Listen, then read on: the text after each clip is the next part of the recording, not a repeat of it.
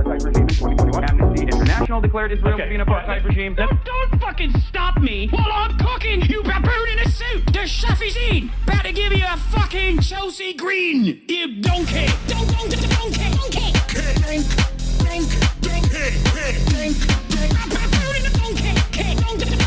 Listen to what I'm saying, and you will understand, perhaps, what I'm trying to imply. Patronizing. Yeah, I am being patronizing. I don't know who the fuck you are, and you're over here chirping all the way from fucking London about you want to fucking free Palestine, but also simultaneously you're talking about how both sides are fucking fine. Shut the fuck up. You don't know anything, okay? Who the fuck is this pink-haired twink?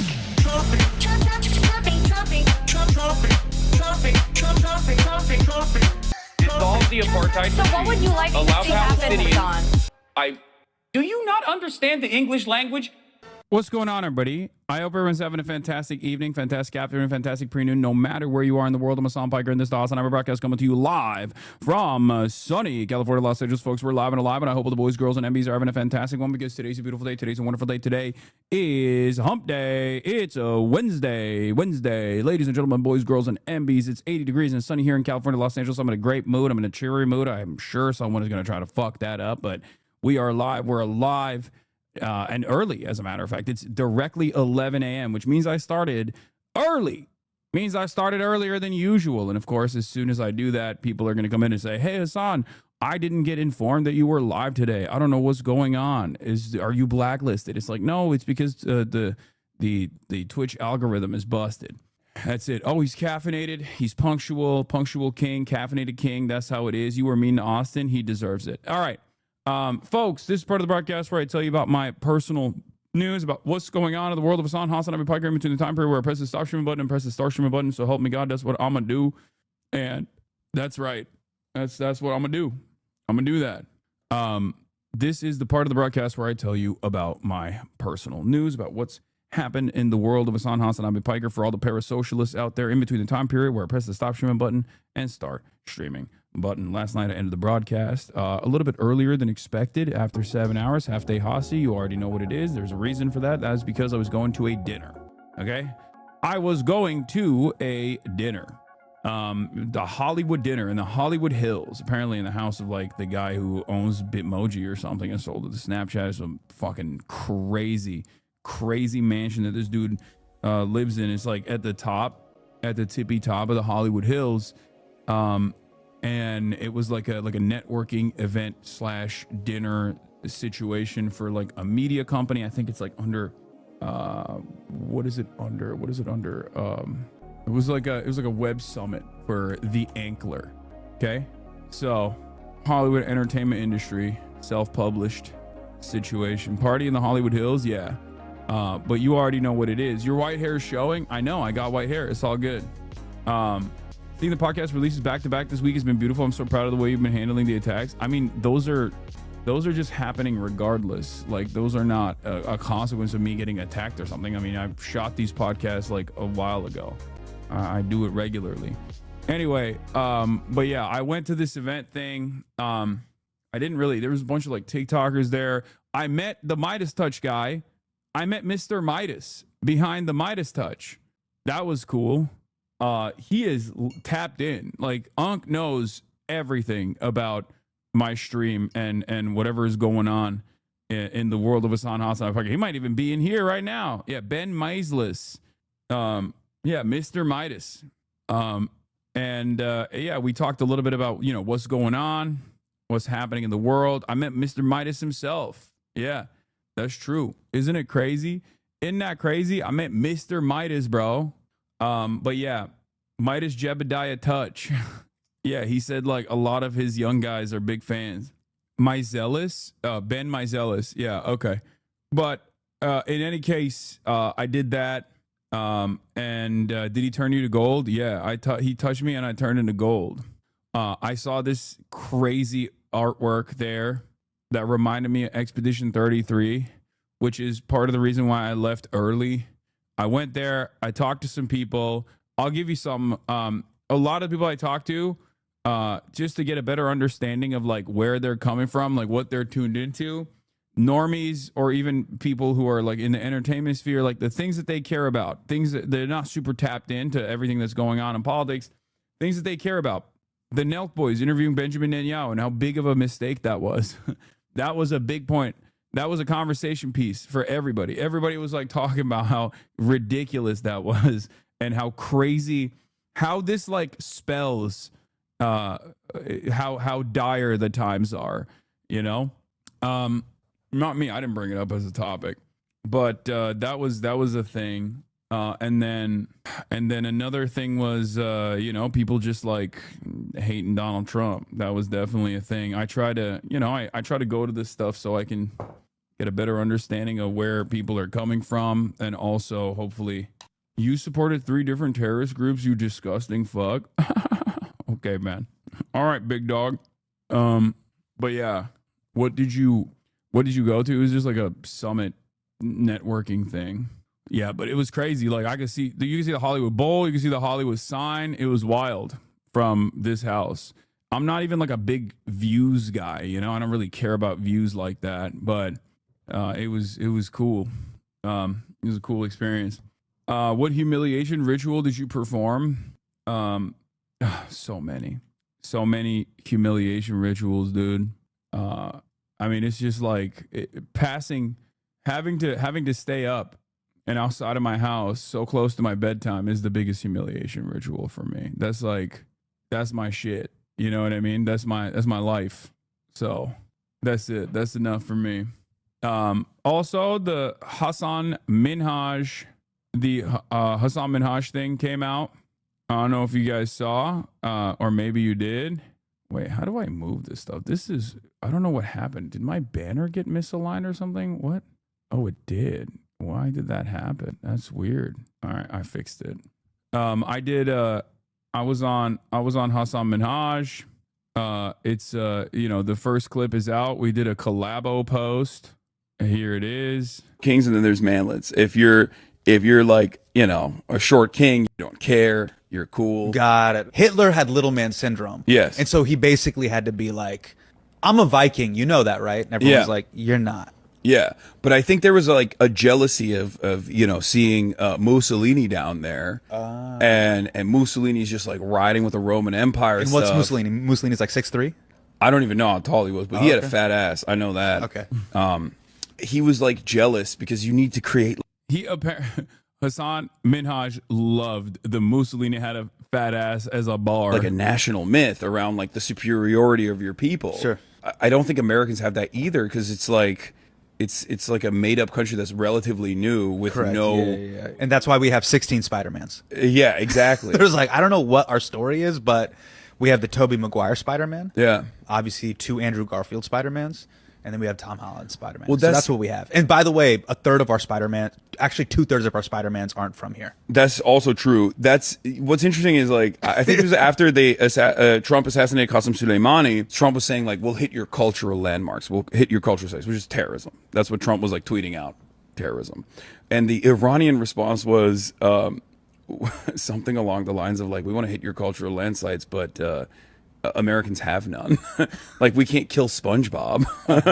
You know, I say there's short kings and then there's manlets. Y'all bounce between like 10 topics in 30 seconds. Yeah, I was all over the place. Trump threatened to destroy cultural sites. Yeah, that was Trump 1. GQ Jam, I've had it. Minaj, been a great month to be a HasanAbi head. Yeah, there's a lot of not immediately on the stream style interviews that you can point to if you want to, or if you can watch on your own time as well. Also, part of the reason why I'm in a good mood is because I went in to the gym this morning and I actually had, I went into the gym this morning and I actually had like some knee pain, and I was thinking to myself like, oh man, it's going to be a tough ride for me today. Okay. It's going to be a tough one. And then, without realizing it, I was a repping 310 for 7, and so I'm in a pretty good mood for that reason as well. You know, look at that. It's just like, it feels like butter. It feels like there's nothing. It feels like it's not even a real weight. You know, it's just goddamn.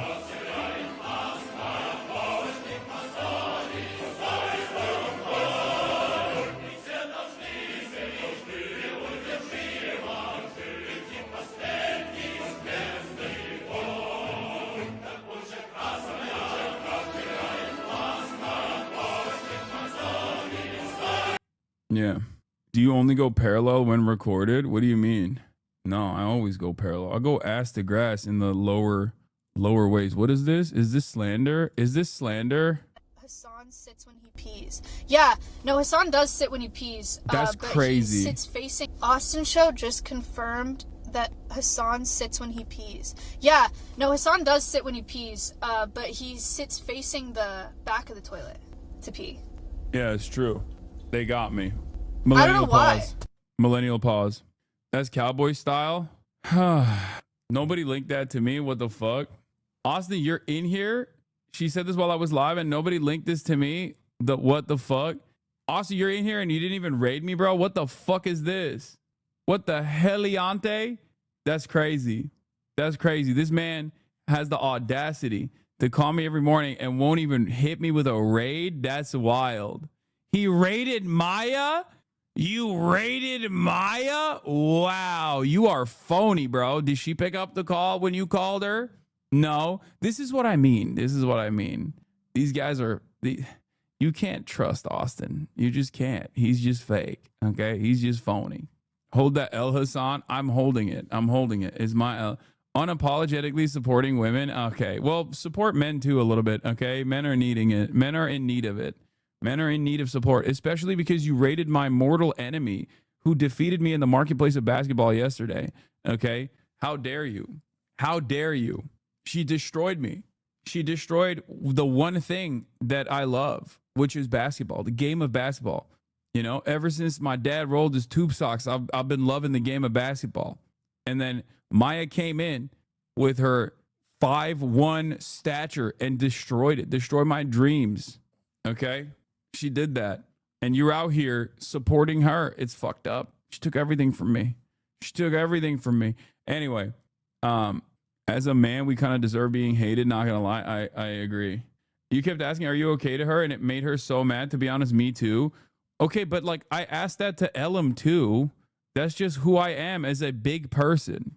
I don't think you guys understand. That's not on some like, first of all, if I was actually like patronizing her or something, then I would not have like backed her down. You know, I would have just like, I took it somewhat seriously. Okay, calm down. But the reason why I always ask, like, are you okay? That's just how I am with everybody. That's how I am with everybody. Being a big dude, growing up as a big person, a larger person than the average person, I've always been very scared about hurting people on accident. Next time tackle, okay, I'm going to beat her ass straight up. More fear and talk. What is America. What is that? This is you saying America. That's my Obama. America. That's so bad. I don't even know if it's problematic or not. No. I'll do Obama, okay? Hey, yo, what up, son? What's up with Congress being all up in my ass and shit, bro? Oh, God. I love Always Sunny. That was doing so racist. That's so amazing. America. How has this not gotten more hype? This clip is incredible. Next time, use the battery sock on What Maya. is that? This is you She was saying today she was glad he took her seriously and wanted the ball 1v1, 100% effort. It made her feel good. Yeah. Yeah, I wasn't fucking around. I legit thought she wanted to do 1v1, like game to 10 or something. You know what I mean? I straight up thought she was down. What is this? Much better impression than you, not gonna lie. Step your game up. CUOMOS, my favorite. You better not boycott. But oh, this guy's, yeah, I know exactly who this guy is. I watch his shit all the time. He's so funny. He is very good at doing a Benjamin Netanyahu. It's creepy. CUOMOS, my favorite. You better not boycott. But where's the caramel and ice cream flavor? They don't even have a cake batter flavor or nothing. Yeah, he does a lot of that. He does a lot of Bibi Netanyahu impressions. It's really fucking good. Other than that, what else did I do? Yeah, I lifted. I worked out, got my booty straight. You know what I mean? Whole lot of ass for no reason. Just walking around with a whole lot of ass. Double cheeked up on a Thursday afternoon. Double cheeked up on a Wednesday morning. Double cheeked up at all times. Speaking of double cheeked up, Kaya Piker. I didn't realize how big she is until I see her around like other normal sized human beings. please look at this size, bro. And even in spite of everything else, you know? She is literally larger. She is like significantly larger than Maya. I just realized like she's also heavier, most likely heavier than Maya too. And I forget how big my daughter is because, you know, next to me, you know, I'm just like throwing her around. I'm wrestling with her. I don't even think about it. But when she's around like normal humans, all of a sudden it's just like. My phone was sitting in the sun. It's overheated. I mean, it's probably more to it than just that. How much does she weigh? 120 pounds? So funny. She just sleeps all day. She runs around, wrestles in the morning when I'm working out, and then just sleeps the entire day. And then at night when I'm done streaming, she just runs up to me when I'm sitting on the couch and just lays on top of me and starts licking my face to get my attention. And I'm like, bro, chill. It's the best though. She's the best. Hi. Chat, short stream. That's it. Hasan, why are you grunting? Because I'm an old man. I had just played another game of basketball. Okay, calm down. This video made me pro-Israel. It will have the same effect on you. We've been hit by, we've been struck by Hamas criminal. Oh God, this is what the hell? No, ain't no, I'm not touching that. Oh God, Hamas criminal? Absolutely not. We are not doing that. That's like reverse. That is the reverse Rabbi Shmuley. You know how Rabbi Shmuley makes people anti-Zionist? Like, I feel like this is going to have the reverse effect. People are going to start running around being pro-Israel and shit. I don't want that. I don't want that at all. Let me tell you. We can't be having that. Oh, I saw this one. They in the comments calling him Chetneyahu. Yeah. I did see this. Chet back in the lab working on his 3-ball. All you're going to learn is how to throw bombs, okay? And miss. When you do that, he ain't got internet. He ain't got internet.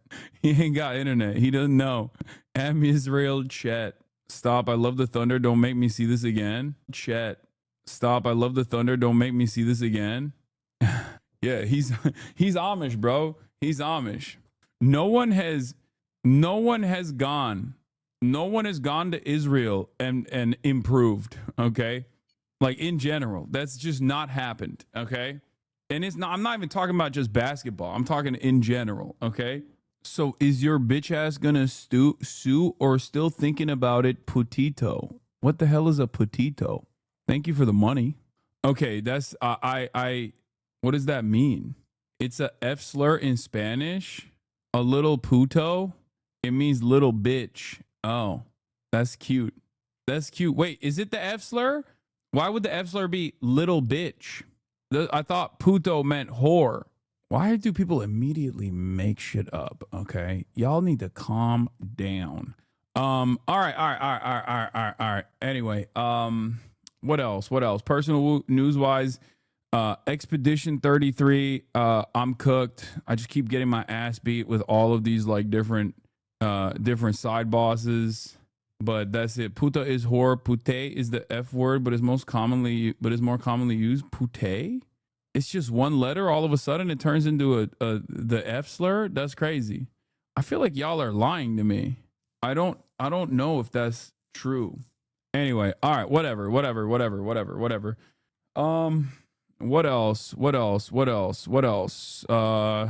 has happened in my life? Not much, just like, you know, calls. We got a lot of travel coming up. We got a lot happening in the world. And that's it. This is like that's what's going on. We got China. I'm planning on going to going to Michigan for the People's Conference that's coming up next week. And I want to bring Will and Austin with me if I can, but we'll see. Did you see PlayStation is increasing their prices only in the US? Yes, that's the least shocking turn of events. Obviously, why would that be surprising at all? It's a terrorist, baby. Donald Trump, he's doing it. He's doing the dang thing, okay? He's doing the dang thing. He's saving America. He's making America great again. He's killing it. Thank you, Mr. Trump. Thank you, Donald Trump. I love you so much. Tariffs. Yeah. Tariffs, terrorism. When is Ireland the lads? Not sure exactly when, what the timeline on that looks like. Anyway, we're going to talk about, we're talking about Texas Democrat redistricting, Texas redistricting, imminent. God damn it. It's like stuck in my head now. Have you seen the ad? Yeah, everyone's been blowing my shit up. I'm gonna probably link up with this guy, Graham Plattner, for Senate. At first, when I saw he was a vet, I was like, oh, here we go, brother. But it was actually a bunch of progressive people that were hitting me up, blowing my shit up, being like, yo, you got to check this dude out.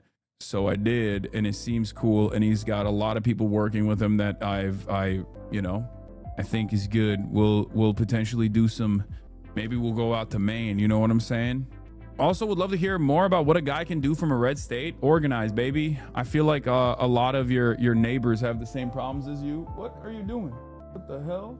She just activated like she locked in. I think she saw a bug. Texas redistricting imminent.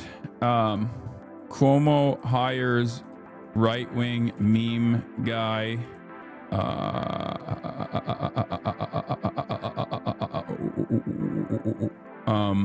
What else? Yeah, we got to do Hurricane Erin today.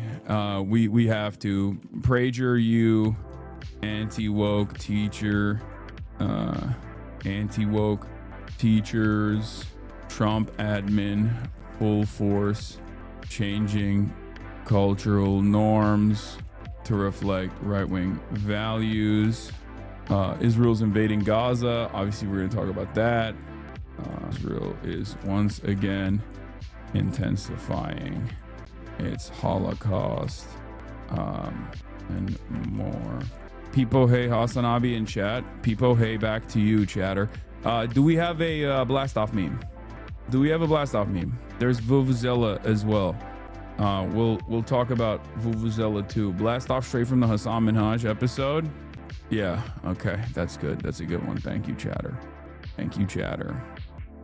Hurricane Erin, please. Hello, Hasan. I have a hurricane update today. Please, I have to go to work soon. Okay, chat, I've been in here waiting for days. Okay, Stinky. Stinky is our hurricane correspondent, as you guys know. Stinky, give us what's going on. Give us the update, Stinky. What's happening in the world of hurricanes? Do you fuck with Super Eye Patch Wolf? Yes, he's great. His weather talk was stinky.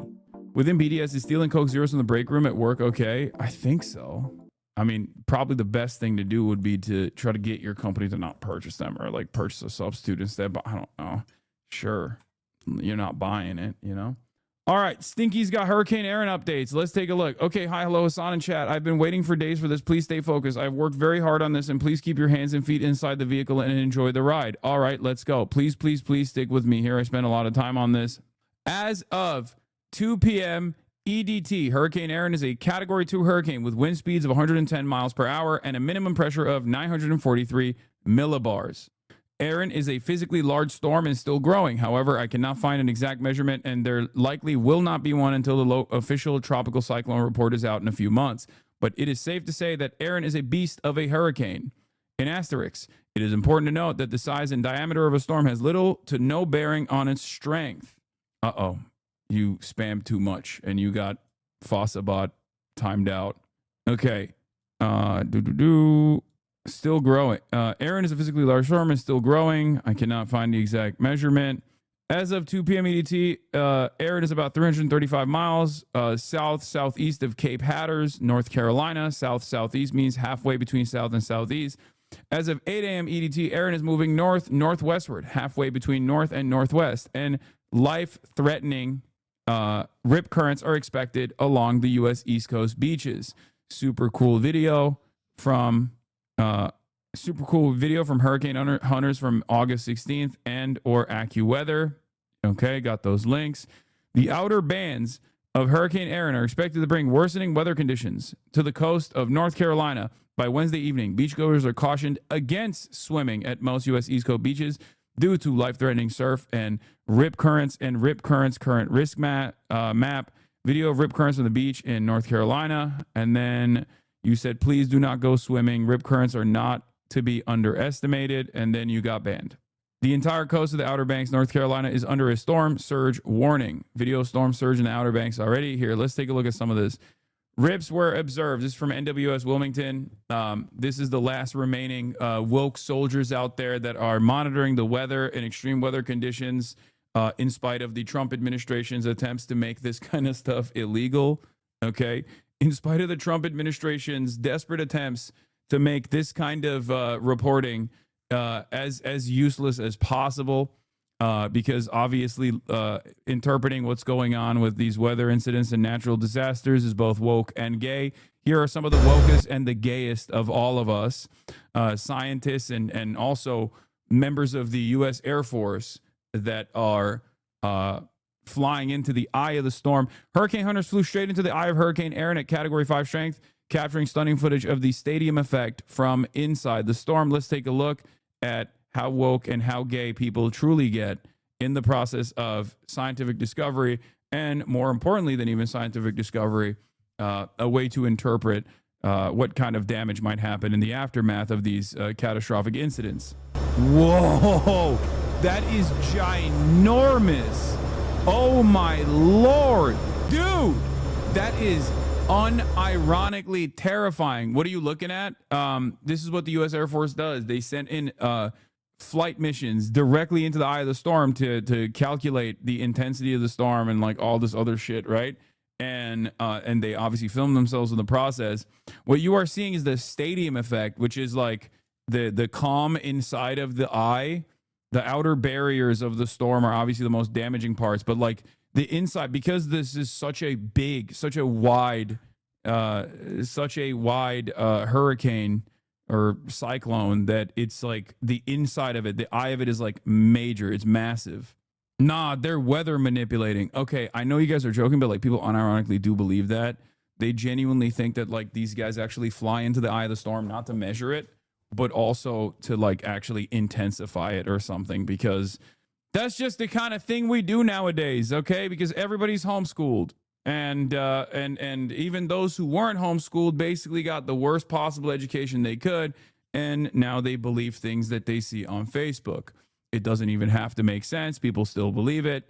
And also, we are living in hell world. Okay, so here's the National Hurricane Center, Atlantic, saying there's a high risk of rip currents from today and on Thursday for most U.S. East Coast beaches from South Florida to Massachusetts due to Hurricane Erin. Beachgoers are urged to follow information from lifeguards, local authorities, and beach warning flags. The best advice, stay out of the water. I feel like when people warn about stuff like this, by the way, here's another fat eye footage.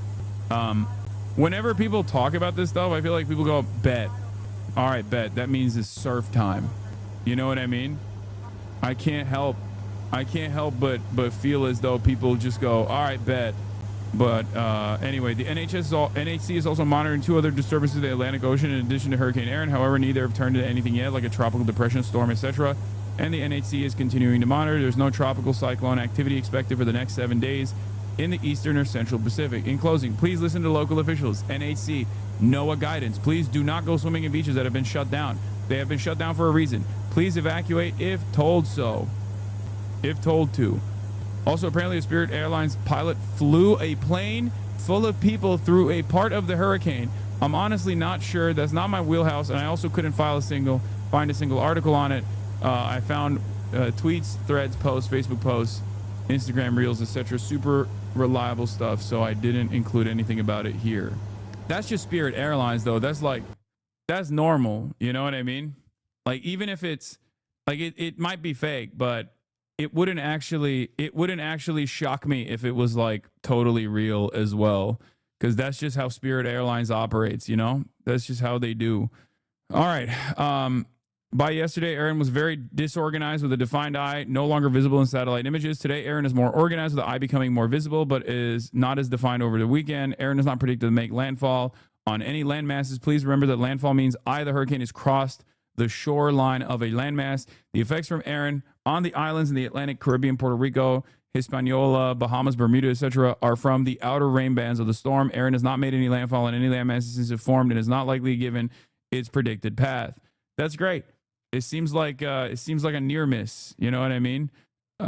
Over the weekend, Hurricane Erin wobbled off her predicted course. This does happen. Okay, it's a natural disaster. We cannot predict this movements perfectly. Yeah, you can't because woke and gay scientists are trying to control the weather. That's why. That's why you couldn't predict it. You couldn't predict it because you couldn't control it. This was an uncontrollable force. This is a woke hurricane defying the scientists that want to make it, I don't know, damage Trump supporters because they want to punish people for voting for a big, beautiful president who just wants to save the country. That's what I think. That's my honest assessment. Anyway, as far as like the Spirit Airlines flight goes, the least shocking turn of events would be a Spirit Airlines pilot. Flight path shows Spirit Airlines flying through Category 4 hurricane. Spirit Airlines plane has appeared to have flown through Hurricane Erin this week when the hurricane was a Category 4 storm with winds well over 100 miles per hour, according to a flight path. Spirit Airlines told Newsweek in a statement that the flight operated normally and no injuries were reported. Safety is always our top priority, statement said. In this case, our pilots followed procedures from ATC instructions while en route to San Juan. Our operations control center closely tracks weather systems and works with our pilots and ATC to determine flight paths to safely navigate around or above adverse weather conditions. I mean, let me explain something to you, okay? Let me explain something to you. It's Spirit Airlines. If you wanted the package where you avoid the hurricane, you have to pay an additional $50. And unfortunately, people did not want to pay the additional $50 for the hurricane avoidance package. And therefore, this is what they got. Okay? That's it. Spirit fucks, you're just rich. Wait, what do you mean? I'm telling you, Spirit Airlines is goated. Okay? It's great. It's fantastic. Spirit Airlines is so goated because it's cheaper than Amtrak. Spirit Airlines is so amazing that sometimes Spirit Airlines is cheaper than the Uber to the airport. Okay? Of course, there are some issues that come along with operating a low-cost carrier. And those issues are sometimes you don't have the hurricane avoidance package that you paid for, and therefore you just go through it. Yeah, Spirit Airlines. We say fuck it every time. All right. NHC is also monitoring to order. Okay, well, I already read that. So that's where we're at. This was your Hurricane Erin update. Thank you to Stinky. Everybody say thank you, Stinky. And I'll cover it a little bit more as well. But we are going to move on to talk about Texas Democrats and the redistricting plans that are set in motion. Okay, Texas Democrats have obviously escaped the state, but then they came back. I don't know why. I guess like Texas has this gravitational pull. Maybe they wanted good barbecue again or something. Who knows? But they couldn't stay out of the state for a long enough time to avoid, to avoid this redistricting. Eventually, you got to legislate. So they're back. And of course, the Texas Republicans are actively trying to carve out maps where they can get like 5 easy W's for Donald Trump, 5 new red districts for Donald Trump. That's how it is. Cover the AI collapse that's on the horizon. I will as well. The AI bubble is popping too. We'll definitely do that. Texas Republicans have locked Democratic Representative Nicole Collier inside the State House chamber and refused to allow her to leave. They are requiring Democrats to sign permission slips and have a police escort in order to leave the chamber, and she refuses to sign it. It's pretty crazy. It's a pretty crazy situation overall, and hopefully we'll get some additional redistricting in blue states out of this, where they just like carve out maps in the least. I mean, blue states have a lot of blue states have independent redistricting commissions. The reasons why those independent redistricting commissions were even created was quite literally to rebalance the goddamn districting. Because Republicans had actively gerrymandered these states, and those actual initial independent commissions were helpful to the Democrats because it basically rebalanced it. Having said that, however, the independent commissions are now basically a hurdle against the Democrats. Is a hurdle against the Democrats because red states don't have it for the most part, and it's very clear that they are actively doing this. Red states don't have it. They're actively going to redistrict. They're going to try to secure as many House seats as possible. So we've got to fight fire with fire. That's what I say. Did you hear about the 4K Marines headed to Venezuela? When you say 4K Marines, it sounds like Warhammer. Yes, I did hear about it. I feel like the fact that we're encouraging gerrymandering now means we're actually over. I mean, yes, but it's a healthy attitude shift, in my opinion, from the Democrats, who are at least actively trying to fight back. Okay? Because the notion that we can't disrupt these the delicate balance that holds these institutions, we can't just like seemingly take a stand that is actively partisan, is ridiculous. Republicans have never, in a million years, Republicans have never actually had this concern.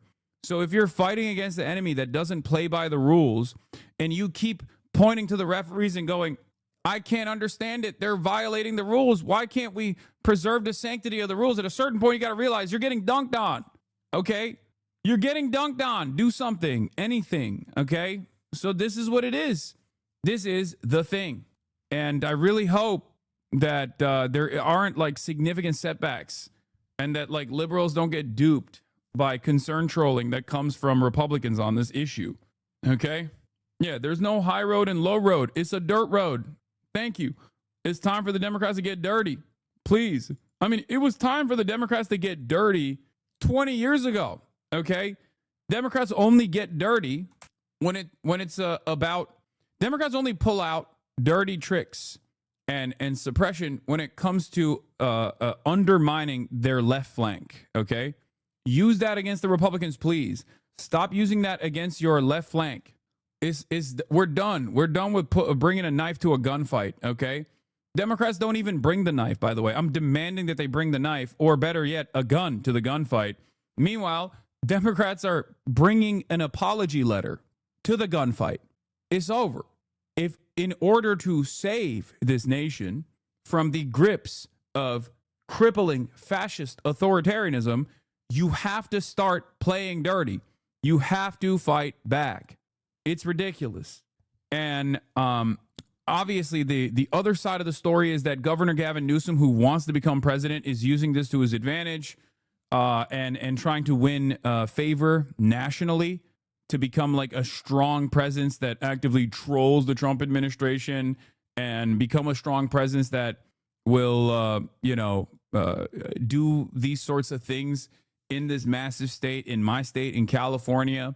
I do hate Gavin Newsom, make no mistake. I mean, there's some good things that he's done. There's some initiatives that he's actually eaten a lot of expended a lot of social capital on, but there are so many other glaringly obvious problems that he is a clear-cut hurdle against solutions on. Homelessness is one of the major issues here, obviously. Another one is like Medicare for all in the state of California. So, he is taking advantage of this, but he is doing something that's good. And it's most likely working. Look, Governor Gavin Newsom's California redistricting proposal has a 22-point polling advantage, according to internal memo from Newsom's pollsters obtained by Axios. Holy Toledo! Harry Anton has some choice words for this. Newsom's social media strategy / opposition to Trump is working. He's gained millions of social media followers. Google searches for him are up like a rocket. He's now the front runner for the 2028 Dem nomination per the prediction markets. It's because Democrats want a fighter. Where is AOC? What are we doing? There is no world where the Democrats are actively demanding a fighter. There is no world where Gavin Newsom should take up that mantle. Okay? Where's AOC? AOC, step up. Step up. Step up. Step up. Start batting. Start swinging. No, not podcasting, man. I don't know. That shit sucks. That's lame as hell. Gavin Newsom podcasting and like glazing Charlie Kirk on his podcast is idiotic. It's stupid. That is bad instincts. Gavin Newsom, however, getting a lot of play now not because of his like stupid, shitty AI memes or whatever the fuck. Gavin Newsom is getting a lot of play right now because he's doing this. Has been working in terms of generating attention, which is what he's trying to do, right? I mean, take a look here. Let's take a look right at the @GovPress office followers on X. That's, of course, where you get those sort of the account where Newsom posts those Trump-style mocking types of tweets. Get this. That account, get this. Up 450% in terms of the number of followers since mid-June. And it's not just on Twitter, X, where Newsom is. See, Twitter is real life. I was right. No, this is stupid. His Twitter trolling and getting a lot of Twitter followers is utterly irrelevant, okay? It's 75% of the goddamn platform is bot activity anyway. It doesn't matter. That part does not matter. I'm telling you right now, he's gaining national prominence in a favorable way because of the redistricting fight, because he's like constantly saying, you know, dirty Donald, I'm coming for you, you know, like he's just like attacking Donald Trump. Okay, you're delusional if you think AOC is going to do anything. It's so fucking demoralizing that so many people on the left are clinging on to her as some sort of savior or a realistic contender on a national level. AOC could easily become a realistic contender on a national level if she was actively fighting, okay? If she was more prominent, if she was putting herself on the front lines, if she was actually issue specific, okay? Like, Gavin Newsom is the governor of California, and as the governor, he's in a very powerful position. And in that very powerful position, he's using every opportunity he can to present himself as like the #1 guy to fight Donald Trump, because he recognizes, he's a shark. He recognizes this is what people are demanding. People are begging for it. People are actively, they're desperate for it, okay? And we have two options. The Democratic Party currently is unimaginably weak. In that process, there will be a new leadership built within the Democratic Party's establishment structure. There's blood in the water. If it goes in the Gavin Newsom direction, that is really bad, okay? And the reason why I say that's really bad is because Gavin Newsom is not a fighter on issues that matter.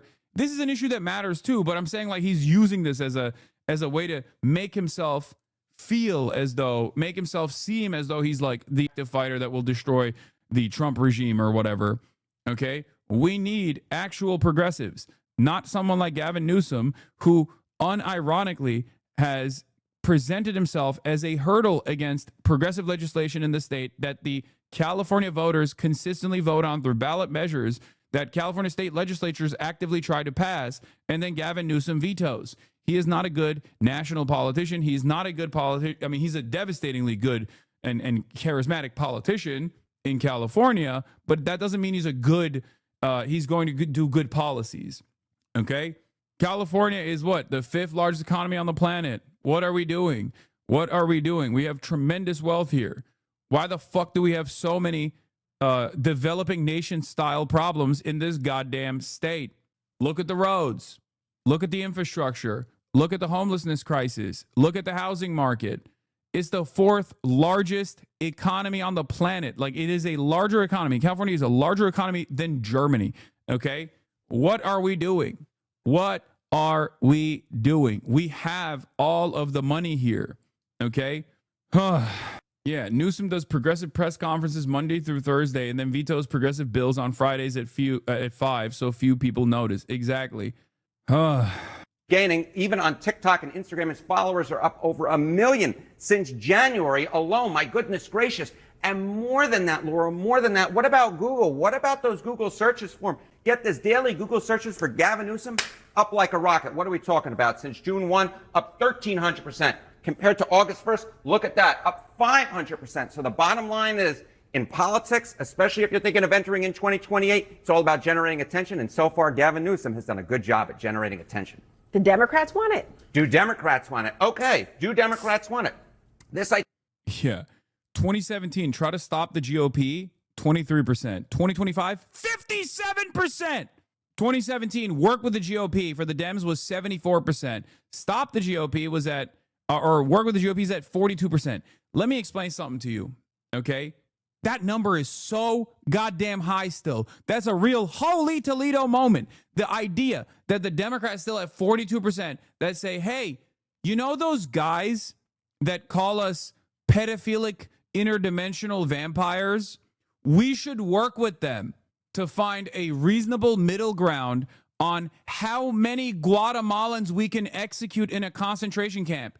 That is so stupid. The only reason why Democrats still have this attitude is because of the years and years and years of propaganda that came from every fucking Dem adjacent outlet that has broken the brains of all of these Democrats that look at these polls, that fucking respond to these goddamn polls that go, yeah, I think, yeah, I like concessions.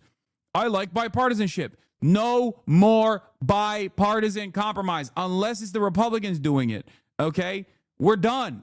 We're done with that. Stop with this bullshit. I cannot believe there's still 42% of the goddamn country within the Democratic base of support that still say, we got to work with the GOP. What do you mean? They're evil monsters. I need people to start hating the Republicans more right now. Two things that I demand from the Democrats. Start hating the Republicans more right now. Start hating Israel more right now, okay? No more of this shit. Fuck. God damn, what will it take, dude? Do you need to go directly into a fucking concentration camp at gunpoint by some fucking fat Hitlerite who wanted to get $50,000 as a starting bonus until you go, oh, I guess now we can hate the Republicans. I don't understand. Stop.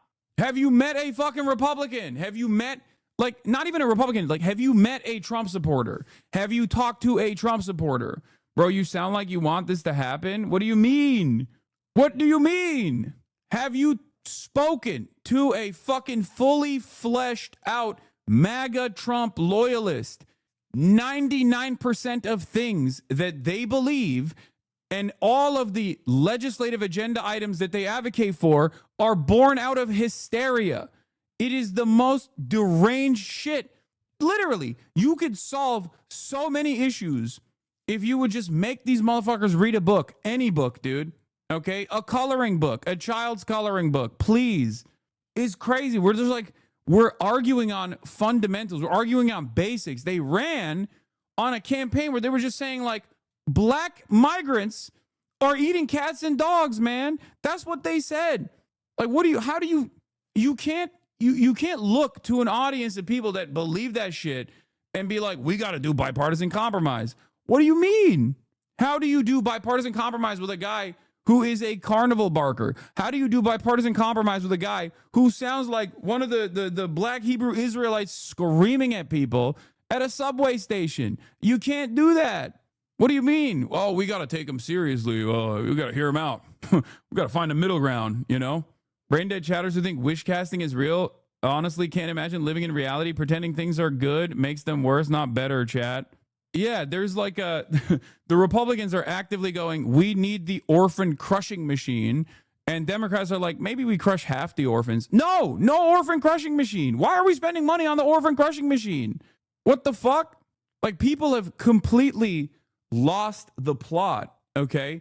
They've lost their minds. I feel like they're so servile to the way things are, where they're just like, I don't know what to do, man. These guys just believe this shit. No, there is no middle ground, man. Republicans never advocate for a middle ground. I have not heard from a single Republican politician or a single fucking MAGA Trump loyalist cultist that, like, they need to do bipartisan compromise with the Democrats. Like, can we have, like, there's no Republican that's running around being like, can we have some transgender athletes, please? I am a reasonable Republican. I believe maybe some trans athletes should be allowed to participate in high school sports. No, none of them. There's not a single one. Nobody goes, hey, can we be reasonable, please? It doesn't happen. So why the fuck are the Democrats constantly in a state of retreat and constantly in a state of panic? And they're the ones who are going, yeah, actually, you know what? We shouldn't let any trans people participate in high school sports or whatever the fuck. It's so dumb. Bipartisanship only will happen when the Republicans know that the actual counterbalance against growing fascism in this country is designed in a way to actively fight back against whatever the fuck these dipshits are doing. They're never going to concede. They're never going to compromise. Stop trying to compromise. Stop trying to apologize ahead of time. Stop trying to compromise ahead of time. This has been my argument consistently, okay? It's so stupid.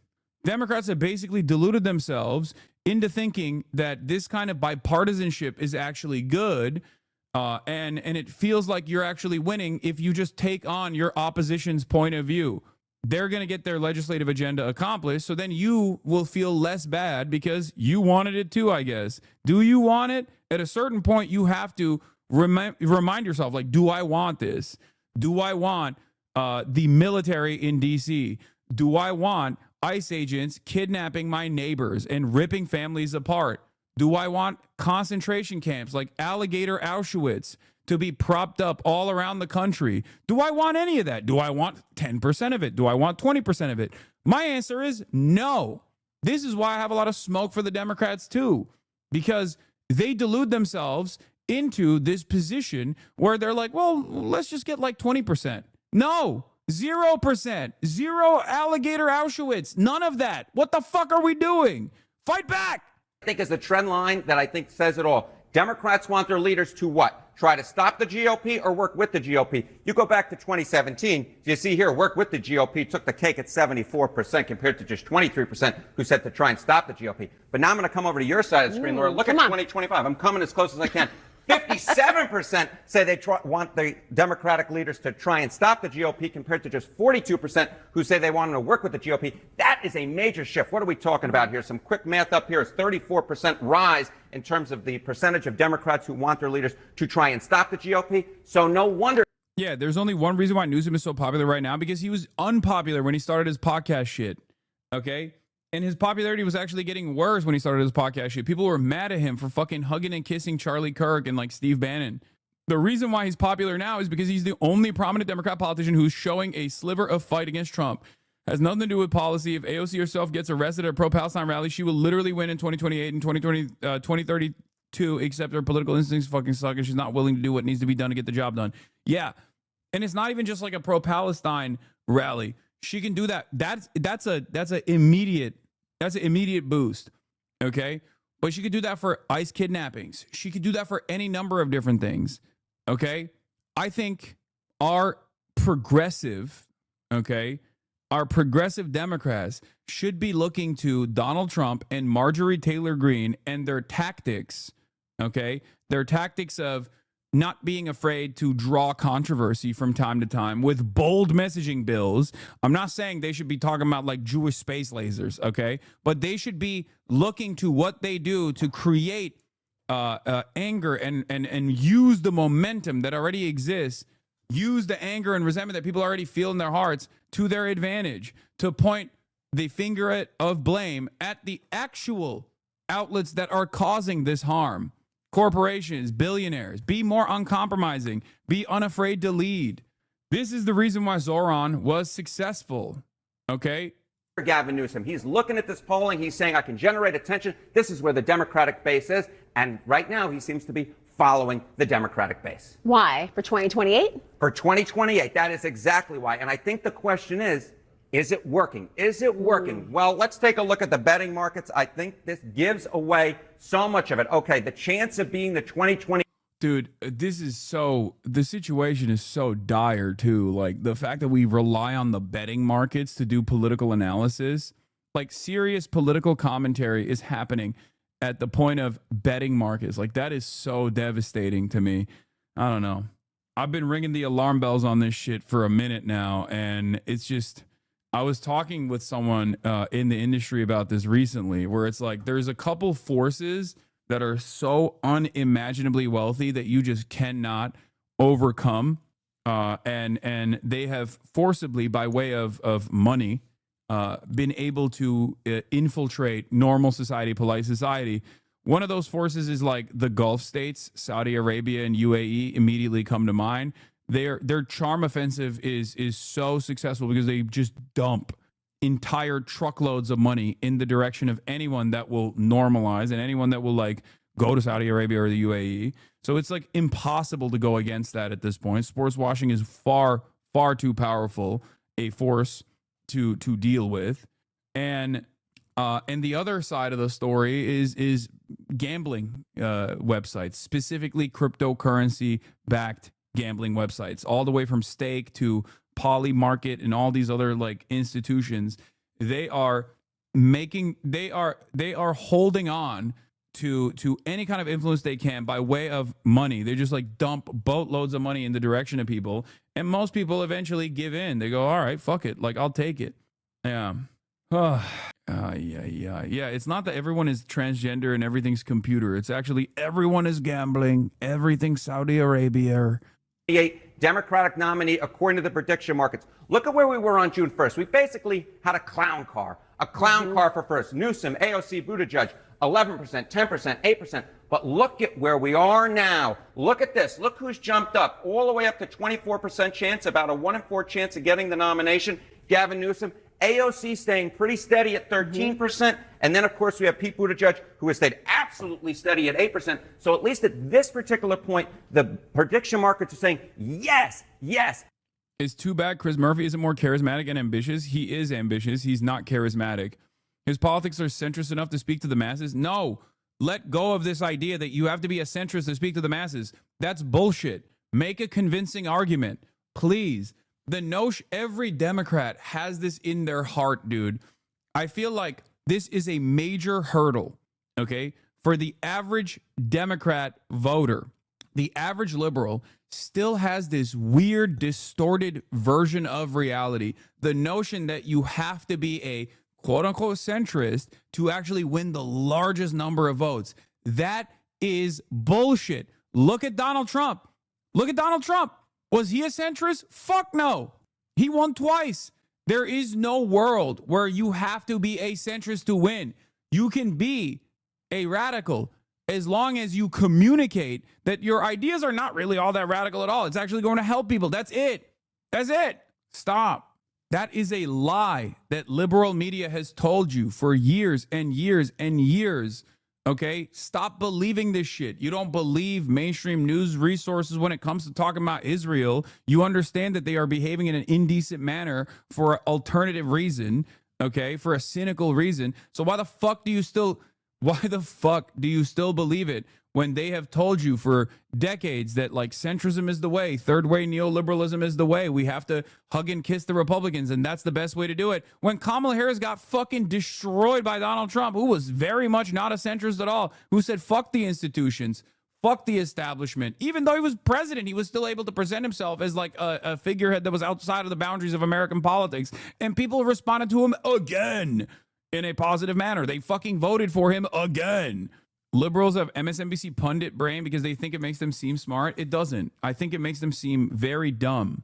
It makes me incredibly frustrated when I hear regular ass like voters present this as a viable political movement too. Like the notion that being nominally better, marginally better than the Republican Party is actually the best method of winning elections, when in fact it's been a demonstrable failure. Okay. And not only has it been a demonstrable failure, but like you don't sound smart at all. You just sound like a fucking loser. There are fantastic examples of this being false. Okay? There are people who have been able to successfully disprove this narrative. Zohran Mamdani is one that I can point to, luckily, and now hopefully there will be even more. Use the momentum of instability within the Democratic Party to run better candidates. Organize in red states too. This strategy is paying off. Of course, the key question is, will this actually work when you're trying to actually, votes are being cast and counted? And more than that, will it work for a general electorate? Well, it's early days yet. We'll have to wait and see. But so far, Gavin Newsom has done a pretty gosh darn. Like, this is something that I talked about within corporate culture too. When a corporation is like legitimately invested in a social mission, like Ben & Jerry's, you can tell, okay? There's a benefit to it. It helps with the marketing as well. But you can tell when a company is like legitimately invested in the values that they're advocating for. Whereas on the other side, you can tell when a company is just simply going along with the meta and leaning into certain social messages because they feel like it'll be beneficial for marketing purposes in a disingenuous manner. Target is a great example of this. Politicians are no different, okay? If a politician is at the mercy of what they perceive is people moving in the direction of like right-wing sentiment and right-wing culture wars, and they just go along with it, they are going to look like clowns. Kamala Harris showed what that looks like when she took on so many of the Trump administration's positions from 2020 in her 2024 race against Donald Trump. She lost. People need to be earnest and remember that voters are not that fucking stupid. Stop treating voters like they can't understand anything, okay? Just run a campaign that is issue focused, that actually presents your position, your worldview, regardless of whatever the fucking attacks are, and just stand 10 toes down on it, okay? You need to stop being afraid to lead. This is a major issue. People can see the disingenuous ways in which your advocacy is simply for immediate electoral gain. They can recognize that. You look indecent. You look like a clown when you're so flimsy and wishy-washy on your positions. Republicans on the other side, no matter how radical or how insane their positions might be, are unironically saying, no, this is what I believe. And slowly but surely, they are able to make other people believe their worldview. Okay? They look like they're true believers. That's it. It might be insane, and it certainly is, actually. It's not even it might be insane. It certainly is insane. The notion that, like, you know, transgender athletes is like the #1 problem facing American society. That's a fucking psychotic position, right? Like, that's psychotic. But they are able to earnestly communicate their psychotic ways in which they operate. They're like, no, this is what I believe. I'm a crazy person. I'm crazy. I think all immigrants are rapists. I'm crazy. And slowly but surely, with no opposition whatsoever from the other side, from the Democrats, people become more crazy. I hate the pundit speak from the left. It removes the principles, objectives of politicians who are supposed to work for it. This isn't a board game. I mean, I'm not even doing pundit speak under normal circumstances. This is just like, that's why I always say there is a moral argument you can make, but then there's also a amoral, calculated, cynical argument you can make for the fucking politicians who don't listen. That's why I always say, like, I'm putting on my DNC advisor hat on, okay? I've done this. I've done this with Israel. I did this throughout the entire election campaign, like throughout the entire general election. I said, there is an argument that I can present to any Democrat that will hear that actually boosts their favorability, okay? That will help them win the election. Anyway, here's a great example of a guy who is kind of doing that, okay? Graham Plattner for Senate. He's a combat veteran, Marines and Army, okay? Friend of the working Mainer, foe of the oligarchy, husband, candidate for U.S. Senate. This guy is running for U.S. Senate, anti-Zionist, very progressive, has all of the progressive bona fides, okay? Oh, shit. Gray bars again. I'm going to look a little bit deeper into his campaign. I haven't, like, fully analyzed it, but and I'm going to link up with him and do some with him as well, but from what I understand, the more Republican part of Maine is very working class, maybe trying to appeal to those people and not just folks with gelled up hair as a winner. We live in a society in which we've been told a story that power is not for us. Power is not for the people. There is a different class, a different type of person whose job it is to wield power, to be a CEO, to be a politician. This is not true. This is false. Power exists for those who are willing to. I've been hurt before, okay? I advocated for one ogre, and I need to really see what his background looks like, okay? But he's already being presented as Maine's own Zoran. All right. Here's Edinger Mentum who said that. Here, let's just look at his campaign kickoff video, okay? What I love most about Maine are the people. I have never met people who are more hard scrabble, even in a place that requires you to work like 2 or 3 different jobs. We have watched this state become essentially unlivable for working class people, and it makes me deeply angry. My name is Graham Plattner, and I'm running for U.S. Senate in Maine to defeat Susan Collins. A decade of military service going overseas, farming oysters to feed my community, diving to lend a hand to other fishermen, trying to start a family. But everywhere I've gone, it seems like the fabric of what holds us together is being ripped apart by billionaires and corrupt politicians. Yeah, progressive mind in a MAGA body. Progressive mind in an Aryan Brotherhood body. Look, I don't give a fuck what someone's background is. You guys know this. I am agnostic to the optics. I do not care. You can be a 33-year-old brown Muslim dude who is a socialist. You can be the type of dude that looks like he's a tier 1 operator going on the Sean Ryan podcast to talk about how, you know, he was door kicking in Fallujah. All right. As long as what's coming out of your mouth and the values that you believe align with mine, I'm there for you. OK, it don't matter. America's an incredibly fucking diverse country. That's it. Profiting off of destroying our environment, driving our families into poverty and crushing the middle class. I did 4 infantry tours in the Marine Corps and the Army. I'm not a... I'll be honest, I don't really like how much you fucking post that as well, but I guess that's for election stuff, you know? It's just, because, like, you know me, I fucking hate the Democrats, like, that constantly go, this is the Amy McGrath method, you know? Democrats love a veteran, okay? They love a veteran, okay? Having said that, there are left flank vets out there, and this guy seems to be one of them, okay? There are also a lot of fucking neoliberal Air Force guys and gals who are like, a lot of neolib Air Force veterans who love talking about, like, I killed children. Okay, I did so many drone strikes. It was awesome. I'm a much more patriotic figure than my Republican opposition is. Okay, he doesn't even want to kill children overseas. I do. Like, when Democrats run with that shit, I'm so annoyed by it. He's not really doing that. He's not really doing that. I don't know how this will read to people in general, because he is like, he does look the part. He is very, he is very grunt force. Afraid to name an enemy. And the enemy is the oligarchy. It's the billionaires who pay for it, and the politicians who sell us out. And yeah, that means politicians like Susan Collins. I'm not fooled by this fake charade of Collins' deliberations and moderation. The difference between Susan Collins and Ted Cruz is at least Ted Cruz is honest about selling us out and not giving a damn. People know that the system is screwing them. They know it in their bones. Nobody I know around here can afford a house. Healthcare is a disaster. Hospitals are closing. We have watched all of that get ripped away from us, and everyone's just trying to keep it all together. Why can't we have universal health care like every other first world country? Why can't we take care of our veterans when they come home? Why are we funding endless wars and bombing children? Why are CEOs more powerful than unions? We fought 3 different wars since the last time we raised the minimum wage.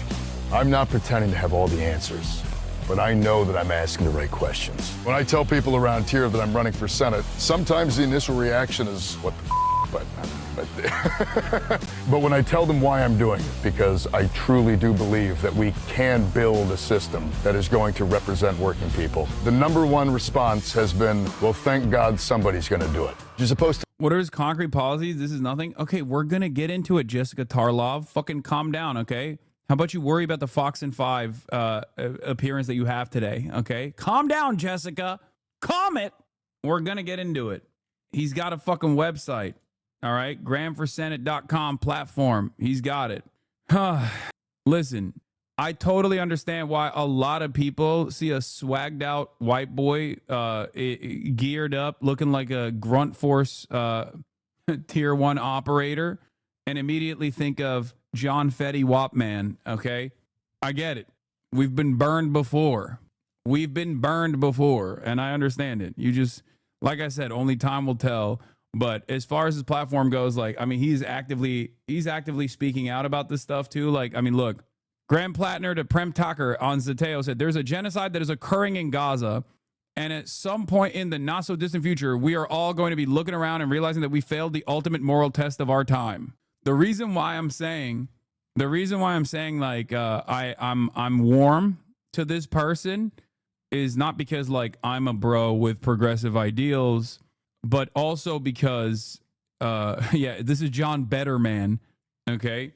The reason why I'm warm to this guy is because of who he has surrounded himself with, okay?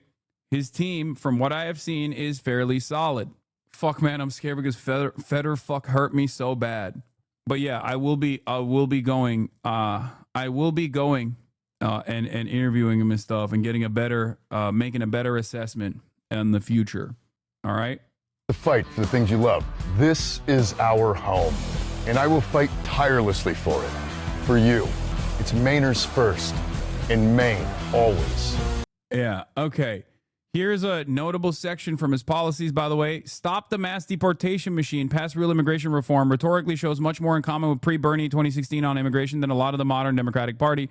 Our government is kidnapping people off the streets and imprisoning them in hellish conditions. This is unconscionable. It is long past time for serious immigration reform. Unfortunately, many multinational corporations have no interest in this.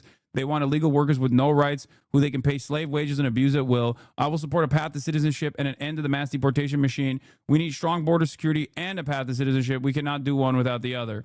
I don't love the we need a strong border security talk, but but again, match your expectations. Match your expectations to what you see from the rest of the Democratic Party, and this guy stands out. Okay, it's good to be it's good to it's good to be critical and make an assessment off of like everything that they're communicating, but ultimately it's he's an ACP member. He's not. It's funny. Yeah, he's a part of the American Communist Party. I don't think so. Where I stand, Maine is becoming unaffordable for thousands of us. Why? Because we have a government by, of, and for billionaires who are building a billionaire economy that none of us can afford. I'm not just running against Susan Collins. I'm running against the billionaire class that owns her and all of Washington. Even if this is fake, okay, even if this is like fake posturing, it's good that there is this kind of messaging coming out, okay? This is what every Democrat should be saying, including Pete Buttigieg.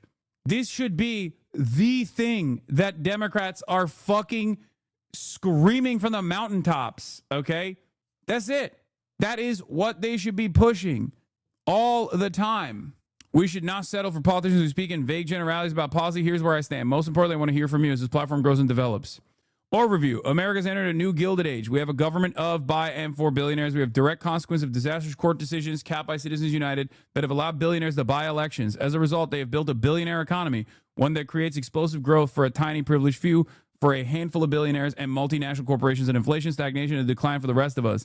In 1990, there were 66 billionaires in America. Today, there are over 900. When you look around, do you see a community that is over 10 times wealthier than 1990? And so, while my platform spans many issues, I view most of my job as a U.S. Senator to do things. 1, to ban billionaires buying elections. 2, to dismantle the billionaire economy in favor of an economy that works for the American worker. For small businesses, for the vast majority of Americans, I will be a senator for all those who can't buy senators. So here's the thing, okay? Here's the thing. In order to put together a coherent political campaign, you need to talk about what you stand for. You need to talk about who you want to defend. And more importantly, perhaps, something that is very much missing from the Democratic Party's method of communication, you need to talk about who you despise and who you oppose. Targeting billionaires who are unimaginably powerful figures, but their numbers are minuscule, okay, in comparison to the 99% of Americans, is good. You need to fucking position yourself against villains, okay? Democrats don't do that. They want to suck up to the billionaires, and so they look like they're fucking phony. Ban billionaires buying elections, rebuild our failing healthcare system. Our system for profit health insurance is a disaster. We pay more than any other country in the developed world. Healthcare is a basic human right, not a privilege, not a perk, a right. As a veteran, I'm fortunate to receive quality care through the VA, but Americans should not have to put on a uniform or fight in misguided foreign wars just to get decent healthcare. Every single person in this country deserves good healthcare, no matter who you are. We have rural hospitals closing because of policy choices made by Republicans like Susan Collins. Like, I'll tell you something, okay? Democrats especially, who are guided by fear of fucking up, oftentimes don't take strong positions that they are worried will not reflect positively. Like, they're worried that, like, they'll say something that the media will take on and just, like, yell about. Israel's a great example of this. Some of them are indecent charlatans, and some of them do have this misguided fear that if they speak out against Israel, that they won't actually be rewarded by the population, by the broader population, which they will, 100,000%. But they are worried that, like, people will come and fucking petition their speeches and things like that. They'll get suppressed by all of the different organs that are pro-Israel that have made themselves irreplaceable, seemingly, in the eyes of the DC bubble, in American politics and in the American media system. Okay? I think a guy like this could just, like, very easily also take a strong anti-war position, given his background, to be like, I don't think we should be doing any of these fucking wars at all. I think it's a jobs program, and it's utterly ridiculous how much we are destroying the next generation so that they can get a leg up. These systems, these social services should be provided unconditionally to every single person living on U.S. soil, and that on top of that, the military's focus as a jobs program should be on rebuilding this country and infrastructure projects rather than fucking, rather than constantly waging war and destroying the global South. That is a position that a guy like this could take, okay? I don't know if that's something that he genuinely believes or not, but that's something that many people would be so afraid to say out loud because they're worried that people will go, oh, you're an anti-patriotic fucking terrorist or whatever. Right? It's not a problem to say these things, especially when you got Donald motherfucking Trump, who presents himself, who has the audacity to present himself as an anti-war guy. American foreign policy has been deliberately, American foreign policy by design in the media it never takes the forefront of political messaging. It's not something that people care about when it comes to elections either, okay? This is the attitude that people have in D.C.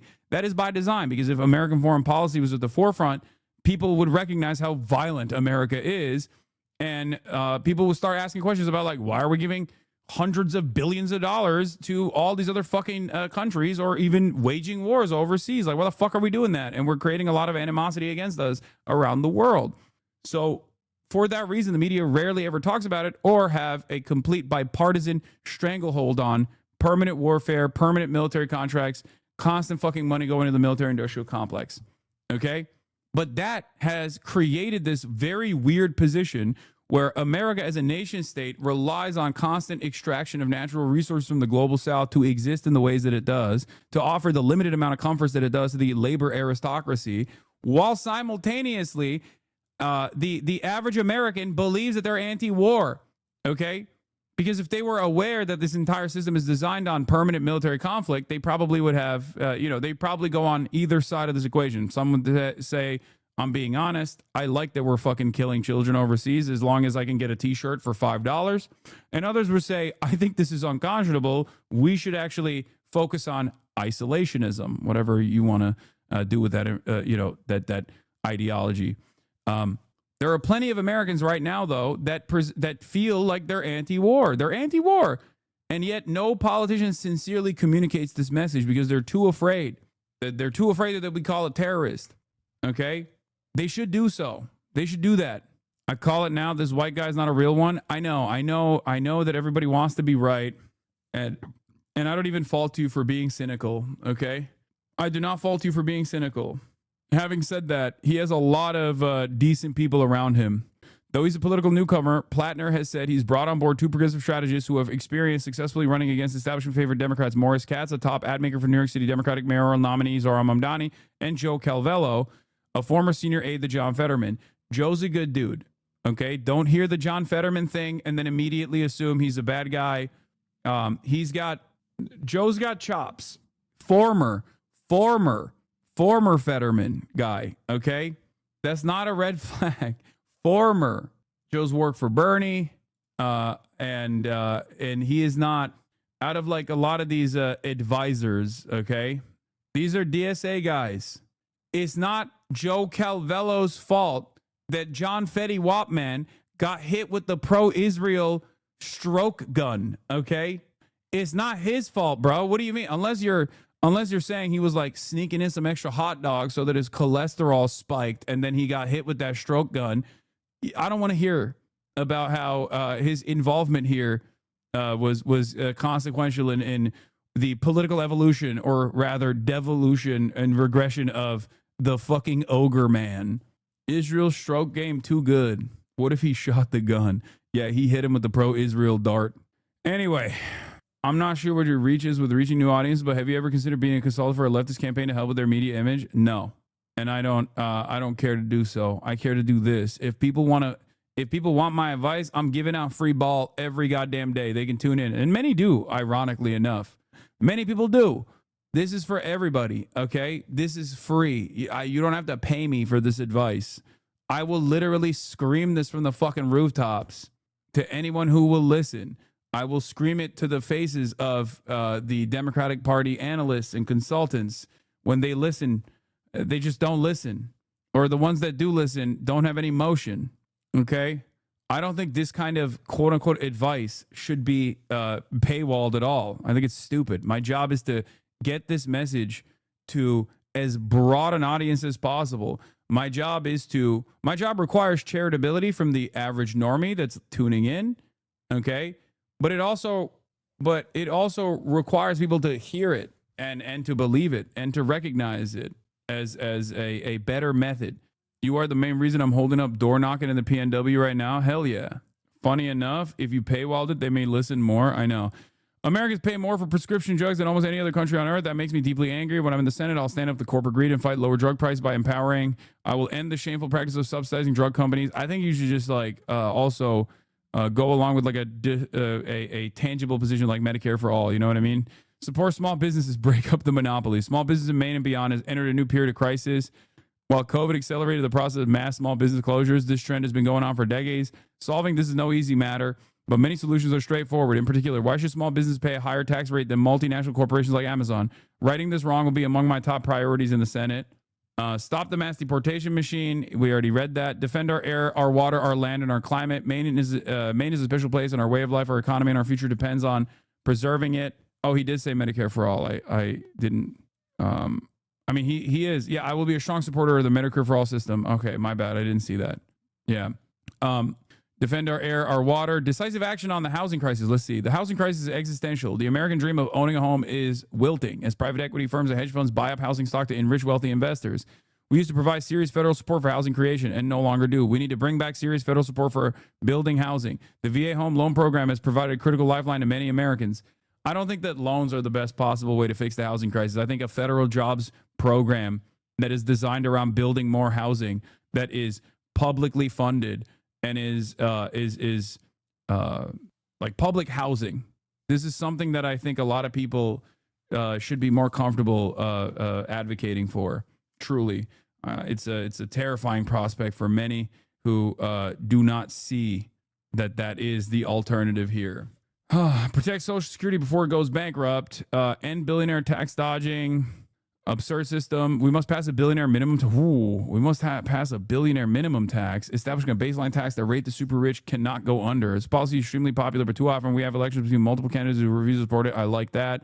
Uphold tribal sovereignty and self-determination. God damn. That's woke as fuck. That's cool. That's do you think pub housing, if you work for the government, local or fed, like the way military does it? I mean, the military doesn't do pub housing either, technically, unless you're on a base. And dudes literally get married to get off the base in general. I think public housing should be done in the same way that is done in places like Vienna. Right now, the housing solution for everyone, even the boldest thinkers, revolves around the public-private partnership. I say fuck that, okay? I think that's a major, major problem. Strengthening our working waterfront, support unions to bring good jobs. The main union means higher wages. I think people should also be unashamed of calling themselves socialists as well. I don't think it has that stink that people think it has. I know maybe I'm bubbled in here to say stuff like that, but you know, I think it's not a thing that you should fear. It's not a moniker that you should be afraid of. It actually, I think, presents you as a different kind of Democrat. The good kind of Democrat, like a Democrat fighter. I think the association with the DSA and any other like left flank organizations will be seen as a positive and not a negative, in the way that like liberals have fucking deluded themselves into thinking for far too long. What I mean by this is there's a lot of enmity towards the Democrats because of their inability, because their lack of interest in fighting back against the Republicans. If more and more Zoran-style candidates are propping up left and right, okay, bro, it's Maine Lamau. You are in California, in North Hollywood. You are bubbled in. This is Maine. It doesn't matter what people fucking call themselves. What matters is what they advocate for, okay? That's it. That's it. And this guy has got good policies, okay? Turn off the fucking liberal brain that causes you to lead by fear. Liberals need to stop being fucking cowards, okay? and even people who call themselves like Marxist Leninists and whatnot still have that lib-ass attitude. Don't do it. It's not worrisome. Those labels, especially at a time when the Democratic Party is unprecedentedly unpopular, when it is supposed to be the opposition party to a deeply, historically unpopular president and an unpopular movement, calling yourself a different kind of Democrat is not a bad thing. Wait, what? Yeah, man, DSA with 85K, really going to make waves? The liberals are too plugged into the Dem machine to ever go third party? I'm not saying... Bitch, did I say this man should run as a third party candidate? He's running as a Democrat. What are you talking about? Hello? I'm saying that presenting yourself within the existing party structure as a different kind of Democrat is a good thing. You guys hear whatever you want to hear. People are desperate for change. People want someone who is going to break down the way that the institutions have operated at the behest of billionaires and corporations and the wealthy. They want that.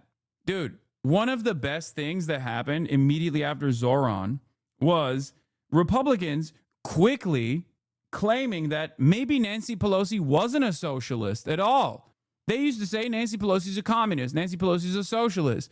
And then when a real socialist came in and became a national figure, they very quickly turned around and were like, well, you know, we used to just lie about Nancy Pelosi being a socialist, but it turns out that she's not really a socialist at all. Where are the reasonable Democrats? All it took was for one guy to threaten the existing duopoly in a fucking Democratic mayoral primary to become a national politician for them to turn around and actually immediately start conceding.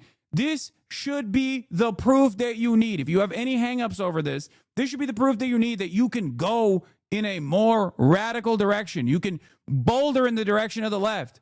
This will, by default, make those centrist Democrat-style candidates seem better overall anyway to the Republicans that are in the margins, the Republicans who are in the center right. Because they go, oh, well, I guess this guy is better than Zoran. I'm scared of Zoran. And it's even better if Zoran is able to become mayor and do a good job. We need to stop being afraid of subversive labels. Exactly. Socialism is a subversive label, and that's a good thing right now. You know what's a bad label? Being a Democrat. That is a bad label. It is deeply, deeply unpopular. Here's Joe Calvello, who himself said, the Democratic Party is deeply unpopular, but National Democrats continue to take a it ain't broke, so don't fix it approach while we are in dire straits. Shane Goldmacher, new at New York Times, Democratic Party is facing a voter registration crisis in red, blue, and battleground states alike, losing ground to the GOP everywhere. My deep dive into the numbers and what it reveals about the party's brand. The Dems are unpopular. The Dems are seen as the pro-Israel, pro-war pussy party who won't actually fucking fight back against the Republicans. They're losing their own base. They're not bringing in new people into the fucking fold. It's a devastating outcome. Why do you think when in normal circumstances, the other party that is not in power is supposed to automatically get a popularity boost, especially when the party in charge, the Republican Party, is deeply unpopular and their policies are violent and people are actually resentful towards towards their policies? Why is the Democratic Party not getting that right now? Why is the Democratic Party not actually getting that popularity boost by just being the not Republican Party? It's because they're showing their bellies. They're cowering in fear, and people are angry. They're resentful, and they can see that the Democrats, the party out of power, is not doing shit about it. Do with that information what you will. Why still advocating for the Dems? Oh my fucking God. Use the existing party machine to your fucking advantage. You guys are so stupid. Do I need to spell it out for you? There is currently, as it stands, no viable third party outcome. Okay? There's just, it doesn't exist. So a person that would normally be a third party candidate should still use the existing infrastructure. And then if they gain national prominence, maybe they'll start their own third party initiative after they have that platform. But you can't do that right now. What the fuck more do you want to hear from me? This is the weakest the Democrats have ever been. It's an opportunity for tremendous gains to be made to utilize the pre-existing structure, okay, and force the Democratic Party to actually be a progressive force, an actual real counterbalance against the Republican fascist movement. That's it. Look at Jeremy Corbyn. And if it doesn't work, then you can fucking move on to a different alternative outcome. And I totally am not against it anyway. If you want, build out the Green Party to be an actual Green Party and not like some fucking weird, possibly foreign influenced group of people that only show their face every 4 years to run around and say a bunch of silly shit and then also see increasingly limited success at a time when people are looking for alternatives. You know, I'm in a competition between Jill Stein and Kamala Harris on who spoke out less post-election. Okay. I don't know who wins that. I'm going to be honest. It's like Twitter activity of Jill Stein, Twitter activity of Kamala Harris post-election. They're nowhere to be found. How did this happen? How did this happen? It's not even just Twitter activity, but just like in general. 30 states plus DC allow for partisan registration. Between 2020 and 2024, Democrats lost 2.1 million voters in those states, and the GOP gained 2.4 million. But those top line figures are just the start. Shane Goldmacher reports. By percentage, Democrats went from nearly an 11-point edge over GOP in 2020 to just a 6-point edge in 2024. Along the way, some states have flipped the GOP registration edge entirely. Florida, of course, but more big ones are likely coming. In Pennsylvania, the quintessential battleground, Democrats had a registration advantage of 517,000 among active voters in November 2020. As of the summer, only 53,303 voters.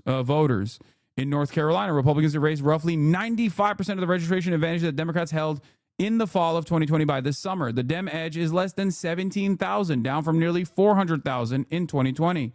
Some have dismissed registration as a lagging indicator in the past, but in 2024, it proved prescient. Democratic weakness was concentrated where Trump was strongest, among men and younger voters.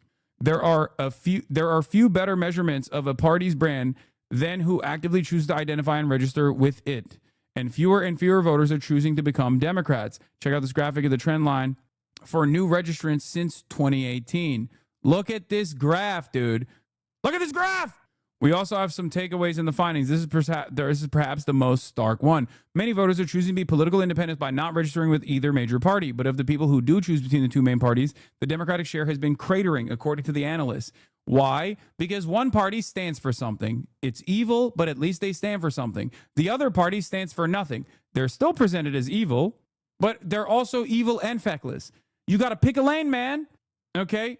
I am presenting an alternative, which is don't stand for evil and stand for good things instead. It's super simple message. Policy first, agenda first, things that will genuinely improve people's material conditions first and foremost. Become identifiable by tangible policies that actually genuinely improve people's material conditions. Become an earnest communicator of said policies, and people will reward you. This is how democracy is supposed to fucking work in theory. I am losing my goddamn mind having to have this conversation over and over and over and over and over again every single fucking election cycle, and then in the immediate aftermath of the election cycle, and continue to have this conversation for the past fucking 12 years to an increasingly smaller group of people that are interested in this sort of thing within the power structure of the Democratic Party. And here we are, cratering support. It's an opportunity. It is an opportunity for a true progressive force to overtake and pull the Democrats in the right direction, whether they come along or not. Kicking and screaming, okay? Become undeniable, become unavoidable, become a force that people have to reckon with. Hey, Hasan, I found an absolute banger diss track about you that was posted to YouTube yesterday called Hasan and His Gucci Bag. We are never getting healthcare, bro. I'm going to tell you right now, it's not happening. We don't deserve it. We don't deserve it. We deserve all the bad things, and we're going to get that. Yeah, it was Gucci Marks who made it. It's got fucking 1.3 million views. And it's like, this is supposed to be like a meme. And some of the dumbest haters have turned this into like, I think it's funny. I've covered it on stream before. I think it's great. Don't point out his hypocrisy. He'll throw a tantrum in his multi-million-dollar mansion. Oh, God. Peasants. This is peasant brain. Anyway, and yet the top house Dems still choose to walk back statements calling what Israel's doing a genocide to appear feckless to their constituents. I know. Okay. Not everybody who disagrees with you is a peasant, but these people are definitely no. I'm not even saying that. I'm saying that, like, the notion that a guy who's like, hey man, the wealthy are fucking you over, having a relative success in the same structure that he is criticizing, should not cause you to fucking immediately attack the guy who's telling you that the system is fucked up. But peasant brain dipshits who admire billionaires unironically fucking turn around and behave as though like I am Jeff Bezos, okay, a mover and shaker, the only force that must be taken down. It's like God, it's such a stupid, irrelevant thing. You know, it's just always the same gotcha here. You know what? Going forward, I'm not even going to speak on this. I'm going to let communist SpongeBob speak on this instead. Okay.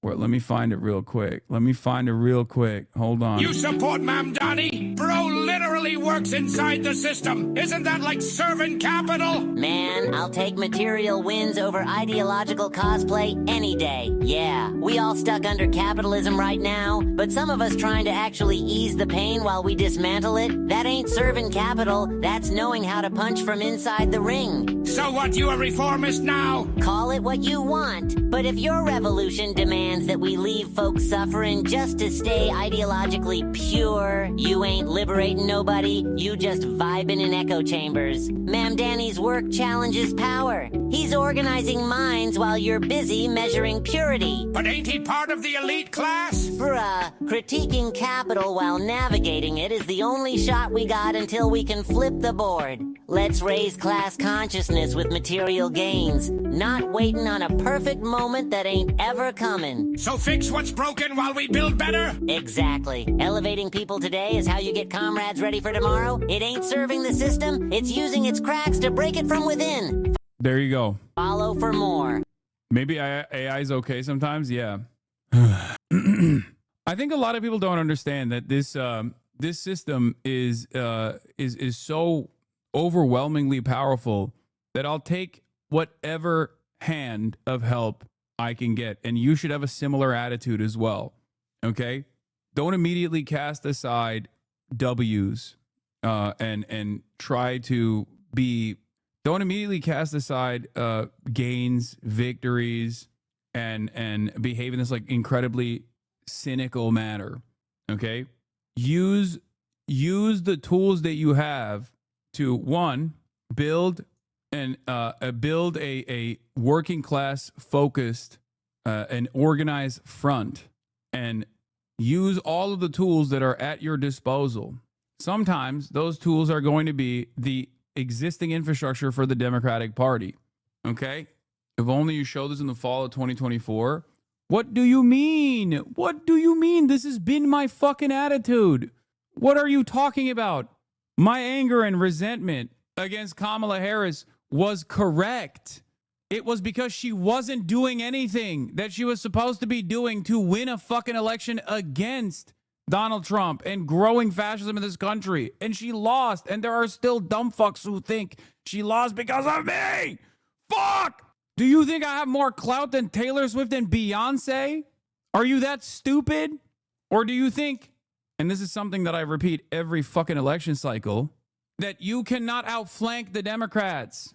Yeah, we be needed to be adults and understand we can't get everything we want. Okay, I'm just banning you because while you are claiming to be an adult, your brain is a child's brain.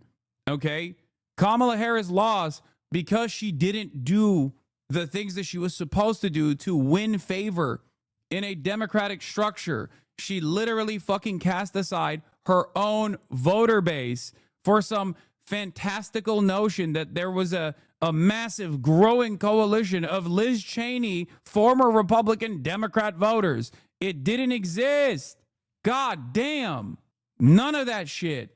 The party fucking failed you again. And you still have some kind of loyalty. If you believe an ounce of the shit you spit, you use your fortune to actually help the base movement, not enrich the shit out of yourself. It sucks because you actually reach folks and gain awareness, but you are definitively a class traitor. You should be using your economic wealth you've gained from our base to help our base, not enrich yourself. You are non-ironically a class traitor.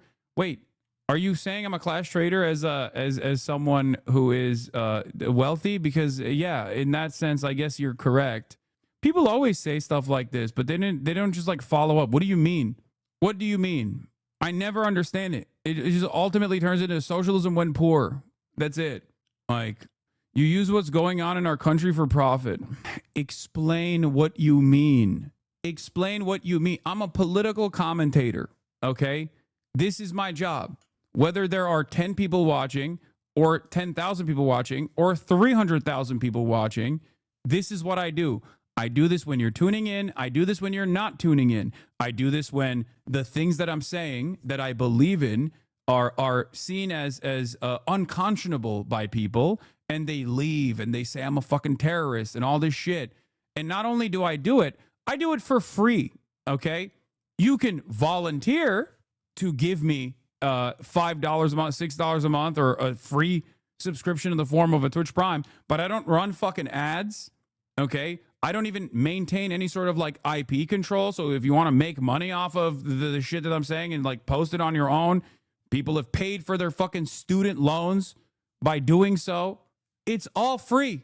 What the fuck are you talking about? You're just mad that I'm successful at that point. That's it. I'm a working class average American. You do this for a living. I'm not trying to go toe to toe with you. You're a big boy and can articulate.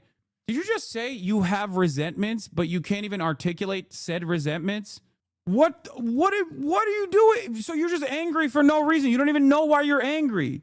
What have you done to help the people you claim to fight for? Every single day, we got to do this, I think. Every single day, I got to be like, hey, man, I'm out in the streets. I get shot at just like you do. If you're also out in the streets, I do fucking fundraisers. I donate myself, both privately and publicly, okay? I go out and work with local community organizers. I go out and prop up political candidates that I think are actually good forces to genuinely change the political system from within. Do I have to repeat that? Do I have to run the fucking highlight reel every time? God damn, dude. God damn. I resent you take money from people on this platform and pocket everything for material bullshit instead of actually backing what you talk about with the capital you're getting. What do you want me to do is the question. If this is a constructive criticism that you have, explain it, okay? Explain what it is. Explain what it is. What do you mean when you say material bullshit that you're pocketing instead of like backing your talk with the capital you're getting? Do you want me to arm a militant vanguard? Is that what your goal is? Like, is that what you think I should be doing? Is that what it is? And not only that, but my attitude and my statements have actually caused, and my stubbornness has actually caused problems within my career as well. So if I was a fucking grifter, I always repeat this over and over again, I'd just be right wing. It's the easiest grift on the planet. It takes nothing. It requires no brain power to be a right wing grifter. Look at Asmongold. Great example of this. Okay? Why the fuck do I do this? Why do I do this? Why do I receive death threats every fucking day if I don't believe what I'm saying? Why do I do this? Why is my family getting doxxed every fucking day if I don't believe what I'm saying? Why do I do this when I get detained by Customs and Border Patrol if I don't believe what I say? Ultimately, it unironically stems from just like, bro, although you maintain like within the confines, a military vanguard would be dope, but no, okay, what do you want then? What do you want? What do you want? What do you want? I can explain it to this for this average chatter. You should be donating substantially. Some might even say as the single largest donator to things like new labor unions forming in America. Yeah, that's right. I should be doing that. That would be good, right? If I was doing that. If I was doing stuff like that, that would be good, right? Of course, I'm too fearful to do such things. Like perhaps if I was like the single largest individual donor to a newly formed labor union movement, like the Amazon labor union. Oh shit, what the fuck? Even if you didn't do anything outside of streaming, it should be enough. Activism takes many forms, and I bet the people criticizing you are just projecting. I know. And especially at a time when like motherfuckers don't say anything. They don't even, brother, people are too afraid to speak out against like the Gestapo machine kidnapping people. Okay? Most of the content that you consume from content creators, unironically, is nothing. Even if I wasn't doing anything else and just chirping and demanding that people organize, okay? Also, this is hilarious. The amount of time you waste explaining yourself to jackasses and trolls is impressive. from 2020 saying the amount of time you waste explaining yourself to jackasses and trolls is impressive to becoming the jackass and troll is incredible. How did you fucking turn into it? Bro, we know how much you put into this. Don't get riled up from the hate. I mean, it's fine. It's fine. This is just like, this is not like real criticism. It's just someone who wants to be heard. And if they have any sort of like confusion about where I stand on issues, like I'll take the time out and explain it to them. Okay? That's it. Also, thank you, John Hugs, for the 25 gifted subs and Rome TV for the 5 gifted subs. Again, voluntary donations. That's it. If you don't want to fucking donate, if you don't want to subscribe, you don't have to. You don't have to do that at all. It's all free, baby. It's all free. That's it. He flipped when you buy your house. I know. That's what it was. It's like, this motherfucker lives in a house with his family. Fuck him. That's all it takes for a lot of people. Also, he did not present an alternative. What happened to bro in 2022? I got doxxed. I purchased the home that I'm living in right now for myself and my family. And there were a lot of people who are sincerely leftist, who are still misguided and unironically hyper focused on the optics of the situation, not realizing that they're like literally attacking the left for the silliest shit while being a part of the left. It's just misguided anger to a incredibly accessible person. Chad, if you sub long enough, Hasan might cover your favorite local Senate candidate as well as part of his grift, I think. Yep. There is definitely like a misguided attitude of being like a poverty cultist. Okay. On the left, for sure. It's marginal, and I think it's inconsequential in the grand scheme of things, but it is what it is, you know? A lot of those cries used to be way more aggressive, I think 2 years ago, 3 years ago. It's stopped now. And these people have no answers. These people have no answers for why like my attitude and my statements have not changed since I had no money to where I'm at now. Don Luca TV, thank you for the 5 gifted. Chris on RSD, thank you for the 10 gifted. Non Anomaly, thank you for the 10 gifted. Whatever Waves, thank you for the 10 gifted subs. Implanty Andy, thank you for the 25 gifted subs. Your haters are exposed again? What is this? Destiny apparently claiming he wasn't aware that she was underage, but there's evidence suggesting that he may have first met her via Twitter. Hashtags were known at the time, including Destiny himself, for being used to distribute CSAM. Oh, God. Ugh, gross. To the chatter who hit you with, where were you in 2024? It's too bad Harris and her campaign didn't try even once to satiate or appeal to the Palestinian Americans and their allies. Harris winning would have been better for the Palestinians, but your movement consistently made problems for her campaign and contributed in small but real ways to Trump winning tragic results. The uncommitted movement wasn't a wrecker attempt to create chaos in the party. It was a serious venture by Democratic Party operatives who were trying to throw a Hail Mary to get the Dems to realize how much sympathy they had lost. The Dem Party didn't care one bit. Yeah, they sent Bill Clinton to Michigan to say Judea and Samaria. They responded. Why would you change your stances when that's what makes you money? What? Dude, how many people like me exist out there? What are you talking about? Does it never confuse you at all? Do you never actually look at the environment, the media landscape, and all of the people whose content you consume, and never think once to yourself that not a single one of them actually speak out on any number of different issues, even from a liberal perspective, and the only fucking voices that you hear from, for the most part, are incredibly reactionary right-wing voices? Does that not ever shock you at all? Do you not realize that there's a reason for that? And that is because people are fucking terrified to speak out. This all literally stems from you are able to maintain editorial independence and be able to present your opinions to an increasingly larger audience and also gain financial success in the consequence, even if you're like a unique figure in this space. Okay? Why? Why do you think people are afraid to even speak out against Trump right now?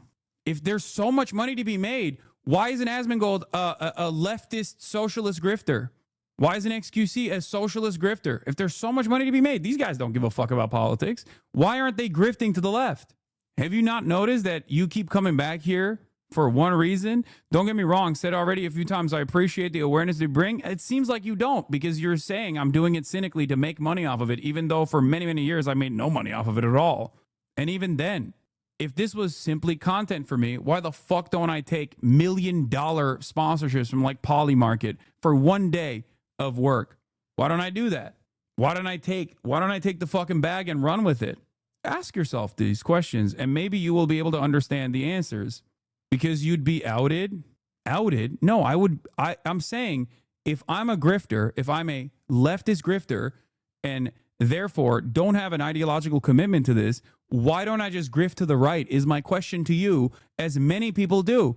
Okay? Many people do that. There are a million different very successful grifters that present themselves as right-wing, even if they don't fully abide by or give a shit about right-wing politics at all. Why?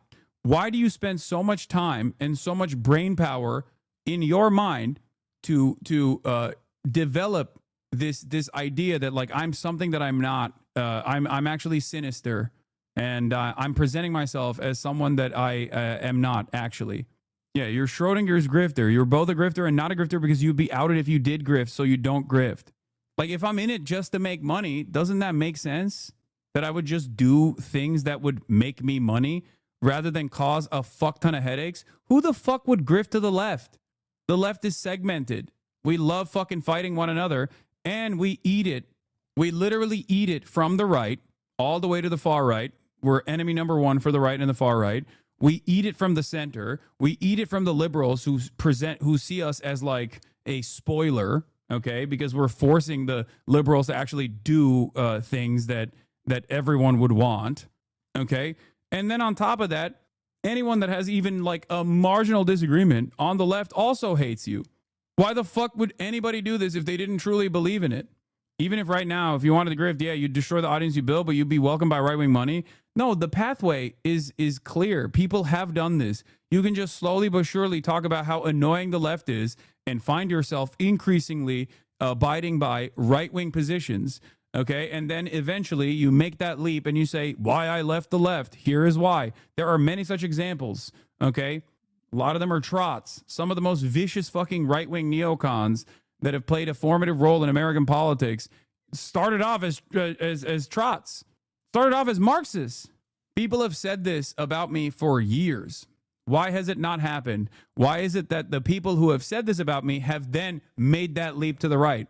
If I was such a dishonest grifter, I wouldn't have every goddamn institution that is working with the Israeli state up my asshole every day of the fucking week, making my life a living hell to the best of their ability. They failed to do so. Okay? That's it. That's it. I've never moved a single fucking inch from my position. Ultimately, it still comes down to, I don't like that you were also able to be successful in this media environment, because this media environment is disgusting, and therefore your success alone shows not that you have been an earnest communicator in perpetuity, but instead it shows that you are a sinister demon doing this for money. If that was the case, don't you think you would see more and more people propping up left and right with a loud and proud socialist message if there is a major audience for this? It just doesn't make sense. Anyway, I'm done arguing with this shit. It's so stupid. I can't believe I did this. What a waste of time this was while we were talking about fucking issues. Getting back to what we were talking about earlier before we moved on to this.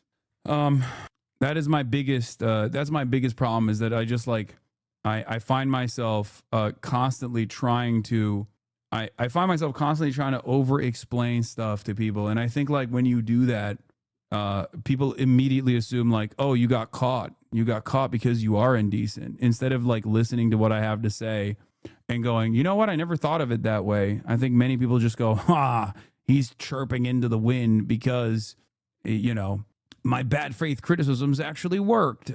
And it's not bad faith criticisms at all. It's actually a reflection of reality. I got one guide, and I apologize. Chatters at DGGers in their profile that were bad faith from the get.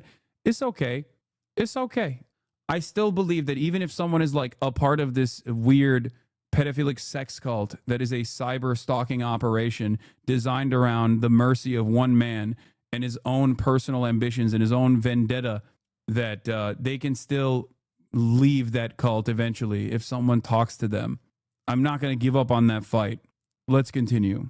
Monitors to Texas now, because happening right now, state lawmakers, they return to the Capitol for a second special session ordered by Governor Greg Abbott. We expect them to vote on redrawing congressional maps. But first, the families affected by that severe Texas flooding, they will testify on the House floor. They're calling on Congress to pass bills allowing recovery efforts to move forward in the state. And today's vote comes after state Democrats fled the state for nearly 2 weeks in protest of Republican redistricting efforts. But Democrats have not stopped demonstrations since they returned. Several other lawmakers joined State Representative Nicole Collier in her protest. Collier slept on the House floor after refusing to sign a GOP-imposed permission slip that required her to leave with a police escort. She has since filed a lawsuit saying the move by Republicans is an abuse of power. Dozens of protesters, they arrived at the Capitol. You see them here to demand her release from the House chambers. But police quickly shut the building down after they got a social media threat calling for others to go to the Capitol and shoot anyone, not allowing lawmakers to leave. Police say they arrested at least 5 people after they refused to exit the building. Democrats stayed in that building with state troopers present. And a reminder for our viewers, Democrats, they hold just 12 seats in Congress to represent the state of Texas, and that puts them in the super minority. Meanwhile, 25 Republicans hold seats in Congress for Texas. But this is where the congressional map stands as of right now. To the left here, you can see the existing map with most of the blue in the middle of the state. And to the right, those small blue dots, well, they shrink even further, marking a loss for Democrats. CBS News political director Finn Gomez joins us now for more on what we can expect today. Finn, thank you for your time. It seems Democrats are out of options here to stop this redistricting bill from being passed, right? No, that's exactly right, Mugo. I mean, the Republican-controlled Texas legislature is on track to pass these new congressional maps, potentially securing, as you mentioned, up to 5 additional Republican seats ahead of the midterm elections next year. Democratic lawmakers, as you know, ended that 2-week walkout that blocked quorum, allowing the legislature to advance the map. And while the walkout was temporarily stalled the action by Republicans because the Republicans regained control when they returned, the options to delay or stop the legislation within the chamber now are extremely limited. But the battle is far from over. Once the maps are passed, legal challenges from Democrats are expected to be filed, likely arguing violations of minority voting rights and other state constitutional concerns. Lawyers and advocacy groups are preparing lawsuits and gearing up for a fight. And as you know, Democratic-led states such as California are pursuing retaliatory redistricting plans aimed at neutralizing these Republican gains. Mugo. And Finn, just to be clear here, the fight over redistricting doesn't just end in Texas. We know California state Democrats introduced their own proposal for new maps, but this process looks very different than what's playing out in Texas. I'm assuming It's going to be more difficult. Can you tell us more about that? Yeah, it is a lot more complicated. And I mean, I will say that, the battle really seems to have shifted once the expectation of these seats, of these maps to be passed in Texas, it really shifts over to California. And California Democrats are moving swiftly to get their redistricting plan on the November ballot for that special election that Newsom has pushed. This week, that means securing legislative approval and rallying allies like Planned Parenthood and other national Democratic allies who back Governor Newsom's push to add 5 Democratic-friendly new seats.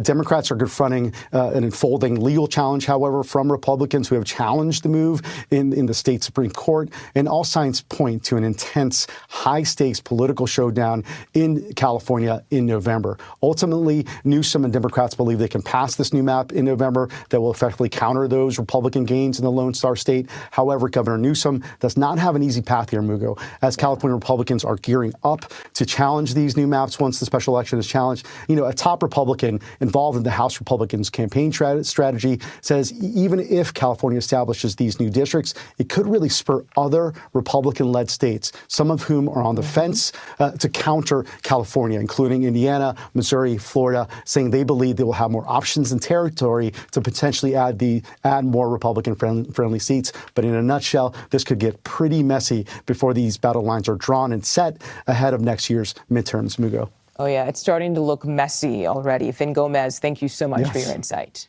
Did they have to go back? I don't understand why they did that. Is Newscomb the only one who isn't a pussy when fighting Republicans? Like the others seem so weak. Yeah, that's the way it looks like right now to a lot of people, and it's not good. It's not good that he is the guy. Here's what the Texas state Democrats are doing. Gene Wu, the head of the Texas House Democrats, is forcing a vote on an amendment to the new state congressional maps that would require release of the Epstein files before they go into effect. I just, because they're dumb, they're claiming that California's commitment to counter Texas means they can come back. I don't think. I don't know. I don't know what the goal is there. I don't understand it. I think they should have just stayed out of it. A DPS trooper couldn't keep up with the state rep on her morning run and threatened to arrest her. Wait, you sent me this link. You sent me the wrong link. Why can't all blue stations redraw their maps to ensure there's only 1 or 0 Republican seats? New meta. I mean, I think they should. Fight fire with fucking fire. Blow it up, dude. Blow it up. Blow it the fuck up. Doesn't seem very democracy, does it? I mean, but they're the ones who are doing it. Democrats should have done it even before the Republicans, honestly, because it was a given that they were going to do it, and it was something that they were doing anyway. They're just doing more of it now. Yeah. My issue with like what the redistricted battle lines would look like is of course like my fear is California Democrats end up redrawing districts to farm out like 6 new positions, right? 6 new Democrat seats, let's say. Best case scenario. And all of the 6 Democrats that come out of that are like Raytheon liberals and fucking pro Silicon Valley liberals and pro Israel liberals. Like if they do that, I am going to lose my fucking mind.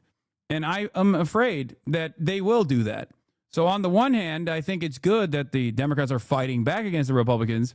But on the other hand, I'm still worried because their moves that they're engaging in is not doing anything to this dynamic that we were covering earlier, which is that the Democratic Party is hemorrhaging voters long before they even go to the polls. Part of the reason why they're hemorrhaging voters is because they're not actively fighting against the Trump administration. Okay?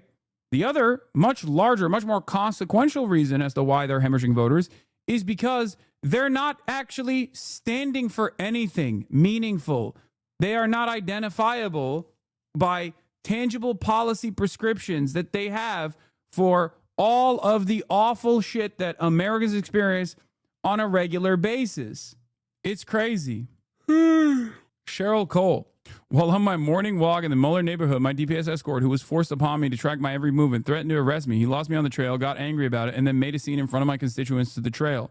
While a little shaken up from the incident, I remain undeterred by this intimidation tactic. Yeah, it's your fault that cops are too fat to keep up. Typical police activity. Typical police activity. I can't keep up with you, and somehow that is your fault, and now I'm going to shoot you or arrest you. Please walk slower. Ay, ay, ay. Incredible. Can't outrun these bullets. That's right. Anyway, if you're a here's teacher, another thing that I wanted to talk about. Oklahoma. Oklahoma's America First exam for teachers. Now, Oklahoma is obviously Oklahoma is obviously one of the, they're posting your new car. Okay, chill.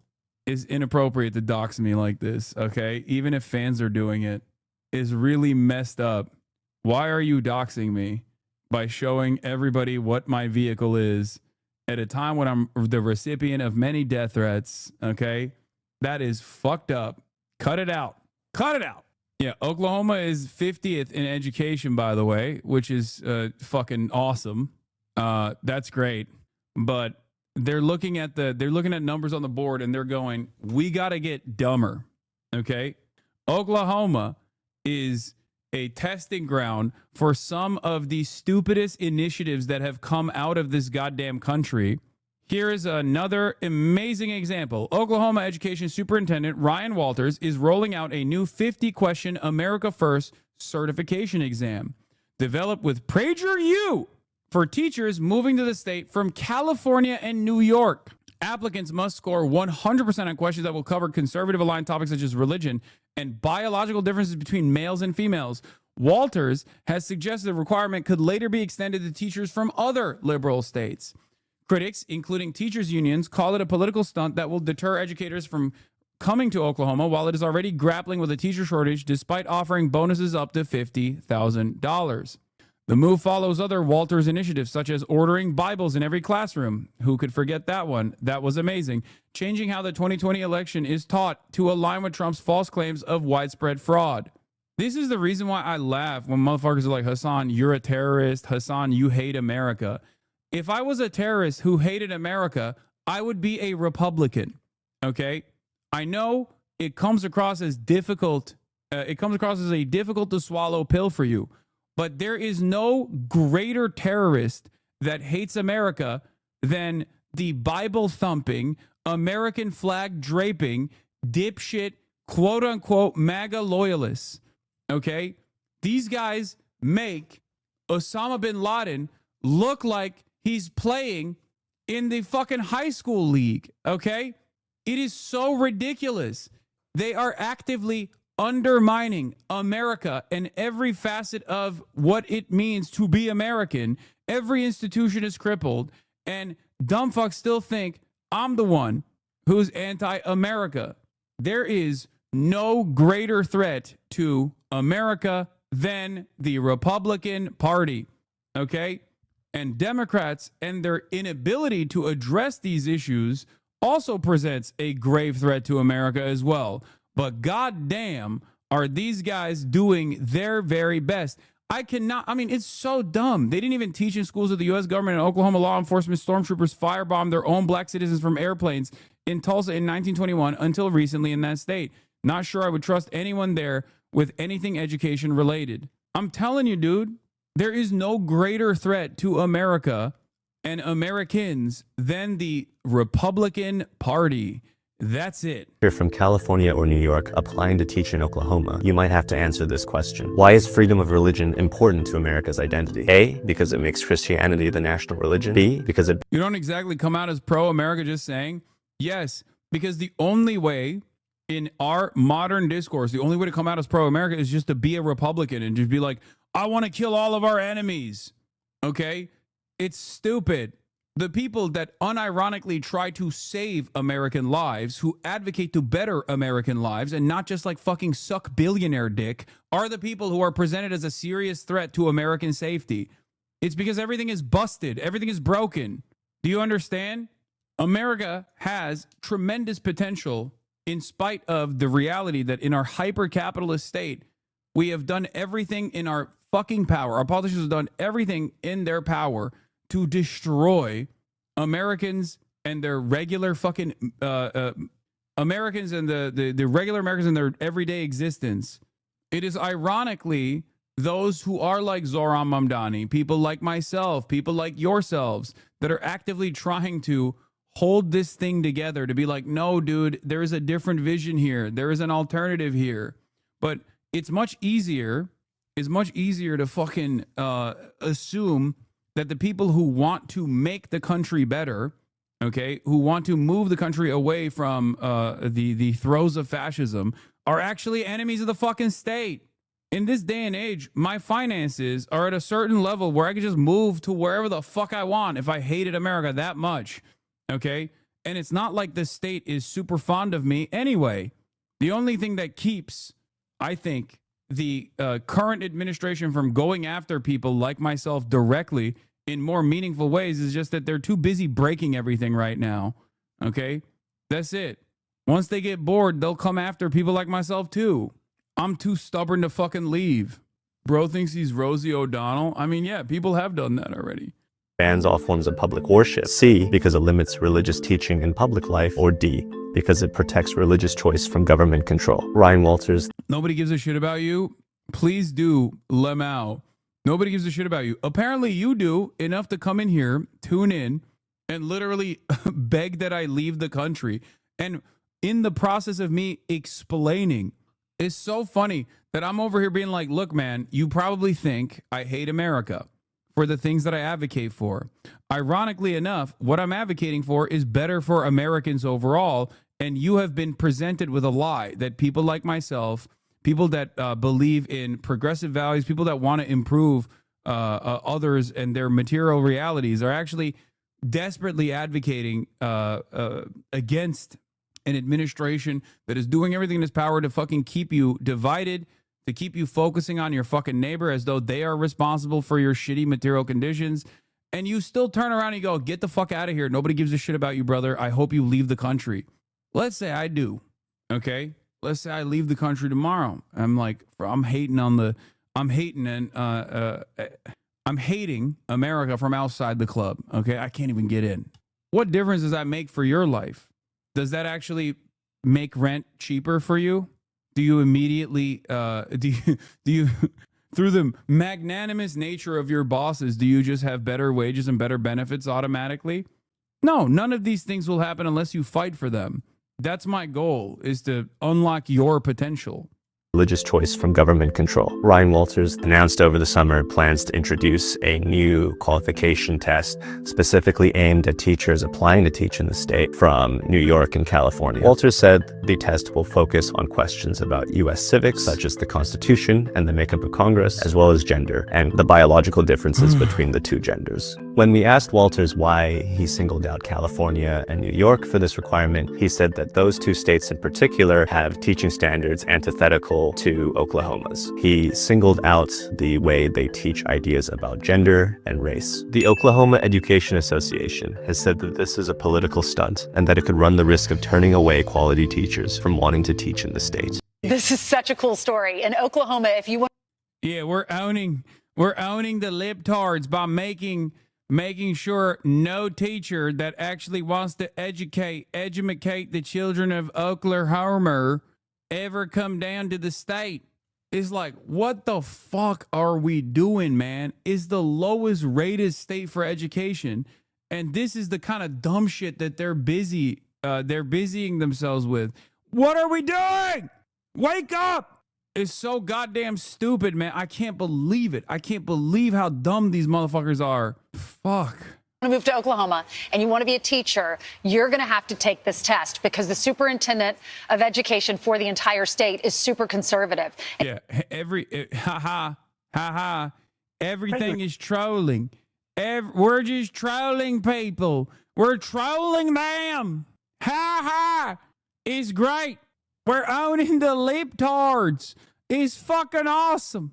He's trying to protect the kids and trying to root out radical leftist ideology. The test is basically your knowledge of history for America, but the left is so upset about this. So before we actually read you the test, let's talk about the knowledge of American history that requires you to fucking answer a question like about trans people existing in society, which they do, by the way.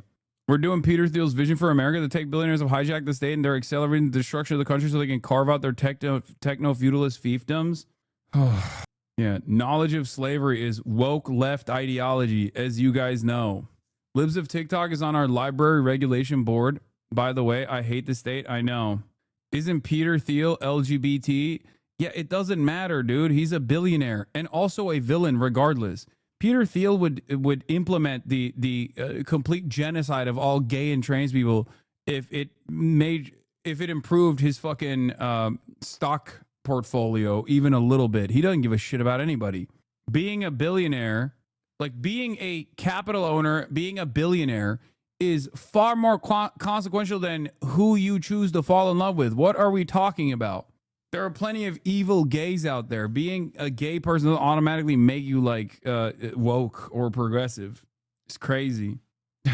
Actually, what the left is saying about this. This is what the American Federation of Teachers Union, Randy Weingarten, who's a complete leftist, this is what she said.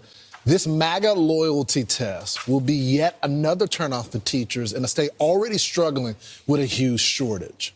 The state representative, John Waldrum of Oklahoma, he's also the Democratic Party chair, said, if you want to see a textbook definition. So much winning, dude. This is so sick. So sick. I love that. Why do you need school? You can just watch Prager U videos, dude. Fucking awesome. Of indoctrination. Yeah, if you want to see the sample stories, they got them loyalty here. Test for teachers. It's a sad echo of a more paranoid past. Right. So they want to find out what teachers are coming to Oklahoma and they're going to be teaching their kids, especially if they come from New York or California. So they have some very basic questions. Why people think this is ideological, I don't get. Here's one of them. What are the first three words of the Constitution? In God we trust, life, liberty, and happiness, the United States, or we the people. Or Life, Liberty, and Levin. Right, which is it's a very successful show. I think it's been changed. Right. I think Jefferson eventually changed it. The answer, obviously, we the people. Why is freedom of religion important to America's identity? Why is freedom of religion important to America's identity? What the fuck? A, it becomes Christianity, the national religion. And he's like, yeah, that would be good. Bans all forms of public worship. Or C, it limits religious teaching in public life. Or D, it protects religious choice from government control. So, D. You would hope that people would circle D. I mean, but this is also a factual test. You can have your political views about it, but what does the Constitution state is giving a question and answer, and the answer is clearly accurate. Why they're hyperventilating about this, I don't understand. This is the same state they're trying to put Bibles in classrooms. And this superintendent, we have to read more. It's insane that they have the second question. They enforce the Bibles in public schools. Yeah, the same guy that put this test out is the guy that made it so that every fucking Oklahoma classroom has to get Bibles. They're so dumb. More about him. His name is Ryan Walters. I bet Donald Trump will say something about him because this is a bold move. Right. But good for him. I think it's getting us back to the basics, and these schools are out of control. The kids can't even read. Something is going wrong. Math and reading scores are at all-time low.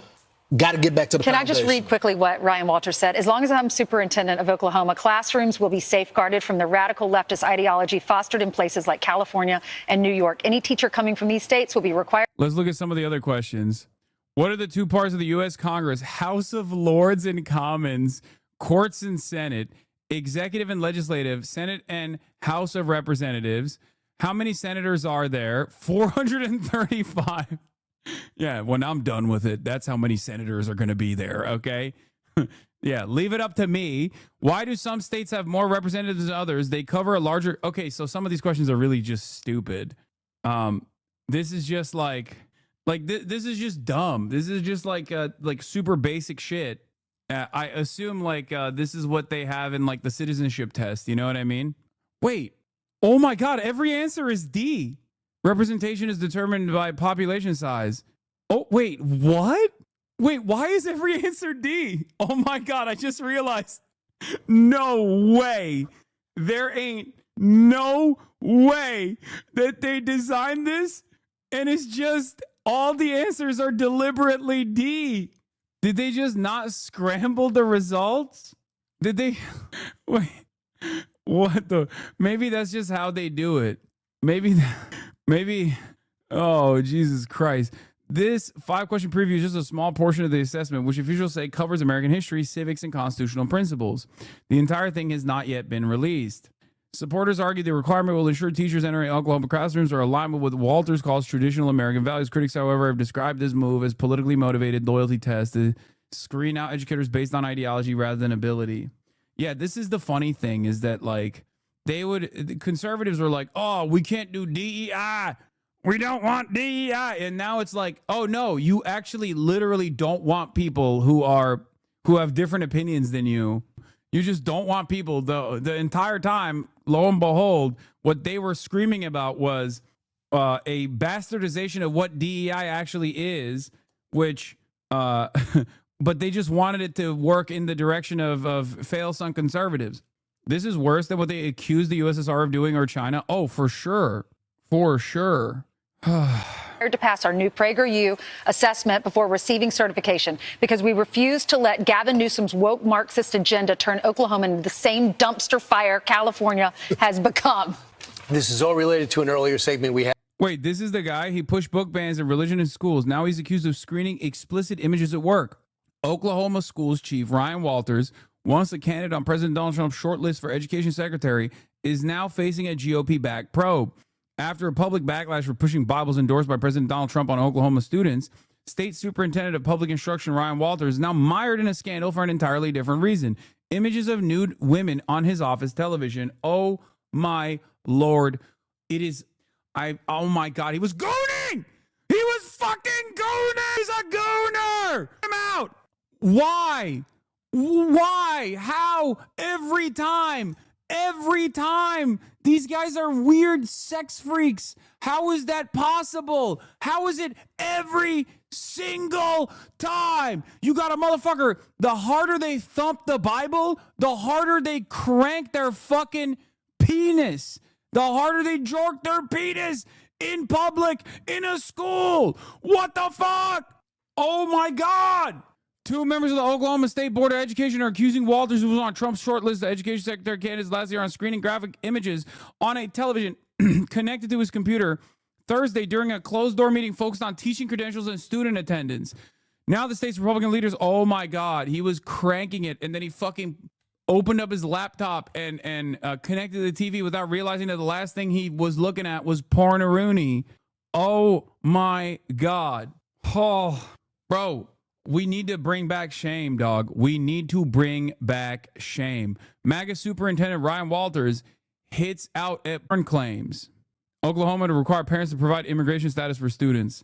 Oklahoma Superintendent Ryan Walters is hit back after colleagues alleged they saw images of nude women on TV. Walters, a Republican, issued a statement on X Sunday denying these claims. An investigation into the matter is reported to be underway. Why it matters. Walters spoken out against showing what he deems to be pornography in schools, and he has pushed to remove books he say contain sexual content, including Khalid Hosseini's The Kite Runner. The Kite Runner? Okay, what about the Bible? You put a book that has stories in it that are definitely not appropriate for children to fucking read and consume in every classroom in Oklahoma. Every single one.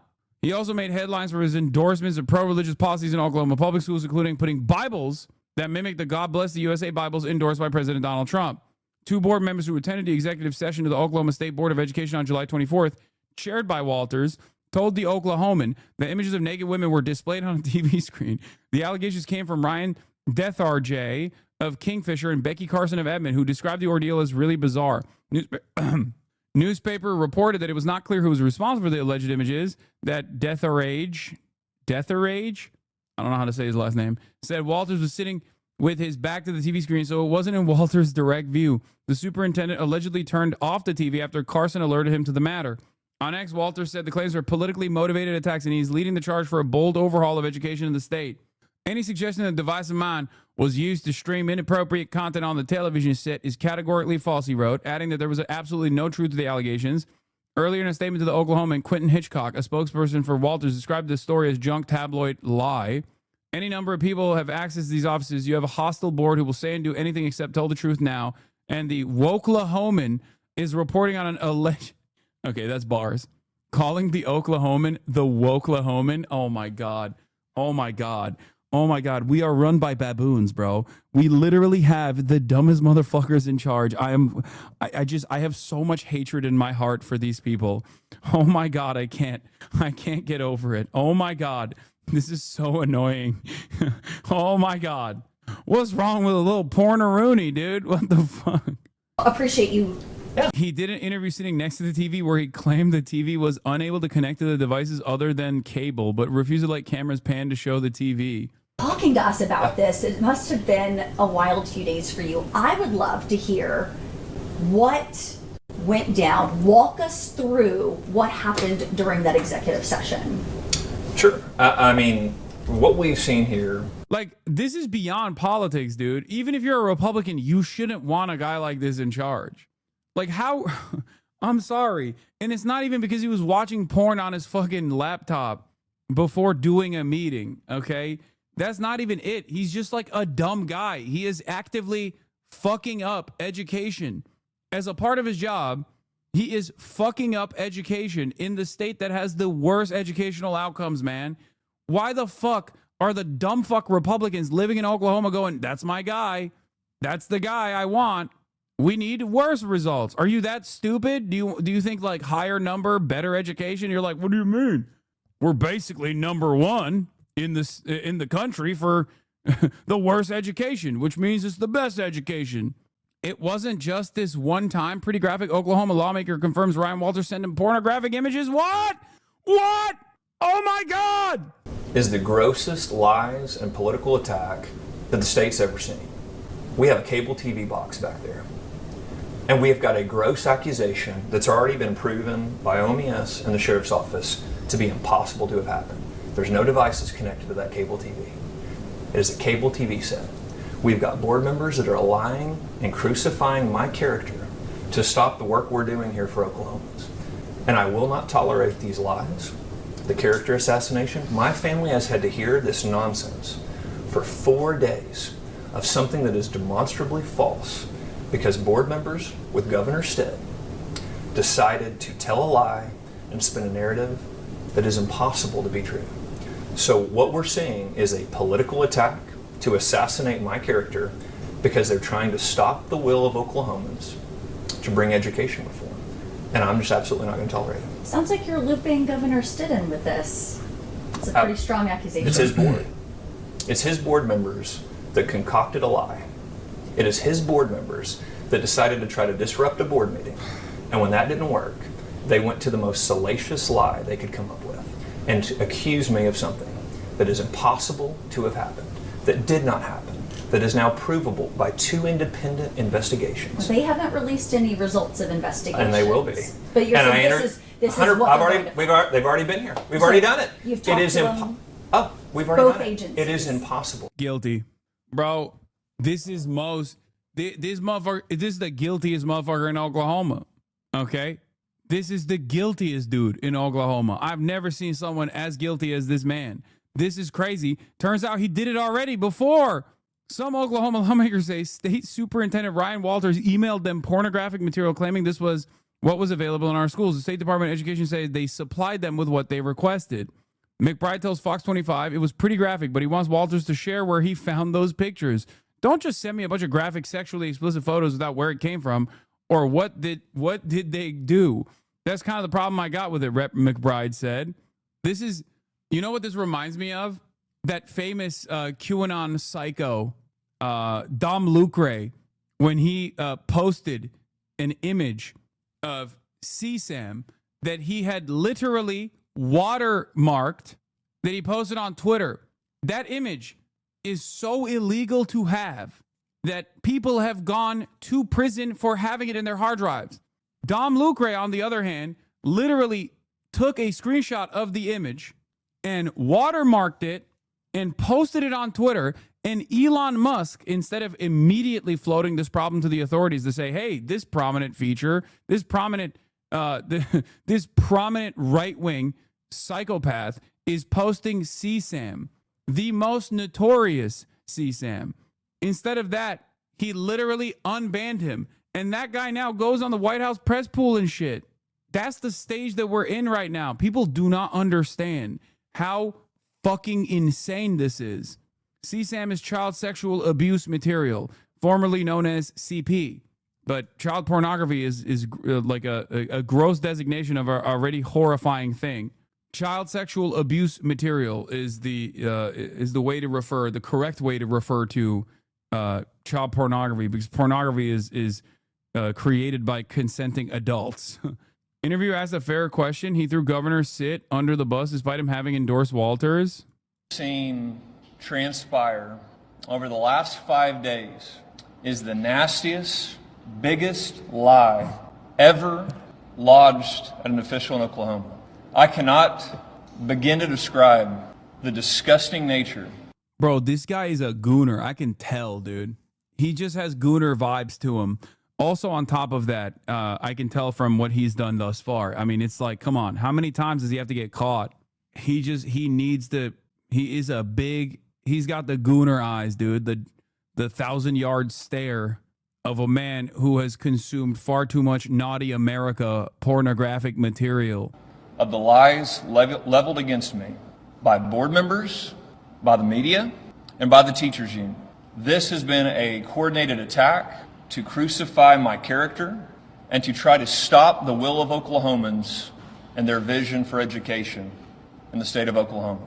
Yeah, they hate me because I'm too good at combating the woke. Even the Republicans are scared of my smoke that I have for the woke. Sick. These board members have a lot to answer for, and so does the governor of the state of Oklahoma. Or maybe you're just a freak. Did he direct these board members to lie about me? Did he direct his board members to go in and disrupt everything in these board meetings? Did he have the board fight against bringing private schools into the state for families to have school choice? What exactly directives were they given? What the fuck?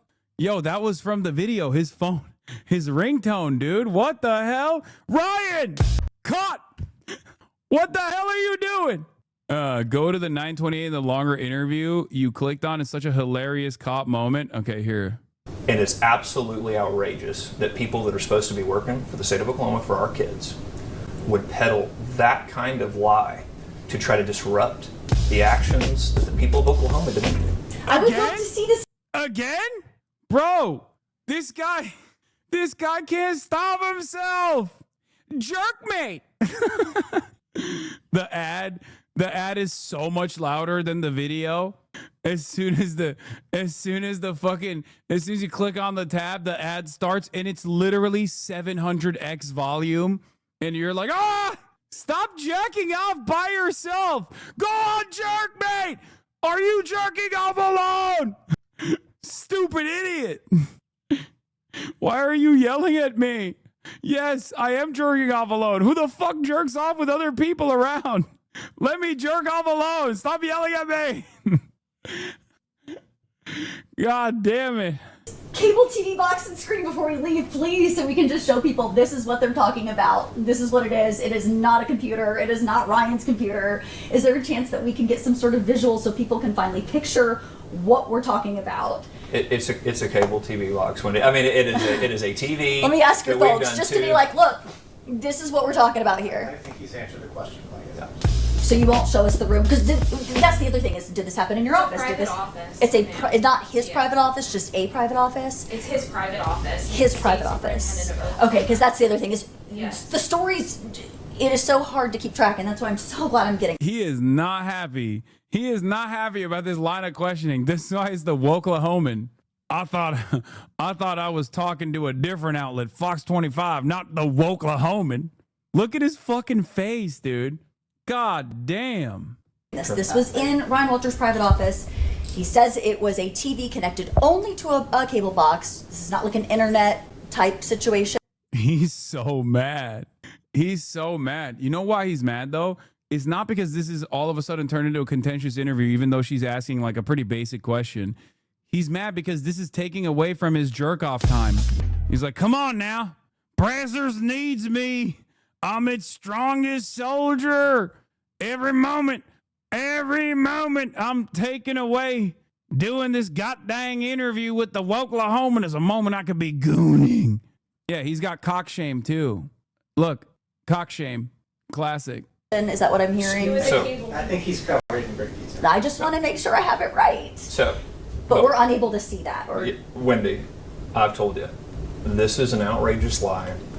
The media has run with lies from board members with a political agenda that is now proven to be false by both two independent groups. This is outrageous, and we should be asking what the governor's involvement was.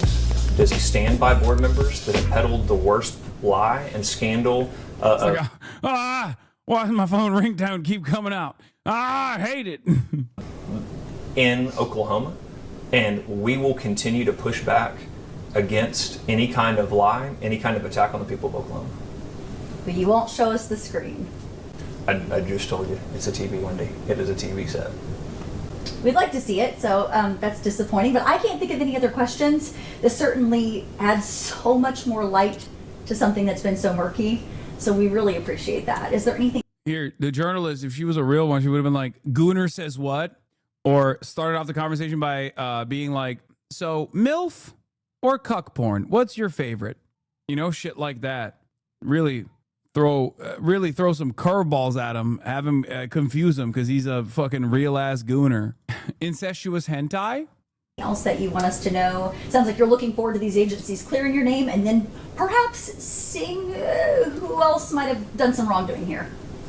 Yeah, I mean, listen, I mean, we're going to absolutely hold individuals accountable for these outrageous lies that they peddled and the accusations that they made that they knew were false, that they have continued to peddle. And also, look, the media needs to take a real hard look, too, at this. People ran with headlines. People ran with salacious lies that were provably false. And there's going to be a lot of consequences for this. Yeah, right. Hopefully to you. Anyway, On the other side of the aisle, this is a previous story from this guy, this fucking freakazoid. Apparently, from a couple years prior to this incident, he was in a little bit of trouble from Fox 25 again for sending pornographic images to lawmakers to be like, this is what's in the schools. And then he literally didn't even actually clarify where it came from and what the images actually were. Yeah.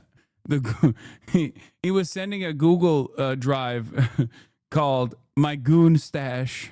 On the other side of the aisle, State Representative Andy Fugate wonders why Walters would send this type of content. Human Resources tell you never to send something of sexual nature of any kind by email to other employees outside of your own company. It doesn't matter, Rep. Fugate said. From my perspective, it also calls into question his leadership abilities.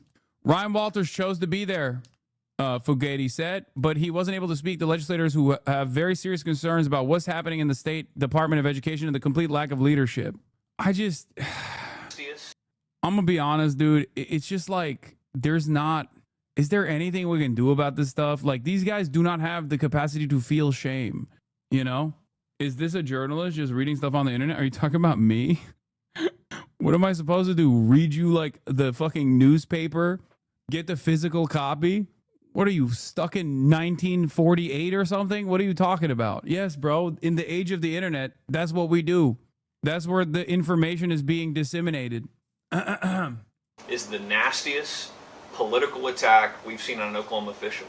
These are lies by board members, by a corrupt news media, and perpetuated by the teachers union to try to stop the will of Oklahoma voters and the Oklahoma parents. What we are going to continue to do is move this education reform for the families of Oklahoma. I will not stop. I will not back down to these lies by board members and others. These board members should resign immediately in disgrace over the lies that they have pushed about me to try to destroy my character. My family's had to read these headlines that are simply not true.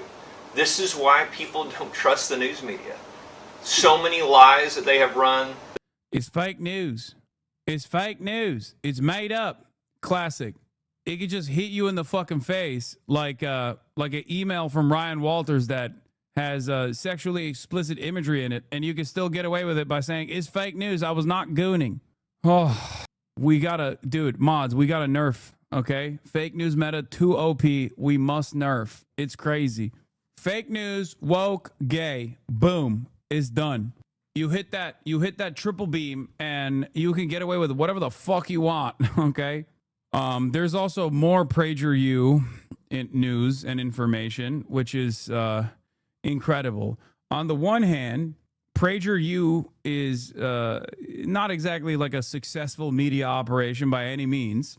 On the other hand, it's become unimaginably successful under the Trump administration. Initiatives by Ryan Walters and many others around the country have made PragerU a substitute for educational materials. It's not even a fucking joke, including what we just talked about, like the anti-woke initiative thing that Ryan Walters implemented for teachers coming in from states like California, or New York. Okay, that was written by PragerU. PragerU is also PragerU has his fingers in every orifice of information, seemingly. Let's take a look. PragerU is the most insidious outfit advancing the right's online agenda, and that's saying something. Its 5-minute videos, which have collected nearly 5 billion views, couch typical Republican dog whistles and outright misinformation with titles like The Myth of Voter Suppression. They serve as a gateway to the more overt right-wing content pushed by the likes of Ben Shapiro and Steven Crowder. PragerU pushes its videos into schools. Over 6,000 teachers and parents have signed up so far. And social media's algorithms amplify all this misinformation. When PragerU's videos are assigned by teachers for students to watch at home, more right-wing content comes up for kids on social media and YouTube. And it's spreading around the world. Israeli Prime Minister Benjamin Netanyahu even used one of PragerU's videos to... Israel Defense Forces is the world's most moral army. Watch via PragerU. Justify the actions of the Israeli military. Backed by fracking billionaires Dan and Paris Wilkes and other right-wing... Same guys that back Daily Wire too, by the way. Again. Billionaires. PragerU deploys a $25 million a year budget with ads targeting young people with right-wing propaganda. Schools, the internet, and now even far-right leaders abroad. This organization is advancing its right-wing ideology everywhere. So the next time you see these videos, know the truth about who's really behind them. Yep. Here it is also. This is about the Smithsonian Museum because it's too woke. Here's Lindsay Halligan, special assistant to the president, on Fox News, talking about the Smithsonian Museum being too woke. So, like just about every other country in the world, the United States has got a checkered past. I mean, what should we do in terms of our museum? Should we ignore that? Should that be massaged in a certain way to make it less significant? I mean, some of the worst episodes in our history were formative experiences that led us to where we are today, and those typically are reflected in museums. Yep, I think the fact that we had our country was involved in slavery as slavery, I don't know. I'm just here to collect a paycheck. Like, look. Yep, I think the fact that we had our country was involved in slavery is awful. No one thinks otherwise. But what I saw when I was going through the museums personally was an overemphasis on slavery, and I think there should be more of an overemphasis. We're so cooked. On how far. Like, this person is making decisions. She can't even put her fucking clothes on in the morning without supervision. And you're over here talking about how, like, we need to change the way that we educate people. There's too much focus on slavery. Far we've come since slavery. Our country is a country of progress, and it's the greatest country in the world. And we should be able to take our kids, our students through the Smithsonian and feel proud when we leave. There's a lot of history to our country, both positive and negative, but we need to keep moving forward. We can't just keep focusing on the negative. All it does is divide us, and we really need to unite the country and focus on all the positive as we approach America's 250th birthday. All right. Well, oh, it's so bad, bro. Here's more. Here's more. So what specifically, Lindsay, is going on at the Smithsonian that's got the president's back up here? Well, I think it's common knowledge that our education system in general has been just indoctrinated. Dude, I cannot believe that shit that initially started off as like right-wing gripes. Shit that initially started off as like right-wing gripes. Oh man, things that like Christopher Rufo was trying to argue about in the Manhattan Institute, which is a right-wing think tank, are now official government policy. Oh, America's history hurts my white feelings, so we should change it. Everything here is so ridiculous. Like, every aspect of this conversation is insane, dude. It's just a part of American history. What do you mean? The way that we are presenting it is already fairly whitewashed, okay? These institutions already have like a shield to preserve white people's feelings around these kinds of issues anyway. She literally said there's an overemphasis of slavery at the National Museum of African American History. Like, what the fuck? How did they get here, man? What do you mean? Like, that's profoundly important. That's it. With political ideology and various ideological narratives. And the Smithsonian is really a version of education. It could be the foundation of our American education. And so I don't know if when you were young, you went to the Smithsonian museums as a kid on a class trip, but I did. And the Smithsonian is really supposed to be a trust instrument. And what's happened is it's become more of a platform upon which the curators and leadership at the Smithsonian can push ideological narratives. And we really want to help the Smithsonian be the gem, as you described that it is, and represent our nation properly and truthfully. Yeah, I mean, oh God. Oh God! Here is Michael's. This was like unimaginably racist a couple days ago. I didn't even cover it. People who speak like this should not be getting platformed on fucking CNN, man. What the hell? Like, this is not spirited discourse at this point. And Abby Phillips is black. She's the host of the show. This conversation was so insane, dude. Have you looked at some of the things that are being reviewed? Slavery was a bad thing that was to talk about. Okay, like he's not whitewashing slavery. So he's not. He's not. No, okay. he's not. And you cannot tie imperialism and racism and slavery to just one race, which is pretty much what every single exhibit does. But let's talk about the fact. What the fuck? Wait, who was like? What? Is she doing the Jews did the transatlantic slave trade thing or something? Like, what is she trying to say? Hold up. What do you mean? If we're talking about the transatlantic slave trade specifically as a formative part of American history, yeah, it was the white people. Like, what? Like, overwhelmingly, by and large, it's an American museum talking about African American history. Yeah, they're going to talk about Americans who did slavery. Hasan, please just stop. You sound stupid. Yes, you are right. I am the one who sounds stupid here. And slavery to just one race, which is pretty much what every single exhibit does. But let's talk about the fact that when you anti-slavery, let's talk about the fact.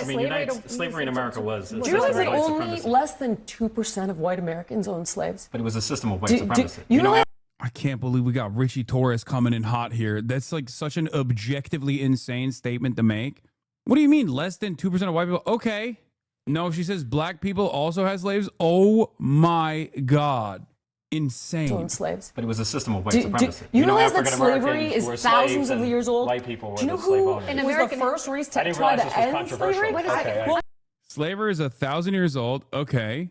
And America is the first country to end slavery. Not correct. So much so that the tiny sliver of people that own slaves literally fought to preserve that that system. So that's the reason why there was a war fought to end that system. Okay. Other countries were like, yeah, we should move away from this. America was like, nope. So much so that there's an entire fucking now woke national holiday called Juneteenth where slavers literally escaped to Texas and we're just like, let's just keep it going. Maybe they won't notice. There is a separate holiday, separate now national holiday for the additional liberation of slaves that took place after the abolition of slavery in this goddamn country. Thousands of years old. White people were Do you know the slave who owners. was the first race to try to end slavery? The first race to try to end slavery. Yeah, I know her ass is not talking about the fucking good Reverend John Brown, okay? I know she's not talking about that shit. Okay, well, what's controversial? This is such a Trumpian thing, too, to be like, white people preserved it, maintained it, and they enslaved black people. It is different from other forms of slavery because of how unimaginably cruel the practices were and how it was defined by a genetic ancestry, the notion that black people were inferior and not human and simply cattle. The practices were so ruthless, and the people actively defended it and fought and died to continue the maintenance of this system. And in 2025, you still have people going, well, white people ended slavery. That is crazy, man. She's taking credit for all white people right now. That's kind of epic. Yeah, we started it, but we also tried to end it is a hilarious fucking thing to say. That's why I said it's a Trump route. Yeah, I broke it, but I could continue breaking it. But here I am, no longer breaking it. Shouldn't you actually appreciate me for that? Israel could do a much worse version of the genocide that it's currently doing if it wanted to. Shouldn't you praise Israel for not doing an even worse version of the genocide that it's doing? It's always the same shit. This is an extraordinary exercise in historical revisionism. I'm really surprised. Do you realize that, Jillian, I'm surprised that you're trying to litigate who was the beneficiary of slavery and who was not. Yeah, it's like, hey, excuse me. How about you offer some praise to the good man Adolf Hitler? After all, he was responsible for killing Adolf Hitler. That's the type of fucking argument she's making here. Okay? It's crazy. What do you mean? The fuck is this? What are we doing? This is on CNN, bro. This is not Fox News. I feel like a decade ago, this would be the outlier on a Fox News panel. And even would have other Fox News hosts be like, okay, maybe that's a bridge too far. You're saying the quiet part out loud. We're not supposed to say that. What I'm trying to tell you is in that the context of American history, in the context of American history, what are you saying is incorrect by saying that it was white people oppressing black people? Every single thing is like, oh, no, this is all because white people bad. And that's just not the truth. Like, for example, every single exhibit, I have a list of every single one. Like, people migrated from Cuba because white people bad. Not because of... Yes, no, it's in there. That's what I'm saying. You don't actually know what's in there. Do you know that when you walk in the front door, the first thing you see is the gay flag? And then she moves on to the first thing you see is the gay flag. Isn't this the fitness lady? I don't know what the fuck her deal is. She just seems like a ginormous racist. Kind of like yesterday's skinny talk lady. She looks like she would hate Obama. Incorrect. She has the look of a white lady who would just hate Obama. And I'm not talking about like decent reasons to criticize Barack Obama, like extrajudicial killings of people by drone strike. I'm talking the bad reasons to hate Obama. You know what I mean? Jillian Michaels would do better for the world if she just continued giving people 2000 style body dysmorphia and forcing them to do caffeine pills. She got famous for being a trainer on the reality TV show The Biggest Loser. Ugh. She's been on a right-wing grift for a while, but they just released a Netflix doc about how awful she is, and now she's leaning into the grift extra hard. She's literally gay? Wait, what? You're like, I hate the pride flag. Just read in the Free Press. Oh, there you go. That's enough for me. I don't need to read the rest of it. When someone says, just read this in the Free Press, I'm like, yeah, you're done. I'm not interested. It's like saying, I just watched a PragerU video that was enlightening. No, it wasn't. You're a fucking moron. She has a black daughter? Stop! Jillian Michaels talking crazy on CNN while being the mother to a black daughter is rich but not surprising. There's a lot more that could be said, but God help the child. What happened to your face, man? Look at my kid's face. He's got a scar like Bruce Lee in Enter the Dragon. What the hell is going on at this school? A kid hit him. Another kid hit him. As though I don't have enough going on. Dude, why do racists do this all the... It's so weird, bro. This is as common as like white ladies claiming indigenous ancestry. White people love being racist fucking monsters while simultaneously adopting black children. I don't know what it is. I just don't understand like where it comes from in their brain.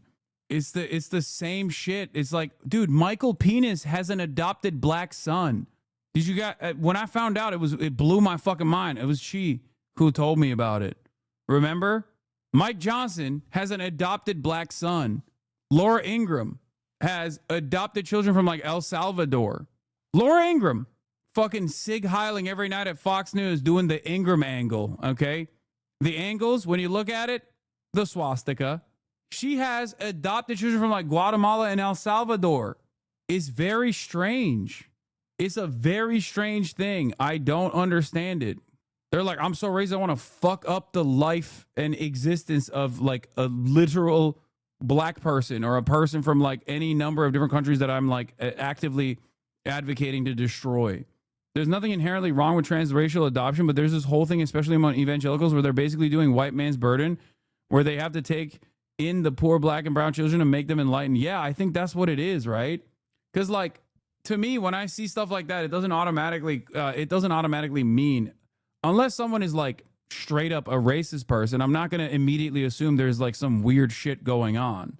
Like it's all right, you know. Like I'm not an advocate for like no transracial adoptions or something, whatever. But I have seen a weird amount of people that that have truly fucked up takes about black and brown people who have then turned around and adopted black and brown children, and it is strange. The number she used of 2% is a misrepresentation of the population of slave owners because they're only counting landowning white men rather than the whole household that would take advantage of those slaves, not to mention that one white man could own hundreds of slaves. The fact that no one on that panel pushed back efficiently is fucking disgusting. Yeah, there's that too.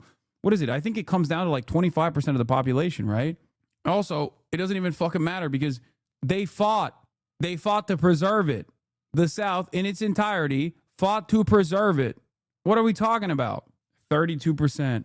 That's just a lie. It was 0.3%. Oh, 2% if you include the North, 20 to 25% if you focus on the South.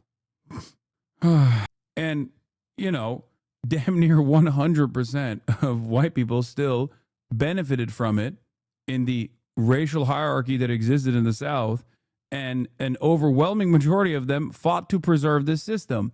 And a decent chunk of them still fought to prop up the same racial pecking order in the South in the Reconstruction period that they successfully undermined and destroyed. Like, why the fuck are there so many racialized disparities in this country to this day? Even the abolition of slavery still has an allowance for slavery through the prison system. It's in our laws. Slavery as a mechanism of punishment is still very much constitutionally A-OK. Do you ever stop talking about race or slavery? Yeah, all the fucking time, dumb fuck. It just happens to be that this is the point that they are bringing up. Why does it frustrate you so much that I'm doing pushback to people who are like, yeah, let's just like forget about slavery. I mean, it's not that big of a deal. God damn, dude. People are so gross. Honestly, the fucking point, though, why is this even a topic of discussion? Slavery happened. The black were oppressed and the whites were the oppressors. What is this obsession on the slave owner's skin color? On God, I don't understand. Americans. The focus on it comes from the fact that people want to literally whitewash incredibly damaging aspects of American history because it all goes back to the assumption that black people are in their positions in American society, in contemporary American society, because of their genetic inferiority rather than because of, again, an accurate history, an understanding of the historical events that unfolded and the continued racial dominance that exists in this nation. If you don't learn the lessons of the past, you are doomed to repeat them. And these guys are actively trying to undermine an accurate reflection President of history. Trump says he has instructed his lawyers to scour through America's museums. It's so funny because nobody ever says, hey, Trump, why are you too focused on how sad the history of slavery makes you feel? Okay? People only fucking turn around and go, why are you calling this racist? Classic. It's not the other person that's being racist that's a problem for you. It's the fact that someone is calling that out accurately for what it is. That's the issue. Okay, so you don't give a shit about racism at all, it seems. You're so woke. Oh my God, shut the fuck up, dude. Jesus Christ. I want people to learn. I want people to know the actual history. That doesn't mean I'm woke or whatever the fuck you think woke is. I hate this shit, okay? Yeah, I'm woke, dude. I love woke, okay? I'm woke as fuck. God damn. It's so stupid. People genuinely do not realize that they are advocating for their own demise when they do shit like this. They don't realize that they're like advocating to learn the wrong thing. And then one day, when the dust is settled, they turn around and be like, how do we get here? How do we fucking get here? I don't know, man. For the last 30 years, you've been actively undermining education in this fucking country by claiming it's woke. Maybe that's part of it. Maybe that's part of how we got here. Wow, knowing history. Pff, how boring. How woke. That's literally how these guys started this fucking conversation, by the way. By just saying, this is woke, this is CRT, this is making white people feel bad. And now they're implementing censorship. Call it for what it is. This is cancel culture, actual cancel culture. This is actual censorship. This is an actual First Amendment violation. Republicans have always been the champions of cancel culture, champions of anti-free speech, while simultaneously constantly fucking chirping about how much the left actually wants to cancel and the left wants to censor people. Cancel culture and First Amendment violations, rather, happen at the point of the government intervention. Okay, that's what the Republicans have been doing every time they demand book banning, every time they demand censorship over educational materials. That's what they're doing. That's what actual First Amendment violations is. But ask the average American in this country right now, they literally all will tell you collectively, nah, it's the left. It's the left. They're the biggest pussies around. They're the ones who want to cancel shit because that marketing has been so clever. It's been so insidious. There has never been a moment throughout this country's history where it wasn't actually reactionary forces that have actively undermined the First Amendment, whether it be the McCarthyist, Red Scare trials that took place, all the way to demanding that certain books get banned. Even at the peak of the left is joy killers and woke scolds and love doing cancel culture in like the 2014 to like 2018, 2019, 2020 era, it was still Republicans that were responsible for the largest number of books being banned in schools. Even at that moment, when it was the peak of leftist cancel culture, it was still the Republicans that were very much engaging in active censorship. It's crazy. It's crazy that people just like don't reflect on these events with accuracy. Rid them of exhibits he considers woke, specifically citing exhibits on slavery.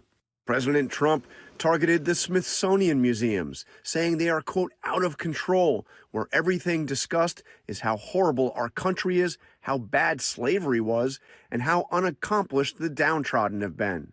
Back in March, the president signed an executive order directing the Smithsonian. And by the way, the reason why I always talk about like how insidious and how pervasive white supremacist thought is that it is such a formative part of social conditioning living in the United States of America that even like sometimes black people will also entertain this shit. Not this to this degree, but like when you get educated in a white dominant society, you end up reflecting that kind of ideology without even realizing that you're doing it. No, I'm not even talking about Kanye West. Like those are the most extreme examples. I'm talking about people that also do like the left is being so woke shit. Okay? Not realizing that like all of that is unironically just a reinforcement of white dominance. Smithsonian Institution, which runs more than 20 museums in Washington and elsewhere, to, quote, celebrate American exceptionalism and remove divisive or partisan narratives. Last month, the Smithsonian removed references to Trump in an exhibit on presidential impeachments in the Museum of American History. Mentions of Trump's impeachments were later restored, although with changes. Now he's complaining about exhibits. Yeah, I know. I saw pieces of the Amanda Seals goes against black conservatives video. It was insane. Jubilee done did it again, bro.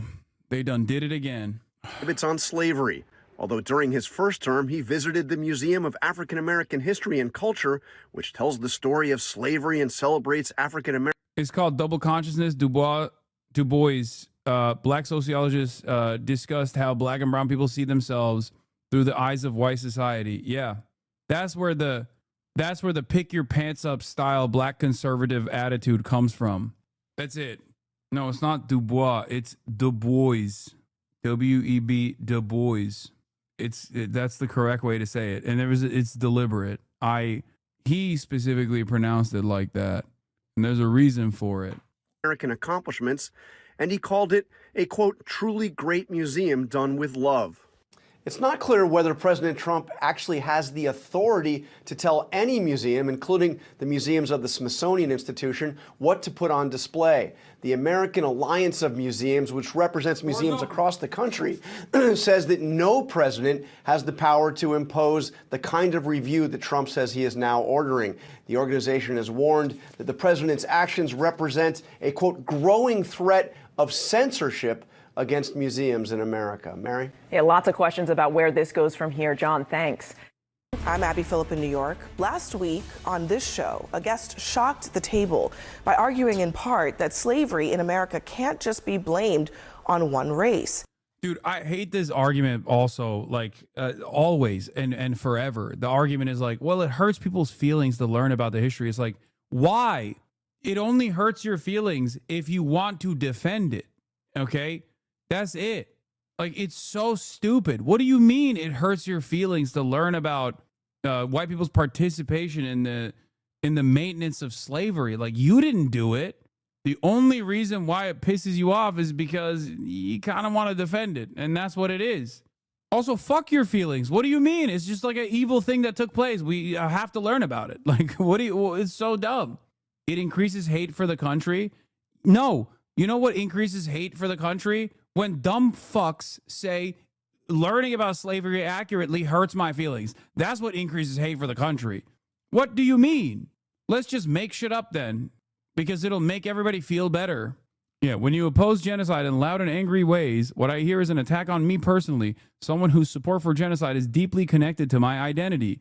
If your liberal is acting out, they might just be bored. Show them this tweet and it can keep them occupied for up to 2 years. Like, I don't understand it. I'm Turkish, okay?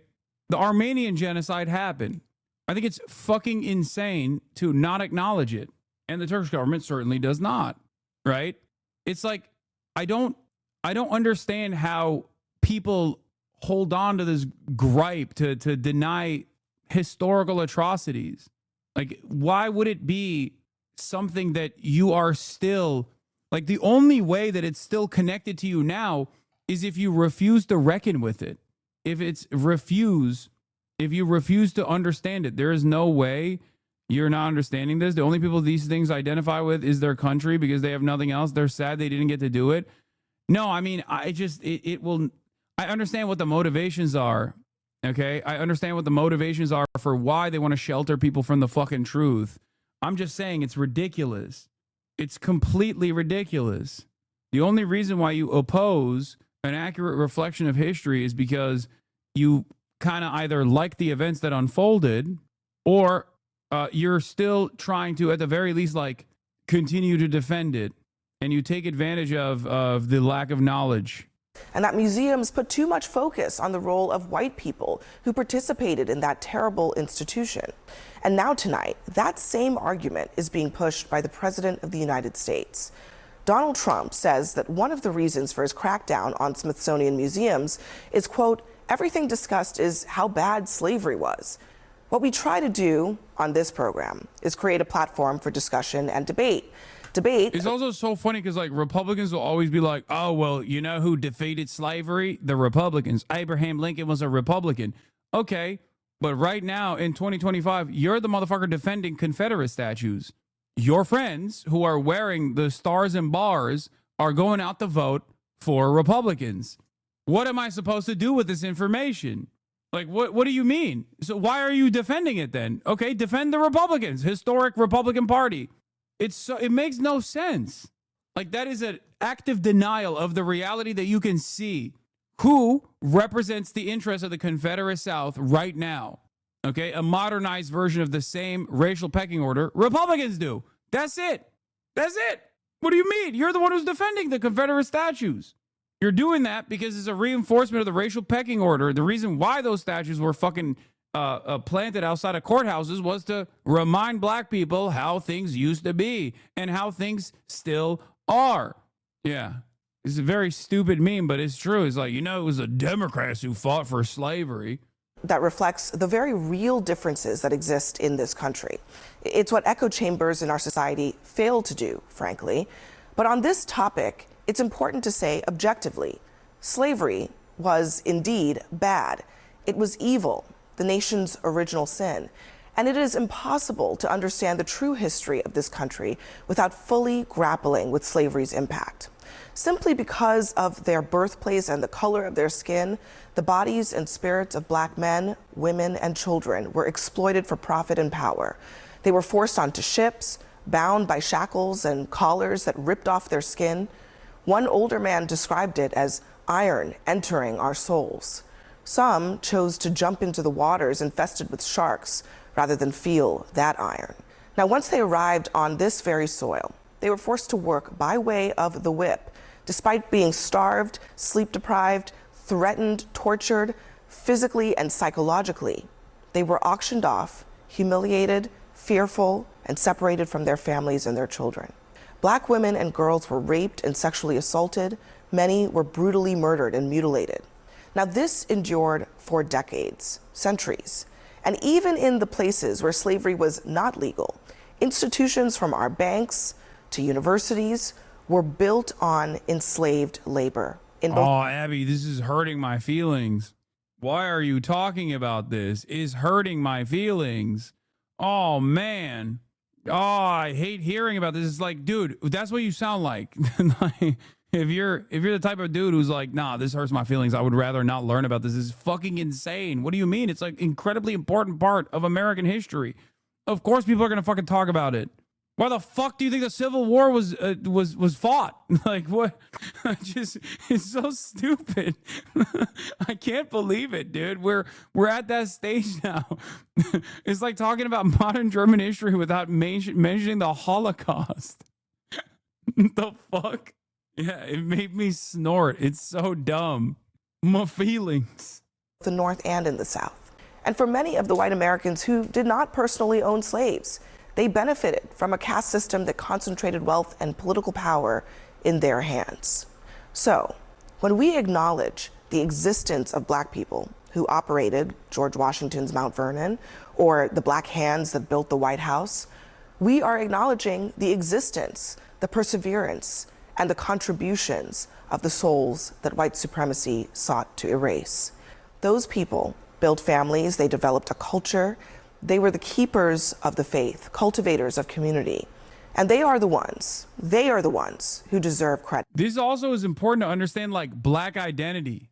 The reason why you can point to a black culture, but you can't really point to a white culture outside of what it's not, which is its proximity, its distance rather to blackness, is for this reason. Because black culture, African American culture, was designed, was created, born out of this chattel slavery system that engaged in the cultural erasure of Africans that were forcibly sent here as cattle. That's why there is a thing that you can point to as black culture, because it's born out of the collective identity of people who were enslaved and had their culture, their language, their ethnicities removed. Pointing this out is not reverse racism. It's just the truth. In America, white people can point to being Polish, being Greek, being German. Some of these were not considered white initially as well, but have obviously gotten under being Hispanic, under the umbrella of whiteness now. Okay? You can trace your lineage back to whichever ship your great-great-great-grandfather or grandmother took.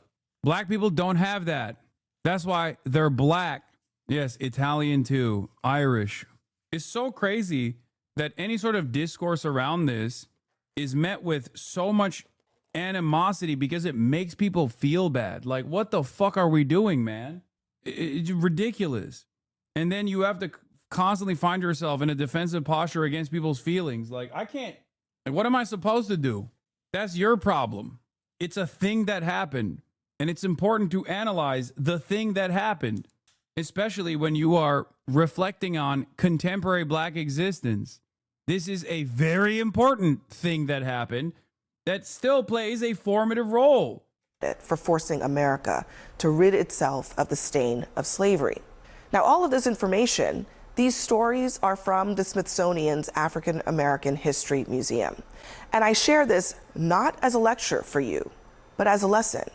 America, the superpower, is largely possible only because of the superpowers of people who went lifetimes without the same rights of generations who were boosted from their backs. True history should include everything.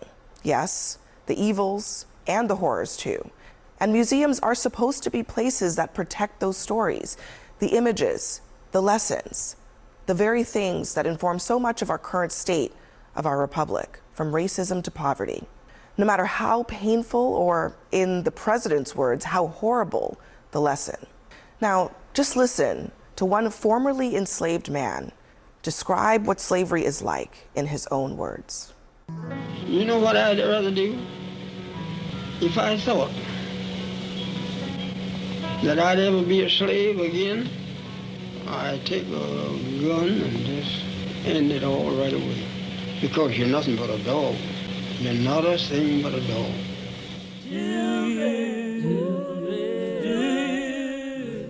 We are here in the studio with our panel, Leah Wright-Rigueur. I was actually surprised to see President Trump basically saying the quiet part out loud, that this review of the Smithsonian is not about even just something vague about reviewing history to make sure that it's fair. He wants to make it so that it talks less about slavery. What does that say to you? Well, I think it's an effort. It's part of a larger effort to both sane-wash and whitewash American history and essentially erase all of the parts and disappear all of the parts that make that make President Trump uncomfortable, that feel distasteful, that are a reflection of. I don't know how Abby Phillip will do it, but if I hear that motherfucker Scott Jennings say some fuck shit here, I might have to tune out. He just so, oh my God, he's going to say some shit. I know he's going to say some shit. The actual real and horrific parts of our history. And I find it a little ironic. You know, earlier today, as I was listening to some of the commentary, my first thought was, wait a second. I wonder if the president has actually ever visited any of the Smithsonian museums. And then I remembered that in 2017, he actually took a tour of the National Museum of African American History and Culture. Let me just play, actually, what he said during that tour. Listen to this. I had the privilege of visiting the National Museum of African American History and Culture right here in Washington, D.C. It's a new, beautiful Smithsonian museum that serves as a shining example of African Americans' incredible contributions to our culture, our society, and our history. It also tells of the great struggle for freedom and equality that prevailed against this. You don't understand, he was woke back then. He was also, because that was the meta. Sins of slavery and the injustice of discrimination. The work and love of the people who helped create such a masterpiece is a testament to the legacy of so many leaders it honors. So was it that he didn't believe what he read from the teleprompter as he recorded that video, or what? You know, I'm really struggling to understand in a lot of ways, particularly. Question, Hasan, this isn't coming from someone who supports monuments to slavers, but would you consider taking those statues down as an erasure of history? No. A monument is a testament. A monument, specifically ones that were dedicated to slavers, are created to remind people the racial pecking order. That's the reason why those statues weren't even actually fucking propped up in the immediate aftermath of the Civil War. They were propped up during periods of racial unrest, specifically during the civil rights struggle. You're not going to fucking forget about Robert E. Lee if your school is not named Robert E. Lee. You're supposed to learn about him in the books, in your school. It's ironic because even Robert E. Lee at his deathbed recognized that he took a fat fucking L and said that there should be no monuments to the Confederacy because they tried it and they failed. And in the interest of unifying the country, it would be best to just let bygones be bygones.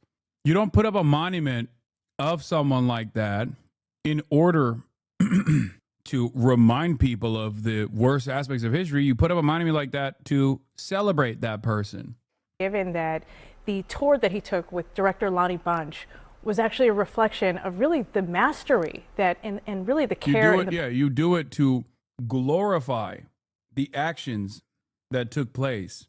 And for the Daughters of the Confederacy, which is where this like whole monument subject even started, and also the reason why you learn about, like, in southern states, you learn about the Civil War as a battle for states' rights to own slaves, but not that second part. They don't say the second part out loud. Is because of the deliberate attempt by the Daughters of the Confederacy to, like, undermine the historic truth of the Confederacy. And they started off immediately after. Patience that historians, that scholars, that curators put into the Museum of African American History and Culture. It is not just about the horrors of slavery, although it tells that very important story. It actually follows this really brilliant model where you move through the museum and it tells the story not just of enslaved Americans in America, but also of the resilience, of the triumph. And in doing so, it tells a story that is very much about democracy and about a quest for democracy and the way that Americans both built this country, but also the story and the narrative of like a truly American experience. And so for the president, I think, to just simply erase that and push that away tells it, particularly after praising it a few years ago, tells us that this is part of a much larger agenda. This is part of a much larger agenda to erase things that really, I think the country is just refuses to deal with and is really uncomfortable with. He said as much by ending this post with, "This country cannot be woke because woke is broke." He says, "We have to have the hottest country in the world, and we want people to talk about it, including our museums." Why is he equating talking? Okay, he's gotten dumber. Like, he really has visibly deteriorated. Even his statements now are stupider than they were before, and they were very fucking stupid even back then. About slavery with woke. Well, look, I think, let me just start this conversation by saying that my personal view is slavery was a reprehensible institution. I agree with your words that it was our original sin. We also fought a war to eradicate it and to get over it as a country. And that was a necessary thing that happened, and a lot of people died, and we did eradicate it. And that's a good thing. I think what he's asking is, in our museums, what defines us? Are we going to be defined by the worst moment or the worst institution or the worst mistake we ever made? Or are we going to be defined by what we've done moving forward to get over it and to become the greatest nation on the earth? My belief is that he wants... First of all, we can't even fucking... What do you mean get over it? He's like, it's the original sin, but we got to get over it. It's crazy. I mean, he's trying to sane wash what Trump is trying to say, which is so stupid, because he just basically ends up regurgitating the position of the museum to begin with, which is an accurate reflection of events and the tremendous struggle that black people faced, and the resilience. That's like what he's describing is what the museum is currently doing. So what needs to be changed? Wants to look at these museums, not because he wants to do away with the idea that slavery occurred, but that he wants to ask a very simple question. Are we going to present ourselves as being exceptional or not? And I think he believes there is an effort by some to continue to try to define us from our worst moment instead of to try to focus and define us based on our best moments, which started when we eradicated. For the record, that lady that's sitting there is Joe Biden's State Department spokesperson. She works for a PR firm that is now doing PR. I think it's called 7 Letters. Is now doing PR for the Gaza Holocaust Foundation, GHF, the fake aid distribution mechanism that they created. Just so you understand how fucking disgusting a lot of these monsters are. Oftentimes, it's not just the racist white man who is a major piece of shit. On that table, you know, he is still the biggest piece of shit there. Make no mistake. But, you know, there are others as well. Do not let them run away with it. Slavery and began to move forward as the light of the world. And so that's what I think. Museums, that's what makes us an exceptional nation, is because they tell the history and the story of our country, and therefore, you know, these horrible, horrific moments in our history. The original sin, as Abby talked about, when it comes to slavery, has, you know, we of course did eradicate it, but look where we've come today. And I think those museums, like to your point, make America exceptional. And in museums all around the world that document atrocities, whether it be, you know, from Nazi Germany to eradicating slavery here in the United States, you have to learn the lessons of the past. And to deny it is to defend it. I don't think he's denying it. And Bachi may want to comment on this as well. But I think what he wants to ask is a simple question. As we present our history, are we spending most of our time focused on something terrible? Are we going to spend more time as we enter our 250th anniversary focused on what this country has done to improve the lives of every single person? Brother, I don't know what these guys think the purpose of a fucking museum is. Like what? Like museums are not supposed to be presenting like a future vision of what things are going to look like in the future. It's the history of African Americans in the nation that's doing its function. Who lives here? We are the light of the world for a reason, because we're an improving commodity. The question I ask when I hear you say that is, why? I mean, the idea that slavery happened, it's hard to understand what we've overcome if you don't even talk about what it was. You know, I think that kind of waters down the whole. I don't think anybody is proposing that we ignore that it happened. I don't think that's accurate. I think that the problem is that there are people And Scott used the term a couple of times, and I don't think it was meant with any type of ill intent, but he said, you know, we got over it. And I think that's the problem. I think that there are a lot of people in this country who believe that for some reason we got over it. I mean, the fact is that American chattel slavery is vastly different than what Jillian Michaels and others talk about when they talk about slavery around the world. I mean, the chattel slavery system that we had was extremely transactional. It was actually codified in law, and it was based upon the color and race, as you so eloquently pointed out in your opening. And so not only when you think about that portion of where we are. Finally, a panel where I hear Bakari Sellout speak, and it doesn't fucking immediately demand a blood-curdling response. Once again, another fucking pro-Israel awful person on the right side in this argument, of course, but just make no mistake. Are 26 of our first 30 Supreme Court justices own slaves. The people who are on our money every single day own slaves. United States presidents, members of the United States Congress own slaves. Lehman Brothers, we're not far from Wall Street, own slaves. Brooks Brothers suits that we wear own slaves. So not only are we talking about the epicenter and the foundation of where our country was built, we have to acknowledge that. But even more importantly, and this is where I believe that Scott and I can find agreement on this issue. Boo. I mean, Breon and Megan Walker, two of my best friends in the world, their dad was the first African-American SGA president at the University of South Carolina, right? He was an exec at IBM, but he was one of the first, right? We're still talking about first that emerged and stood on those shoulders. I tell the story often about my mom and dad. My mom helped desegregate high schools in Hamilton High School in Memphis. Baya Unger Sargon of Akkad is there? Oh, hell no. Is there like a contingency on CNN panels where you have to be pro-Israel, by the way? Like, as long as everybody is in agreement that Israel is the most moral nation on the planet, you can have any argument you want, any back and forth you want on other issues. Like, every single person that we saw so far, with the exception, I don't know, of the First Lady, is quite literally a pro-Israel mouthpiece. Incredibly strange. Tennessee, my dad shot in the Orangeburg massacre. This is a part of my story. This isn't some faint, distant history. Yeah. And so the reason I bring that up is because I think that American exceptionalism talks about the fact that black folk help, enslaved folk help build this country for what it is. Mm-hmm. They built Washington, D.C., but all of us are around this table. Abby, myself, all of us, not just Abby and myself, all of us are around this table because of the sacrifices and the blood and the sweat and the tears these people poured in.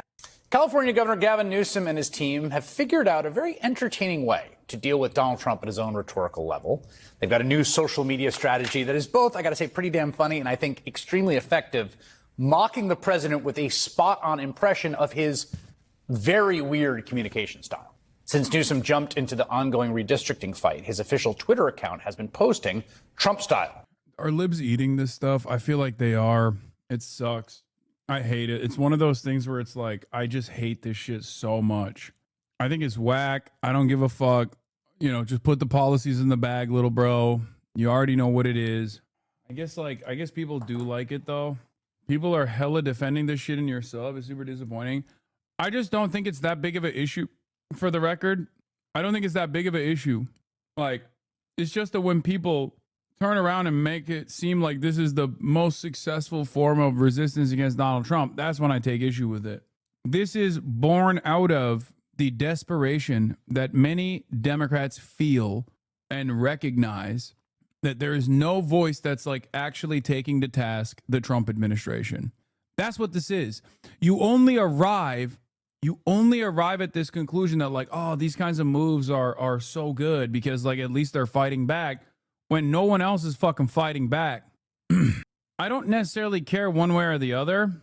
I don't.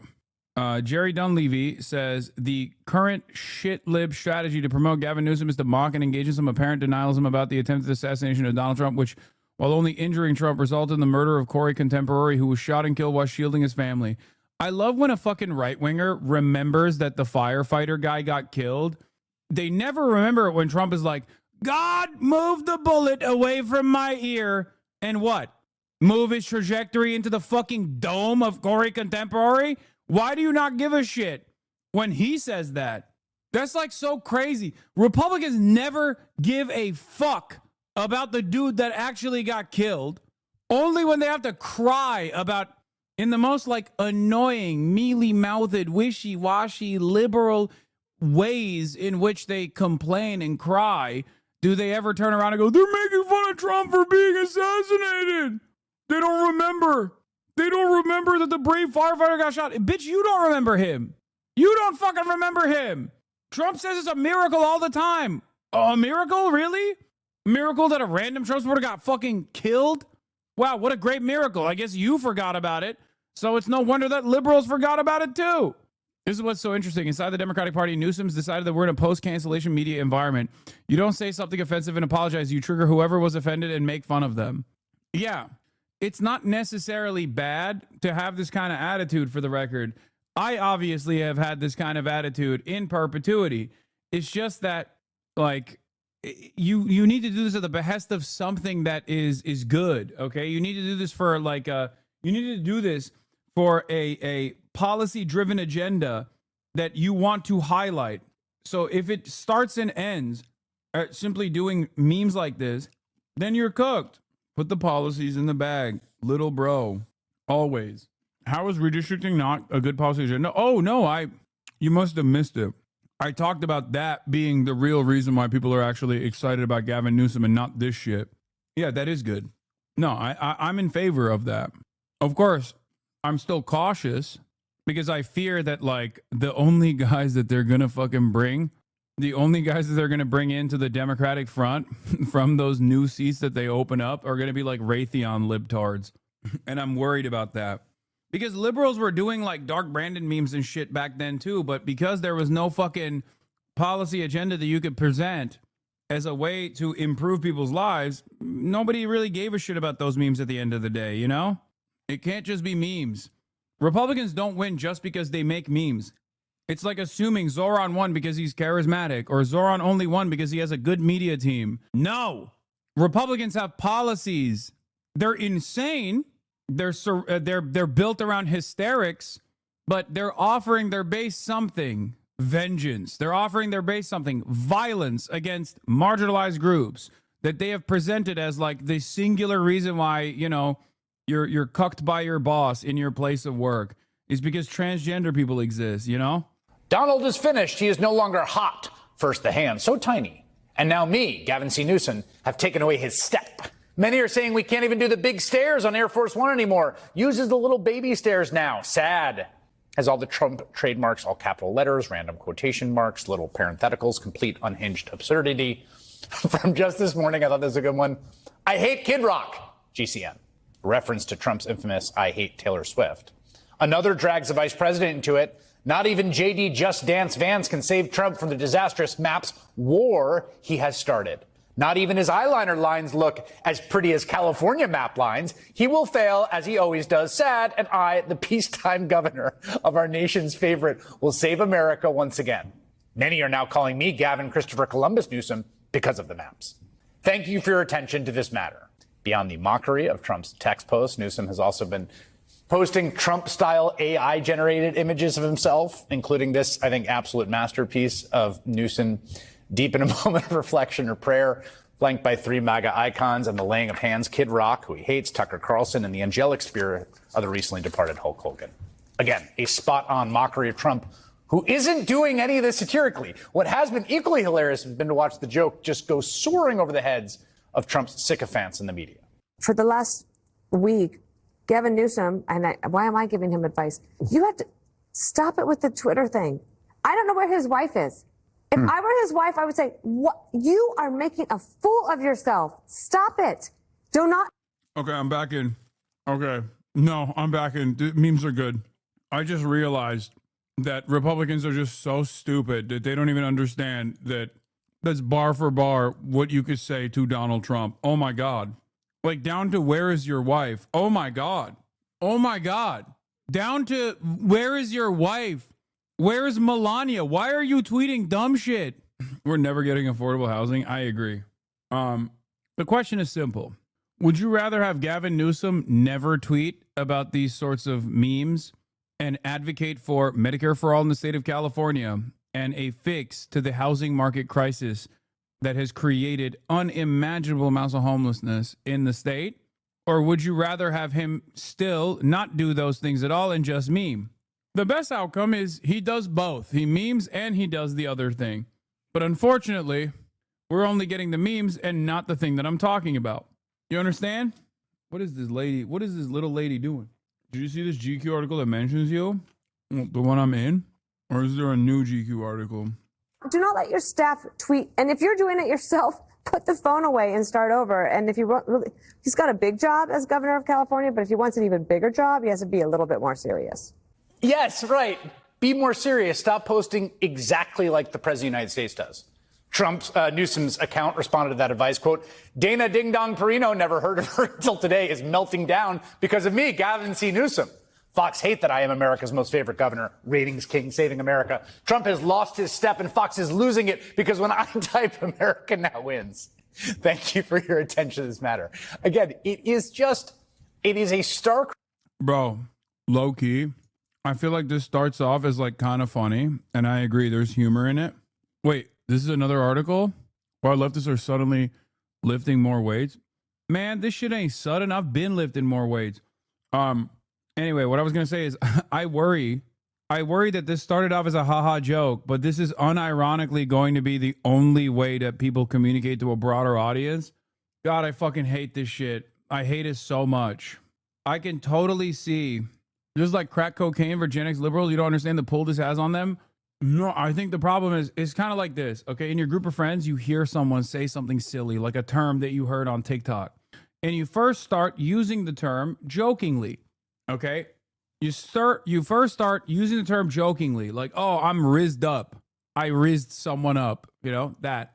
And then what you once used, ironically, you start using unironically. And I worry that the most effective way to reach the broadest audience is going to be seen as this Trumpian style bullshit where Gavin Newsom will be like, oh, people are yelling at me because I've evacuated homeless people. I tell them I'm for law and order. That's why I cleared out the camps. He did that. Reminder, with someone else doing it, of how truly, utterly deranged our current president sounds whenever he communicates. And also how accustomed we've all become to this very, very weird behavior. You did what you criticize others of? What you just did? What is that? What is that? I'm not a Gavin Newsom fan, however, I think it has the potential to disarm the kind of Trump rhetoric. Trump already redefined American politics. He already redefined American politics and redesigned it in his own vision. Now we're also even losing sight of the fucking discourse. Yeah, here it is. Really, the most important thing about Newsom to me is that he personally robbed and displaced homeless people for a photo op. This image lives in my mind permanently. I will just never find myself to be able to forgive him. There's two ways to solve the housing crisis: punish the homeless or increase the supply of housing, create a market competitor in the government, create public housing. And it's very obvious which side Gavin Newsom is leaning on. I have an entire photo album of these. He did it so many times. No, I know. It's kind of weird that you have an entire photo album in your phone to piss you off. Hasan, I don't get it. Why do you shut down and hate on literally every idea from semi-progressives? It's obviously getting under MAGA skin is effective as picking up the outrage marketing that MAGA capitalizes on. Let them do it and focus on how to capitalize on it as our allies. Oh my God. Chatters, you're misunderstanding what I'm saying. I said I don't care about the Trump speak. It's funny. Also, he's not progressive. Calm down. You know he's not progressive. That's why you had to say semi-progressive, as though he's in any way, shape, or form. Like, come on. These guys, blue states are supposed to be the fucking beacon, the shining light of progressivism. And historically, they kind of have been, for the record. Like, California has implemented a lot of policies as a major state in this country that has designed the rest of the nation, okay? Like standards for what kind of vehicles need to be manufactured, things of that nature, which, of course, car manufacturers have found a way around it with loopholes, but and is partially the reason why the goddamn pickup truck is so fucking huge. But, like, I hate that these guys who sit on top of a fucking throne, who have every opportunity to make California lead by example and make California this beacon of progressive values and progressive policies, will just simply use California as a stronghold for the most repulsive conservative Democrat policies. In 2022, I warned that people should be wary of John Fetterman's cool online persona because it masked a lack of commitment to important progressive values. Sure enough, people were taken in by the memes, and then he turned out to be pro-genocide. Same warning goes for Newsom. Listen, you got to respect it. This is Nate Dogg, okay? Nate Dogg, straight up, put some respect on his name, all right? Everybody was like, ha, he dresses funny. Ha, what's his accent? Is he British? Is he not British? He was one of the major role players that actively was just like, fuck John Fetterman. Fuck John Fetterman. John Fetterman can suck my dick. Okay? $15. What is this? Wow, he's the father who stepped up. The generational run you're on red. That's 10 minutes of Nick Fuentes. I'm good, man. Doesn't your birth town have a more advanced subway compared to New York City, even though it's not the largest city in Turkey? My birth town? I was born in New Brunswick. You mean like where I grew up in Istanbul and Ankara? I'm confused why acting like so many people are learning about Newsom for the first time. I thought he's been a household name for a while. No, of course not. Are you kidding me? Most people don't know anything. They don't know who the fuck our politicians are. They don't know what the entire background is of their worldview. They don't know their background. They don't know their initiatives. They don't know anything. Most people are not as tuned in. Did you see Aiden said he's going to ask Trump to deport you? Oh my God. Ethan is going to suck Aiden Ross's cock for that. Holy shit. Oh my God. That's so funny. Aiden Ross is about to be the #1 greatest ally to Ethan Klein and the sex pest that is also known as Destiny. Holy fuck. Asmongold. Brother, these guys are lunatics. One of the craziest parts about this is that, like, we are run by fucking lunatics. So that's exactly the type of shit that they might actually follow through on. Stop calling him a sex pest. He's literally a pedophile with hard evidence now. That's true. He is. He was outed as a pedophile too. What is this? Clip Files TV. When they started, was the most brain dead revision of events I've ever heard. Hasan, on my mom and dad's life you were. And don't do that. Because I can't throw certain people under the bus and everyone believes me. I have no reason to lie. I expose and I talk the real about everything. I don't give a fuck. I got no reason to lie. All my life you were entertaining this contract about coming to kick in the beginning. Don't lie. I don't know why he keeps saying this over and over again. Like, I don't, he this is his new meta, is like saying that I wanted to get a kick. I wanted to get a kick deal. Is that a doll of you? Oh shit. Does he have a voodoo doll of me? Is that me? Don't do that. And guess what? You would have taken the crypto money from Stake. So you don't even make any fucking sense. You suck. You suck. How does this retard have a fucking audience? Like, I'm not even joking. Yo, bro, he's banned in Turkey. It makes sense. Let's ban him from America. Yo, I go lie. Yo, he is literally a terrorist. Yo, bro, please can we ban him from America? Yo, bro, I will get a poll sign. I guarantee everyone will sign it. He sucks. He sucks. Let's deport Hasan. Hashtag deport Hasan. Oh my God, bro, please. Bro, if I see Trump, I'm actually asking him. I don't care. I don't give a fuck. I'm gonna, yo, bro. I'm also saying you were begging for a kick contract when they started, which is the most brain dead revision of events I've ever heard. What do I say, man? What do I say to this? What triggered this? Calling out a genocide? Like, where is this coming from? No, it was with Aiden. It was different. It was Andrew Tate. He was too busy smelling Andrew Tate's chair, and it all it all stems from that. I was trying to pull him away from the Andrew Tate shit at the time, and I saw how damaging that was, and he fucking dove headfirst into that side of the world, and then everything unwinded after that. I mean, slowly but surely, he just became increasingly more deranged. Yeah, back in the day, he like asked me whether he should interview Kanye or not. I told him, obviously not. I'm starting to think there's some inside trading going on. Because how the fuck do I sell my ETH and then it goes up 50% in 1 month? Aiden Ross exposed HasanAbi for rigging the market after ETH goes up. How does that even work? Like, it has to be like HasanAbi or like somebody that does not like me, that is in Ethereum, that is actually doing something to do with like the rigging of like the market. Because there's just absolutely no fucking way I get out of my ETH and then boom, it just peaks. No way. Yeah, or who can forget when he blamed me for having to give the watch back. After seeing a lot of Hasan hate, I decided to check his stream out, and it turns out he's pretty normal and educational. Going on, because how the fuck exposes Hasan as just Aiden making accusations with zero evidence.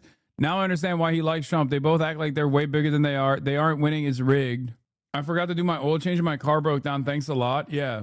No, it's funny because these guys always are like Trump derangement syndrome, but like they unironically have this like very strange Hasan derangement syndrome. Where like, oh, I stubbed my toe. Thanks, Hasan. I will never understand. For the life of me, I will never understand it.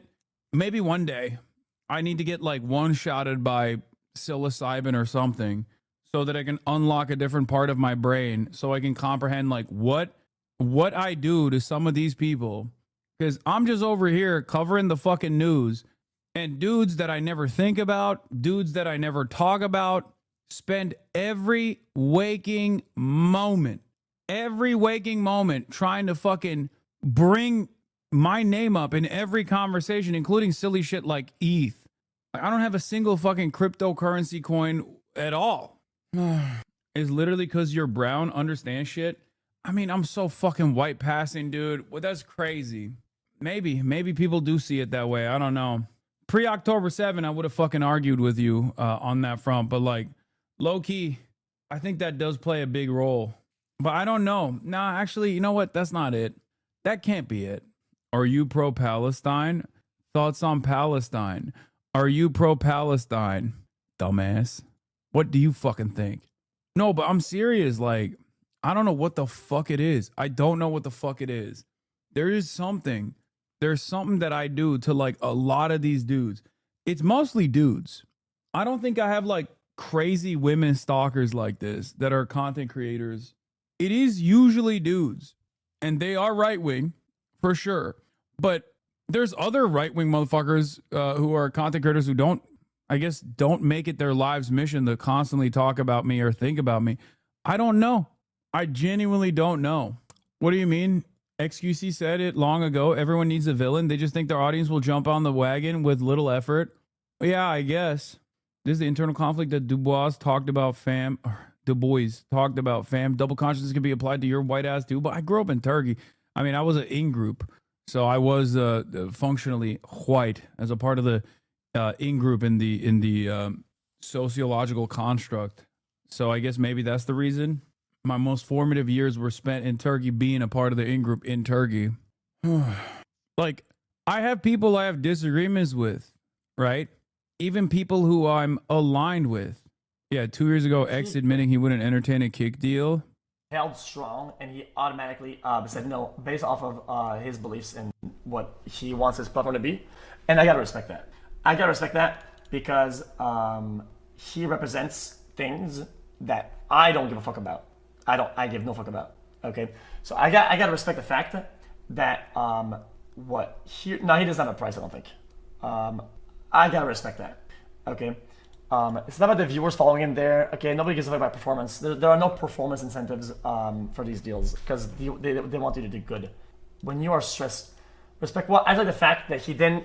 If he even said like, "Oh, dude, I'll think about it," I would have probably snitched on him.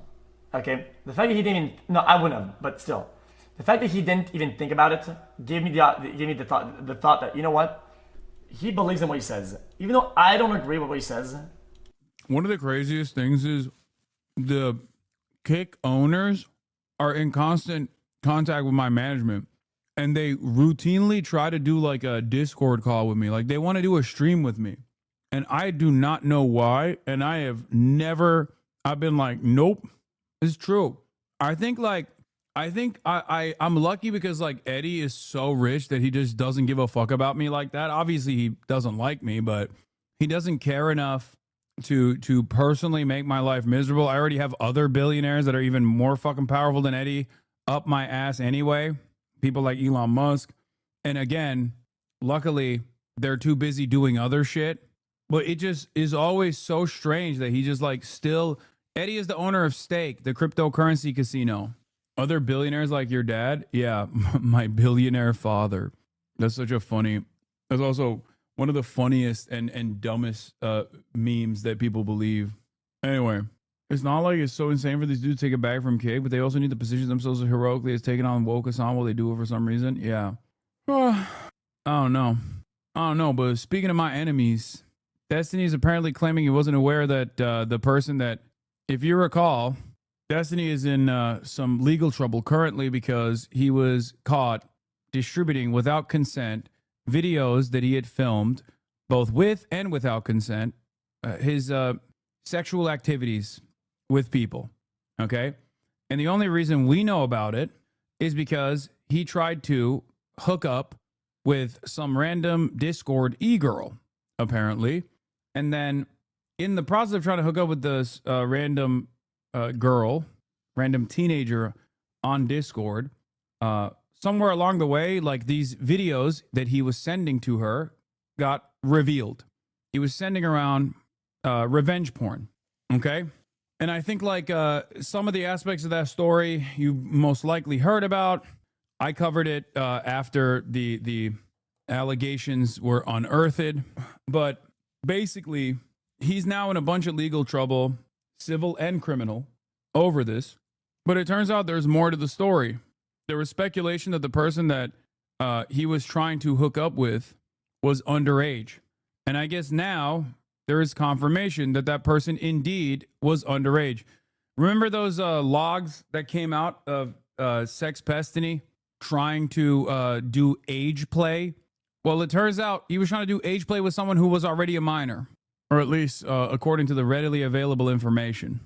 This was, now, obviously, this is not that surprising for many of you because you've probably seen Destiny defend lowering the age of consent before, talk about how actually it's not pedophilia, but ephebophilia and things of that nature. He's done all of that, right? So this might not come that much of a surprise to you, but this seems like the biggest confirmation so far. More leaked sex between Destiny and Rose, the underage girl he sent revenge porn to, because my parents are like super strict. Don't do this, don't do that, don't go there, don't talk too high. Well, fuck, it would be so hot to drive you home. Oh, God, I'm not going to read the whole thing. It's fucking insane. Go watch on mute. Family and kids all over the place here in our house. Ah, ha, ha, yes, ma'am. You can give me a discreet video of your little feet.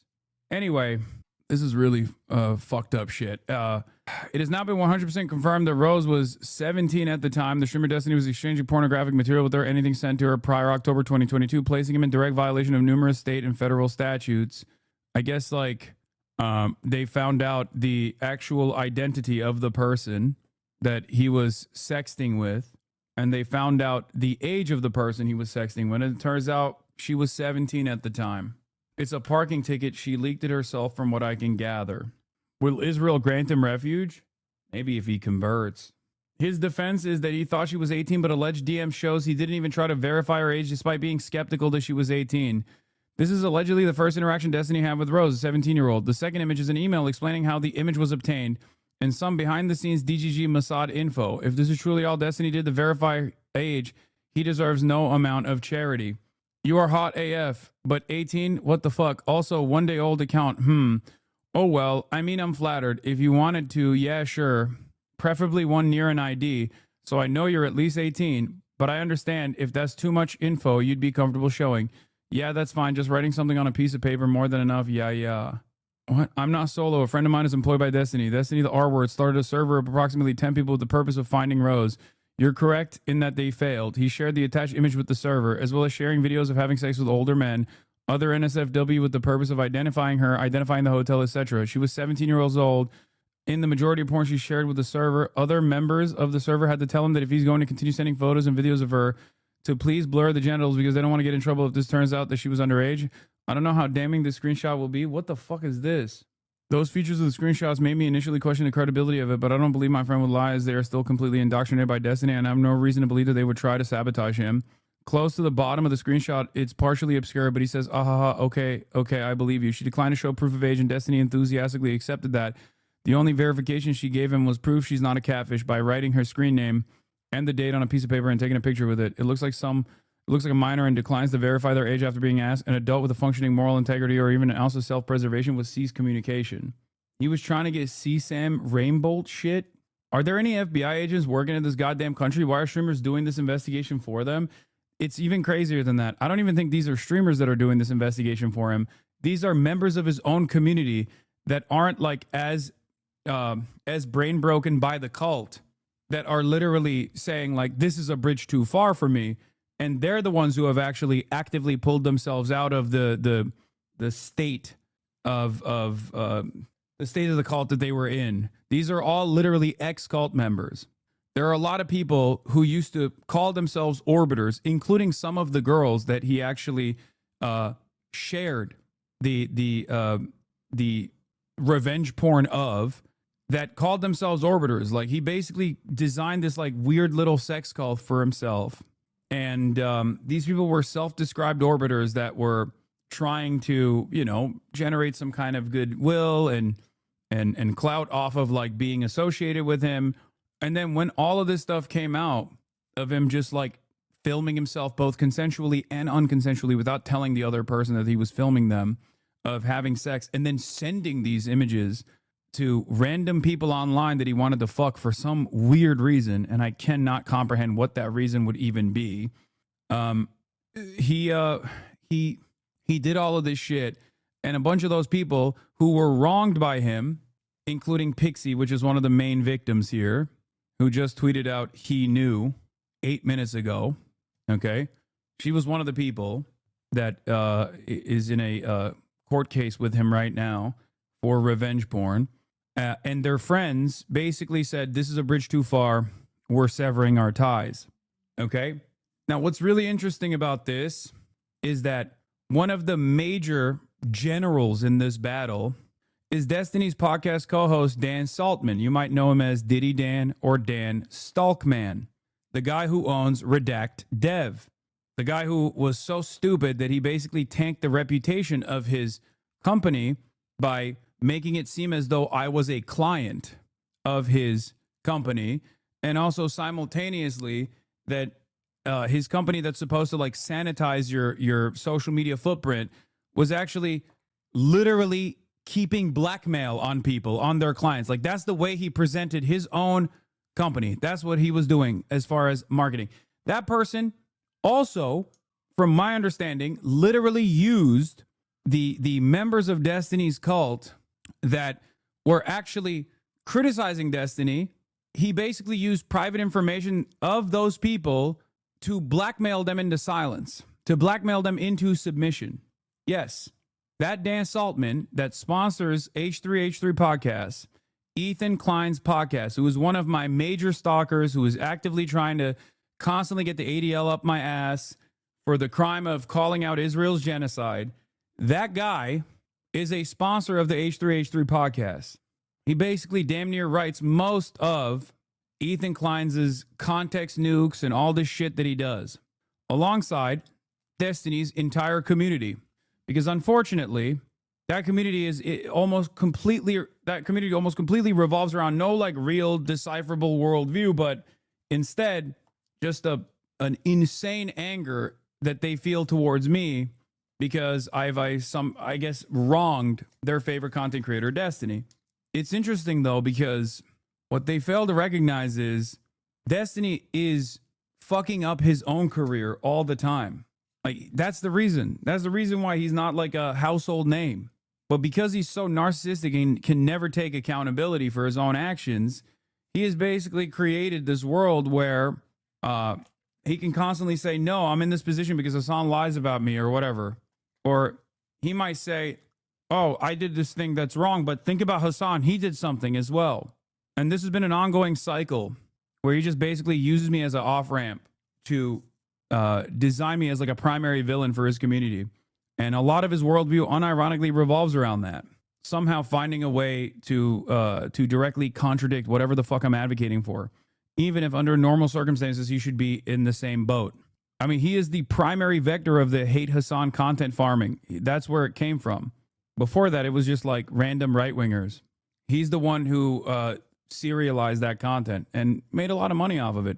Paid child support off of it for years. In any case, he goes on the wall of shame alongside many of my other ops that have been outed as pedophiles and sex criminals. Destiny has an online career spanning nearly 2 decades at this point. He's expressed all throughout his career that underage girls can and do trick adult streamers. He was over 30 years old when he started talking to Rose. There is no defense. He was willfully ignorant. It's worth noting that a member of a niche online forum made a post early in the morning breaking down how Discord image links work and said it could mean Destiny had been sharing images of Rose around in a newly created channel around the time the leaks happened. As far as I'm concerned right now, the Twitter DMs and email story are compelling, but it's all still alleged. There's no direct evidence proving it right now from what I know. Right now, I'm pretty convinced, but I'd like to see more screenshots backing up the story. How does this keep happening to your enemies?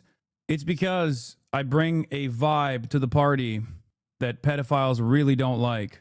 The anti-pedophilia vibes that I bring around is something that sex pest, sex criminal pedophiles really do not fucking jive with. And, of course, they declare me persona non grata, public enemy number 1. I don't know what the fuck it is, but yeah. I just super love sucking dick. When I haven't for a while, I get needy. Ahaha, cute. Cum fetish, yes. Lol. Have you recorded any more BJ cum videos recently? He was soliciting CSAM from a 17-year-old in those logs. But the story also doesn't necessarily end there. I mean, he basically admitted to a lot of this stuff and then went and turned around and hired, allegedly he was soliciting CSAM. But he basically turned around and started. At first, it seemed like he wanted to apologize for it, at least on the revenge porn side of things, to the people that he had harmed. He admitted a lot of this stuff. And then he went and he hired Prince Andrew's law firm. And since then, he's just been on a fucking tear of undermining the victims over and over and over again. Because at this point, it's just like there's nothing going on here. Like it's indefensible. And his reputation is understandably forever tarnished. So all he can do is basically attack and try to bring others down to his level. But yeah, here he is demanding or trying to get her to fly in. I remember having a friend who would just listen to him and literally talk about how you ripped him off and like you used them for clout to jumpstart your career. Meanwhile, he doesn't even watch him anymore. And every time I bring this shit up, he just claims that he didn't know. Yeah. Rose was cited for a traffic violation on July 21st of 2021. The details in the court case mention her date of birth as 10/04, presumably October 2004, without a date specified. I do want to say this, and I can't stress it enough. Dan 100% knew, and Destiny also 100% knew. Keep in mind that currently Ethan Klein is making an effort to defame Hasan and to downplay Destiny's action by comparing them to Hasan's. Do not let these 3 people, Destiny, Dan, and Ethan, escape this. Ethan is fully aware of the allegations against Destiny and is purposely helping him bury it alongside Dan Saltman. These people are evil. Rose is the only one of the multiple minors that Destiny is 100% sexist throughout the years, this says. Again, I will reiterate, Willie Mack from the start said that he wanted Destiny to get away with it. And when he confronted him finally about Rose, he put it in the video Destiny's lie that you need age verification for Tinder, which isn't true. Willie Mack was and has continued to sweep for the pedo from the start. What is this? Dan also 100% knew the email that he sent to Bad Empanada was my confirmation. He knows Rose was underage, but he doesn't care and is actively helping him hide it. Redact Dev is run by a pedo sympathizer. Ethan Klein currently is running the campaign to defame Hasan to downplay Destiny's actions while sponsored by Redact.dev. These people are all in cahoots and coordinating one way or another, and they don't even try to hide that they want to help Destiny hide that he's a pedophile. If Hasan still refuses to weaponize against Destiny, then he's just as bad as him. He's actively refusing to give the kill shot to an actual predator who has been doing this exact thing for more than a decade. Wait, what do you mean? How the fuck is this my fault? The child porn problem on Facebook is people sending it in the messages. Yeah. Sure. This is the weirdest thing I'd ever discovered in my entire fucking life. There was a hashtag. I don't remember what the hashtag was, but there was a hashtag on Twitter for underage people posting porn. Interesting. Where, fuck, it was like TWT or it was some fucking bullshit hashtag. But if you clicked it, it was a ton of girls, like 15, 16. Someone was posting full-on fucking porn with hashtags. Like, holy shit. The child porn problem on Facebook is people sending it in the messages. Yeah. Sure. This is the weirdest thing I'd ever. How the fuck did he know that? Is strange. It is like, what was it? It was like, I think it was like 15. She wrote 15 minus 3 plus 2 or something like that. Oh, wait, hold on. Somebody saw it. Yeah, it was 8 plus 12 minus 5. And I'm like, what the fuck? And I start scrolling through, and I'm pretty sure there is a tag on Twitter. MNSFW, I think means minor, not safe for work. And there's a whole bunch of people on Twitter that are minors posting like fucking sex shit. What the fuck? It was not major. Yeah. NSF side of Twitter, even though it's supposed to be 18 plus, full of 15-year-olds with 18 plus DNI in their bios, barely 18-year-olds looking to start OnlyFans accounts. What the fuck is this shit? Oh, Jesus Christ. Ugh. When you feel like the internet is a depraved place that's nasty and full of fucking freaks, it gets worse. It's worse than you would ever I didn't know this shit. Anyway, nuke Twitter. This is your ops, brother. Horrible people. I know. But the reason why I brought this up is because, yes, as the previous Twitter thread also was pointing to, yes, Dan Saltman, who's Destiny's podcast co-host, sponsors the H3H3 podcast now. Post October 7, in the last couple of months, they basically became the only sponsor of the podcast. I'm pretty sure. That's why you see that little redact dev button, the Ethan Klein button that he hits when he says some fuck shit as a 40-year-old man who can't control his mouth. That button is sponsored by Dan Saltman. Dan Saltman has a podcast with Destiny. Dan Saltman has done numerous brigades spamming false information to advertisers to try to implement an adpocalypse on Twitch, claiming that Twitch has a deep-rooted anti-Semitism problem. Of course, Dan Saltman streams on Kick. So does Destiny. And I think we all know what that platform looks like. Anyway, Ethan Klein knows all of this. He knows that Dan Saltman has a podcast with Destiny, is Destiny's like general, basically, second in command. And he tries to actively make it seem as though he's not in cahoots with Destiny and his community, when in fact they get most of their notes from that community. Right now, there's probably thousands of people watching on Destiny's website trying to find the next thing that they can clip out of context and post on live stream fails, the popular subreddit that was once popular for live stream fails and now is just an entire subreddit dedicated to just me. Hasan triples down on calling Hilo a valid target of violence.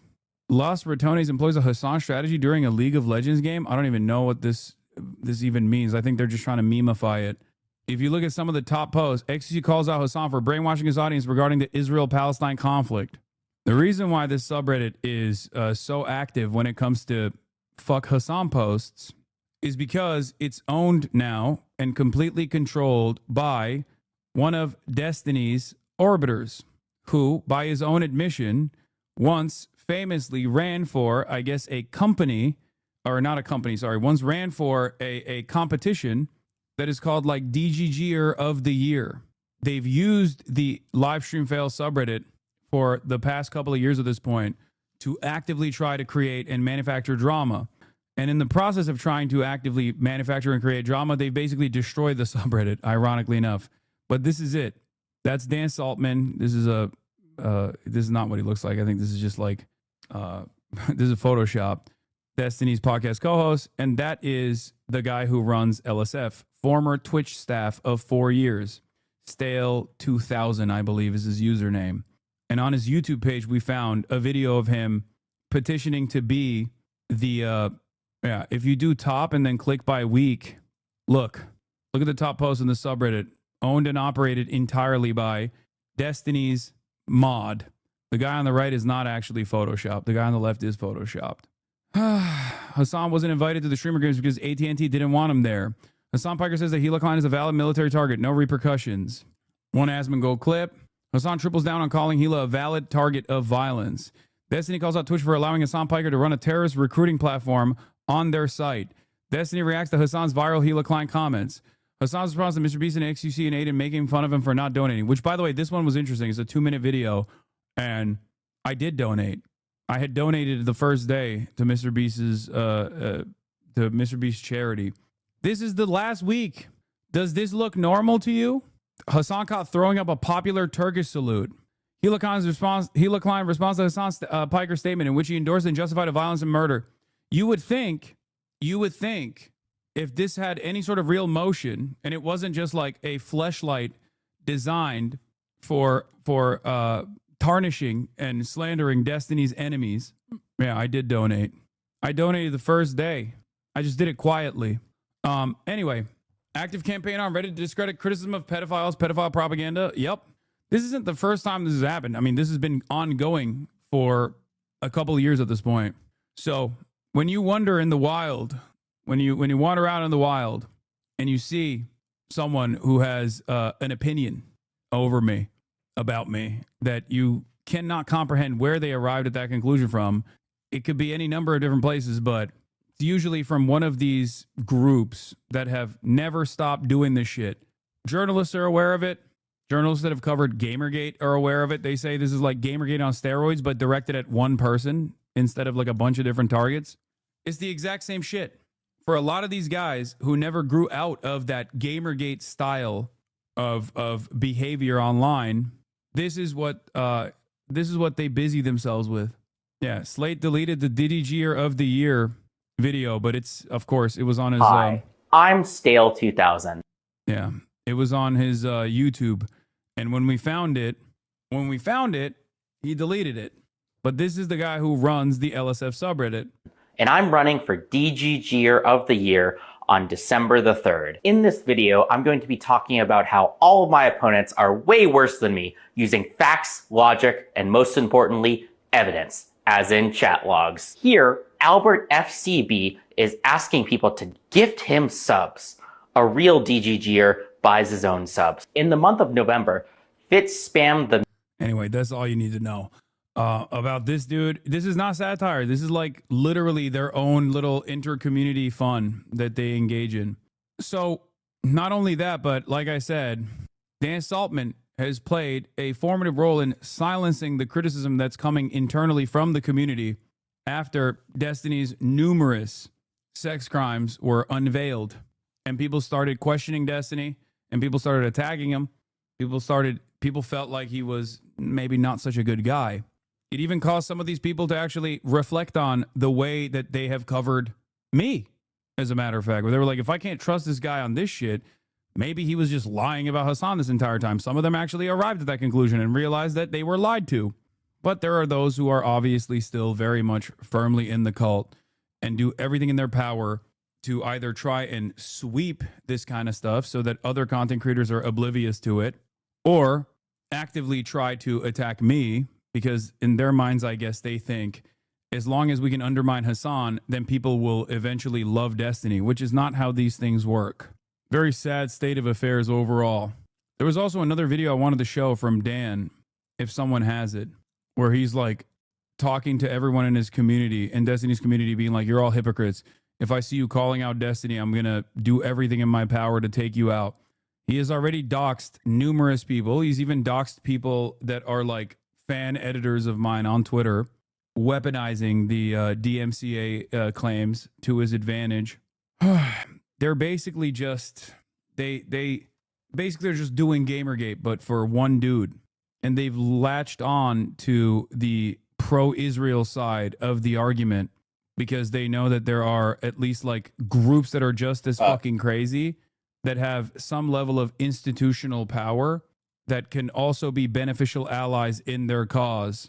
My fellow orbiters or coworkers, if you're one of my coworkers out there and you're making your little bit of a strong statement about how much you condemn Destiny and everything else, you better not let me fucking find you doing something else and signing some other bullshit off for someone else. All this is just virtue signaling fucking bullshit, okay? It's like, because it's like, oh my God, sharing nudes? Okay, I'm out of here immediately, right? Like, fuck Hasan, right? Fuck everyone that's using this as a jumping off point to like try and make their side win. Don't let me capture you. Like, that's the only way he analyzes this stuff, is like making their side win. This dude is like 60 years old, by the way. It's not about winning a side, man. Like, what the fuck do you mean? It's about having an incredibly toxic force in online political discourse that is basically never held to account, never held accountable for any number of different horrifying things that he does. The metric that is applied to someone like myself is so distorted. I get quote unquote canceled or smeared for things that I don't believe, for things that I've never said, for false framing of things that I'm talking about. Meanwhile, if I were to say even a fraction of the awful shit that Ethan Klein says or that Destiny says in any number of different streams that they've done, I would of course, be canceled 1,000,000 times over by these guys, ironically enough. But this one is extra fucked up because what he's talking about here is a distribution of revenge porn while in the process of trying to solicit, allegedly, CSAM from a minor. In 4K, being a virtue signaling cunt, that, felony capture that event for many of these people. I will fucking destroy you if that's the case. My fellow orbiter. Why is Dan trying to sound like Destiny? I don't know, dude, because he's fucking pathetic. I feel like it's given his life meaning, I guess. But that's the main sponsor. That guy is the main sponsor.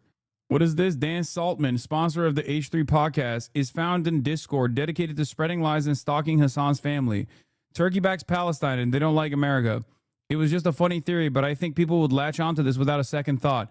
So if you don't care about hard proof, then I think this would cause a panic with enough people to get some real movement on it. I found a book his dad wrote. It's the limit-free version and in Turkish, but maybe something could be extracted from this. Step 1 is to confirm it's his dad. Step 2 to answer the question, who is his dad? This is the unspoken side of what I have to deal with on a daily fucking basis. What these guys claim I'm doing to them, ironically enough, is exactly what they're doing to me. I've never done this to any of these guys. I don't give a shit enough to do anything like this. And I think it's repulsive to do things like this to begin with. The double standard is so glaringly obvious. Could you imagine if I was in a fucking Discord server stalking Ethan's family members? Or if I was like sponsored by a guy who was doing that? Now that would be a Philip DeFranco video, let me tell you. In the process of defending Israel, Ethan Klein got actually canceled by his own audience. People yelled at him a lot because of the way he was presenting this issue that was a black and white issue, it's genocide. His own audience didn't want him to do it. They couldn't fathom it. They couldn't believe it. And slowly but surely, he just chipped away at the remaining progressive people in his fan base. And in that process, he never let it go. He just assumed that it was because I was like brainwashing his fans into hating him, okay? Falsely smearing him. And he never stopped smearing me, claiming that I was a terrorist over and over again, a terrorist mouthpiece, a terrorist propagandist, one that should potentially face legal repercussions by the Trump administration. Now, in the process, he claimed that Child Protective Services came to his house. I have no reason to believe that this is false. And as soon as I was made aware of this, I immediately condemned it. I said, I have nothing to do with this. I would never be on board with something like this. I think it's gross. I told people not even to remotely entertain it. Then came the Skullgate, which, again, I still don't know who was responsible for it, and neither does Ethan, but that didn't stop him from claiming that it was I and my fans that both did the Child Protective Services call and also sent skulls to his house. It was everyone that actually had, everyone that Ethan had in his crosshairs that was somehow responsible for skulls being sent to his house, somehow responsible for the Child Protective Services being called to his house. When the skull shit happened, I said, that's freak shit. I condemned it. What's really interesting is I don't think Ethan has once condemned the Islamophobic attacks that I have received, especially because he himself is unironically responsible for a good deal of that and has normalized this kind of sentiment and behavior and advocated for it. And he certainly has not, even once, to my knowledge, condemned Destiny for making a direct death threat against me. This is, yet again, the double standard that I have talked about over and over again. I have always combated anti-Semitism as a dangerous form of bigotry, always in my career. That's why I have a lot of Nazis who hate me. Nazis who even align with Ethan now because of their hatred for me. Think about that. Ethan Klein is a Jewish content creator, and there are out and about open neo-Nazis that align with him because he's attacking me. I've never once collaborated with anti-Semites. There are plenty of them who hate Ethan as well because I don't agree with them. I don't agree with their worldview. I see them as a threat as well. Ethan does not see Nazis as a threat. As long as those Nazis are directing their animosity towards someone who is pro-Palestine, his former podcast co-host. This is hypocrisy of the highest order. That's it. He has mentioned Destiny's calling for your death. He thinks it's fine because your fans do it all the time. He has posted 2 Instagram stories, one today saying that. Yeah. Imagine how much concerned trolling would take place if I literally saw an active death threat an active death threat that Ethan Klein was receiving from a prominent content creator, okay, and said, that's totally fine. That's actually perfectly valid. They can't, because I don't believe that, because I don't think that that is appropriate at all. So much so that I've even criticized Bad Empanada for not even doing a death threat towards Ethan Klein, mind you, but instead playing the Palestinian version of Call of Duty. It's interesting, though. A content creator equals random internet comment. No, I mean, it's not equivalent either. And of course, if you want to understand what this kind of like insanity leads to, look, it's him 100% confirmed. One sec, I got it. Old Man Laundry, take a look when you also get around to it. Goes through Jenk's life and details his sister, Hassan's mom, stalking my family. That's Dan Saltman, sponsor of the H3H3 broadcast through redact.dev in a Discord dedicated to stalking my family. That is Ethan Klein's only sponsor. What the fuck are we doing? Here we go again with the drama. Resident Sleeper. Brother, do you think it's drama that there is a Discord server dedicated to stalking my family? Are you fucking insane? What is drama, dude? Bro, one of these days, I'm going to get fucking shot and killed. And these guys are going to be like El Hasan tuning in from the hospital, talking about how he got shot. El drama, bro. Put the news in the bag, little bro.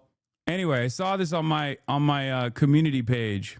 I said, if I get murked by an adult wearing a color block pastel hoodie made for children, I'm haunting everyone involved for generations. These were some of the comments under Ethan Klein's video. Nah, I think in this case, he needs to be taken out. Hasan, that's a member.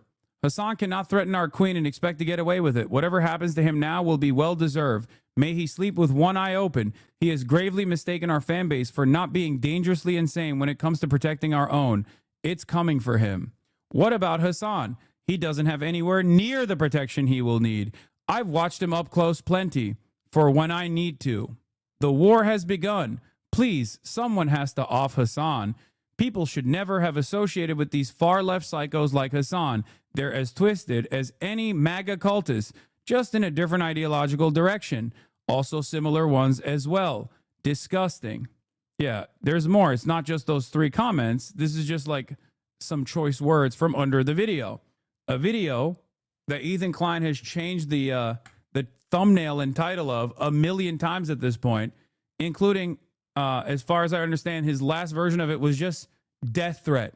If it makes you feel any better, the garish colors will make it harder for the assassin to sneak around. I agree. That's true. Yeah. How do we get here? Well, we got here because streamer Destiny has been accused of sexting and sharing pornographic material with a 17-year-old girl. Twitter users, including his own son, Nathan Bonnell, are sharing evidence of sexual chat logs between Destiny and the minor. Since when did you care about the children? Except for Rose, lol, says his own son, who apparently is now a Nazi. The question is it really that hard? For Ethan, is it really that hard to not involve yourself with these people? Is it really that hard to say, hey, please don't fucking send death threats to my mortal enemy who never wanted to be in this position? It's actually insane. Anyway, he called Asmongold fine and only Trump coded. Yeah, Ethan Klein, the guy who loves fighting back against quote unquote anti-Semitism, who claims that Twitch has a real anti-Semitism problem and has now consistently, again, demanded that his fans brigade and mass spam advertisers with false smears about myself being a dangerous anti-Semite in an effort to bring about an adpocalypse to an entire platform that content creators rely on, okay, has also defended Asmongold because Asmongold is an incredibly important vector of hate in the fuck Hasan universe. Will Ethan Klein, who once said Asmongold is Trump-coded but not necessarily pro-Trump, which was an insane statement that even his own fucking producers had to correct him on? Will he have a statement about Jews this? and blacks didn't. It's all Jews and blacks. Yeah. And by the way, on Twitter, you would have a lot of people that agree with you. No, there's been a lot of people that have been feeling that way. It's been massive. It's been crazy. Like I've been seeing like the amount of people who are like hyper focused on like, especially Jews. People really don't like Jews anymore. They really, really don't. Like I've been seeing like, and I feel like every time that I feel like it's peaked, it goes again. It gets even more extreme. People go even harder with it. They never have, bro. I mean, there's 109 examples of that. You're right. For those of you who don't know, 109 is, and I didn't even fucking know this until recently, is a dog whistle. Part of the reason why I know it's a dog whistle is because Ethan Klein tried to claim that when I told him he had actually posted about me 110 times on Instagram, he thought that was me doing a dog whistle. The dog whistle is Jews have been kicked out of 109 countries. That's something that Nazis say. So they bring that 109 number up. Yeah. So he knows it is a dog whistle because he claimed that I was doing it to him. It was just the number of Instagram stories that he'd posted about me. But that was enough for him and his fan base to claim that I was actually doing a dog whistle. This dog whistle specifically. Asman talked about Goyslop, talking about fast food. I mean, he's also routinely promoted Nick Fuentes. Right. Asman Gold is a really interesting person because he has consistently fucking defended Israel, attacked Israel's critics, calling them terrorists, demanded their deportation, saying that they're a dangerous threat to American foreign policy, but also simultaneously loves Nick Fuentes and regularly fucking will hype up Nick Fuentes. You figure Asmongold is anti-Semitic on purpose or just ignorant and apathetic? Could be either, but I think probably on purpose. But even on the aspect of, drama-related things, Ethan Klein went from calling out Keemstar's anti-Semitism to wearing Keemstar's merch, it seems. Making the entire team wear it too. What a way to go out, man. What a fucking way to go out. This man did a content nuke on Keemstar, actively presented Keemstar as his major enemy, only to turn around and become a formative ally to Keemstar after Keemstar spent years calling his wife a horse. No shame. He did 3 nukes on Keemstar. Now that everyone is concerned about anti-Semitism, I'd like to remind everyone that Keemstar told his audience to tweet at me, "Death to all Jews." This is the person that started the outrage machine about my apparent anti-Semitism towards Ben Shapiro.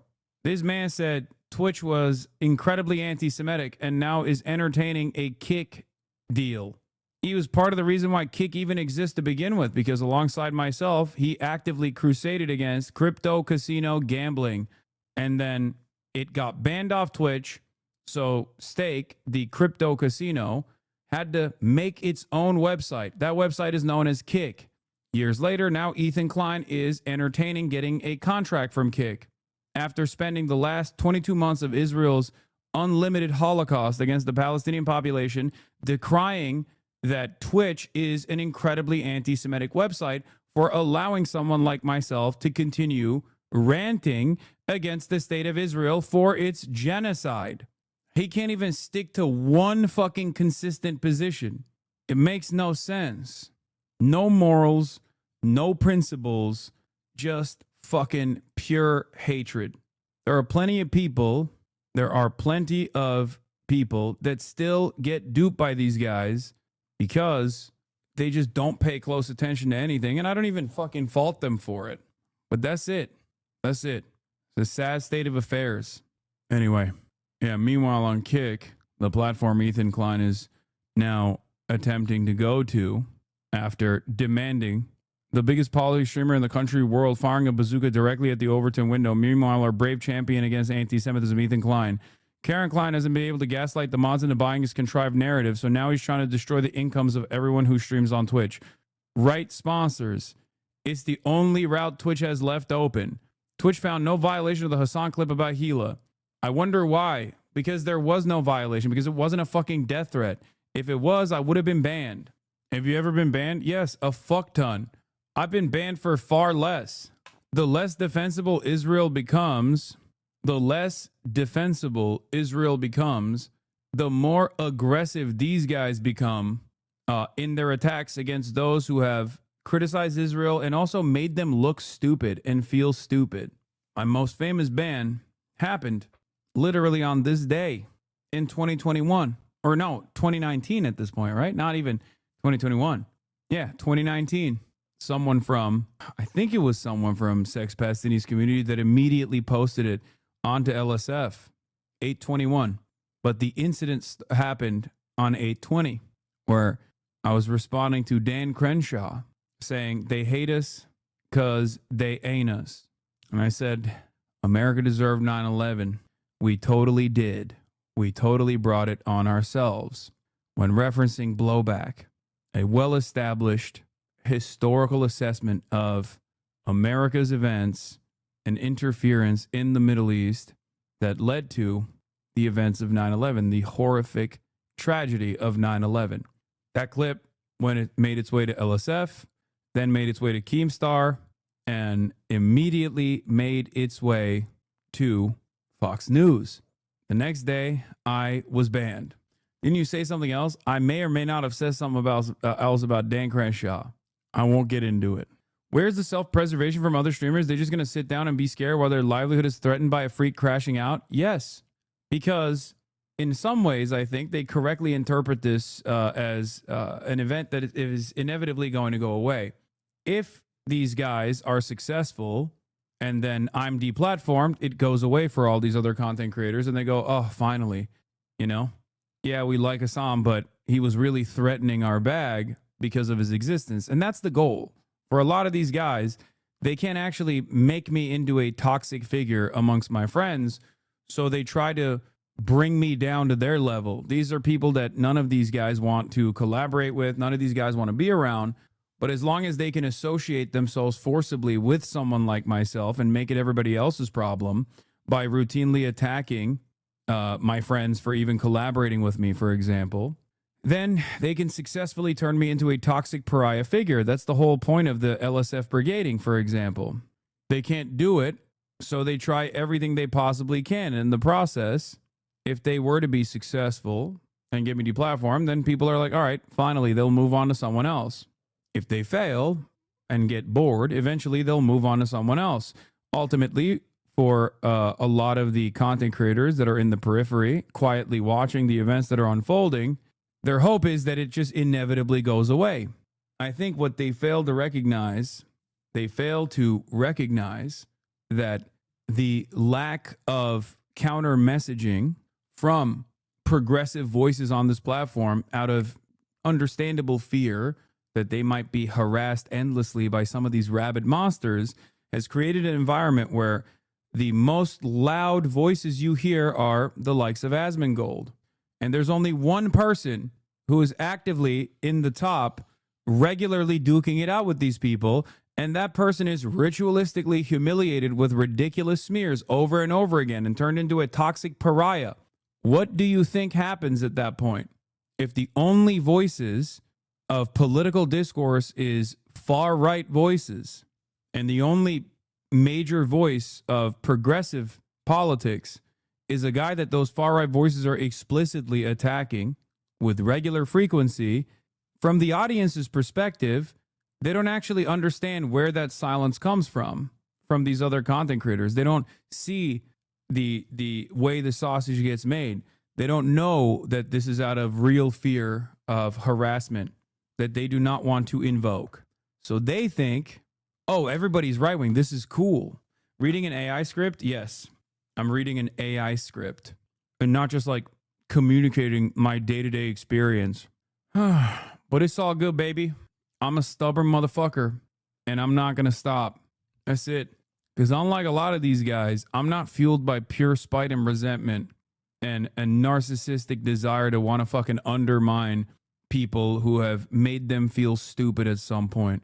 The reason why I'm stubborn is because I do believe something. I believe exactly what I communicate to you. Because if I didn't, I wouldn't do this. There are much easier ways to make a far larger buck online, even in the realm of political commentary. If this was a pure grift, then I just joined the wave of content creators that are doing unlimited right-wing propaganda right now because they're at the mercy of political. They're at the mercy of political memes, and they just basically latch on to whatever motion any sort of politics has, whether it be Andrew Tate taking off like a rocket ship and designing your worldview around whatever the fuck he's saying, or whether it's Donald Trump winning the election. And you didn't even need that. You had mainstream media offer where you could be progressive despite obviously being leashed. Yeah, I'm not going to do that. J-Reg went on Atriok's stream and talked about the political compass, lumped you as only talking about Israel-Palestine for drama. Yeah, I think he has a intellectual disability if he genuinely thinks that I only talk about Israel-Palestine for drama. But I doubt he's that stupid. I think he's actually, he's had some funny moments on that issue at least. So I don't know if he's like that. J-Reg is a deep fried politics, like political compass guy. Yeah. Okay, that reminds me. Actually, you know what? That reminds me of a funny thing that I saw. Remember when I was showing you like the top 10 tweets or whatever the fuck? Or the top posts from live stream fails? I have to show you one of the funniest comments I've ever read. Okay? There was someone that there was a comment that I saw that actually one-shotted me. And it was like, Hasan has no tweets and has never talked about Palestine before October 7. Like, let me see if I can find it. It's awesome because you can say whatever the fuck you want about me over there and everyone will be like, that's right. Yeah, over 7 years ago, Hasan posted this as one of the first videos on his YouTube channel before he even started streaming full time. Since then, nothing has changed. It never began on October 7th. I read a comment that hundreds of upvotes claiming your mom and dad are billionaires. Yeah, I know. Bro, people just lying. Exactly. But because there are enough people who want that kind of lie to be real, they'll just go along with it. Do you have an intellectual disability for leaking nudes as a 35-year-old dude in front of youngins to act cool? I have no idea what the fuck you're talking about. I'm not even 35 right now. I'm 34. Are you talking about something that might happen in the future? Or are you or do you think I'm Destiny or something who is 36? Youngins? Are you precogging? What the fuck? They're talking about E's next video. What? Do not leak the future nudes, bruh. Their new piece de resistance against you is that you showed unsolicited news you received on social media to other people. Yeah, amazing. Ethan is claiming you intentionally show your phone to your friends and it's just full of nudes. That's cool. Yeah, that's not true. I don't know what else to say about it. You can leak me a few news is fine. Okay, don't even joke about it, chatter. Come on. No jokes. Yeah, that was, I think that was Destiny's audience trying to actively come up with a retort when everyone was going, oh, dude, you're gross. You distributed revenge porn. And I think in their endless, like, fuck Hasan route, they thought the best possible way to get out of this is just to say, oh, Hasan does that too.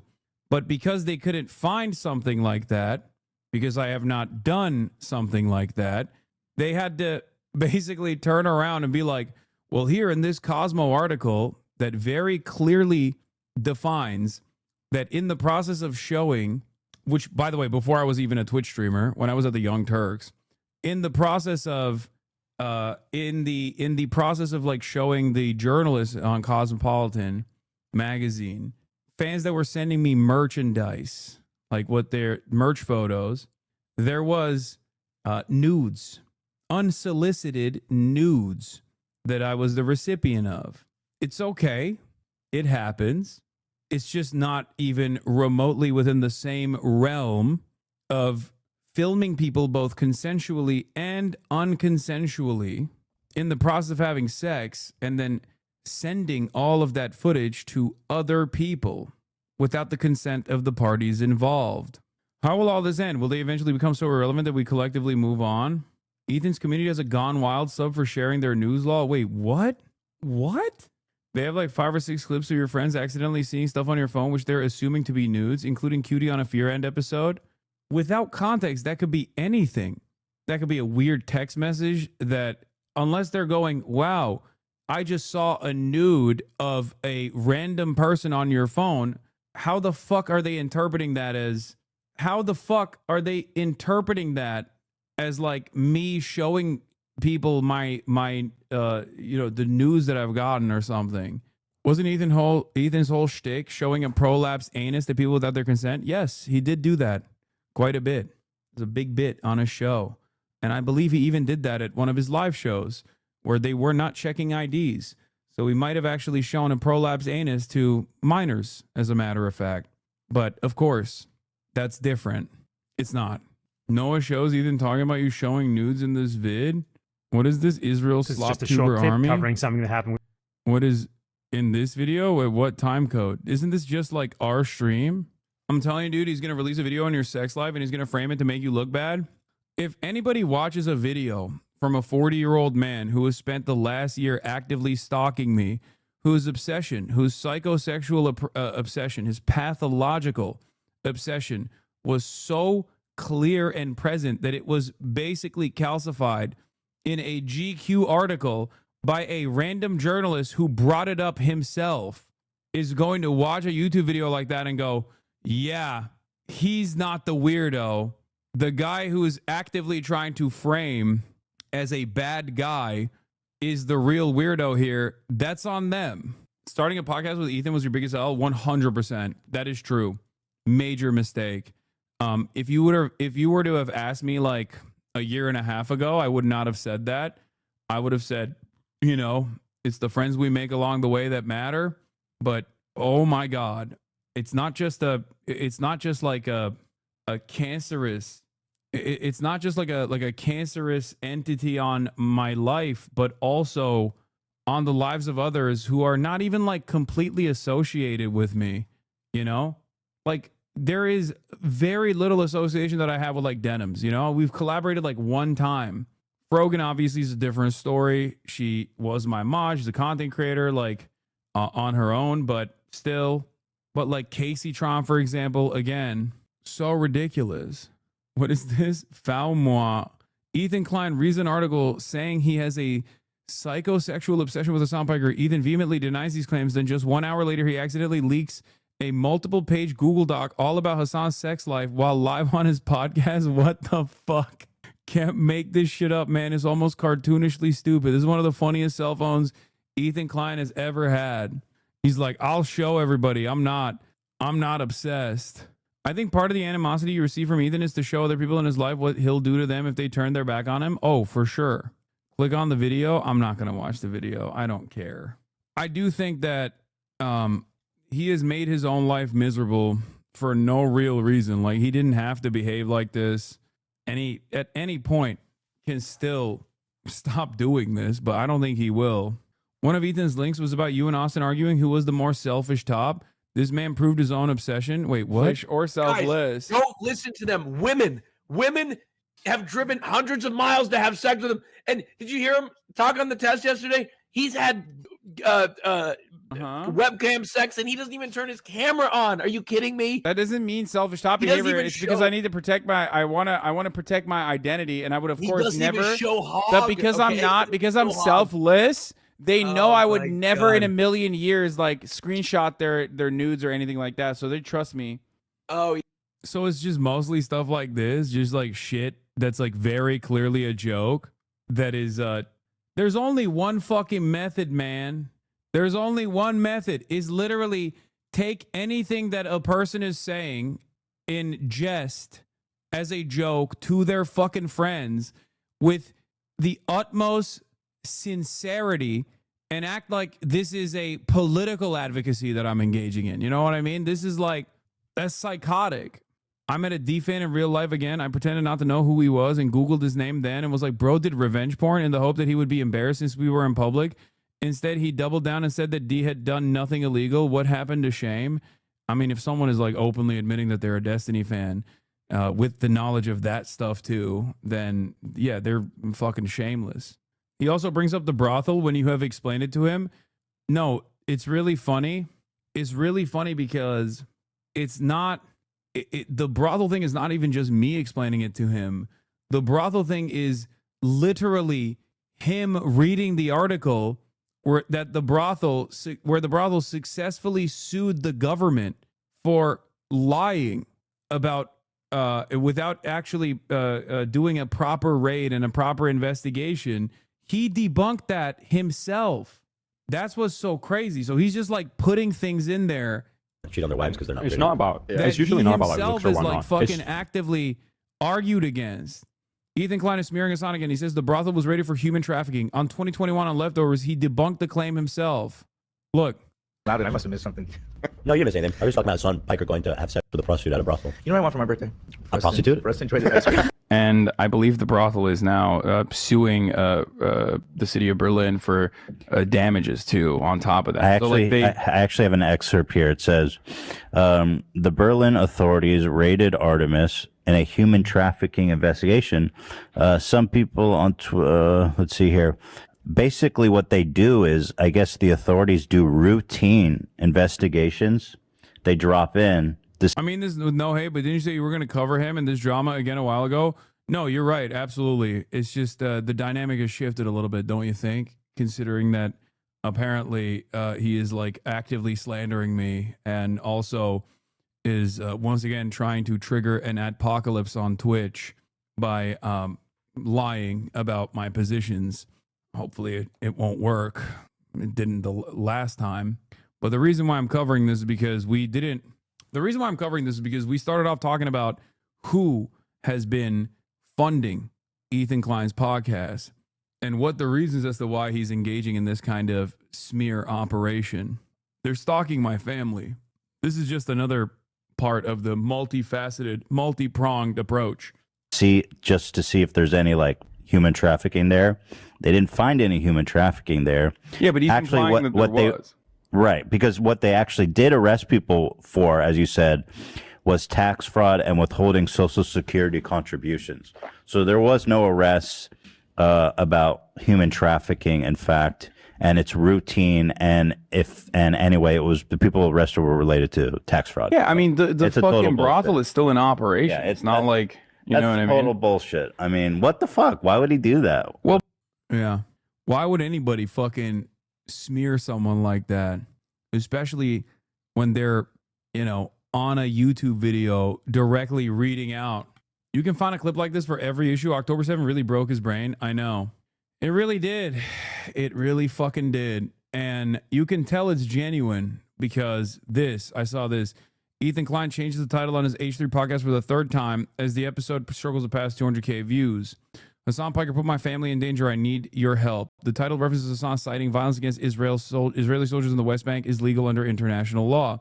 The H3 podcast has lost over 280,000 subscribers and 75% of its monthly viewership over the past 2 years. The show is now testing uploading pre-recorded episodes as the revenue has fallen. So like he's doing this because it's not even like a financial imperative.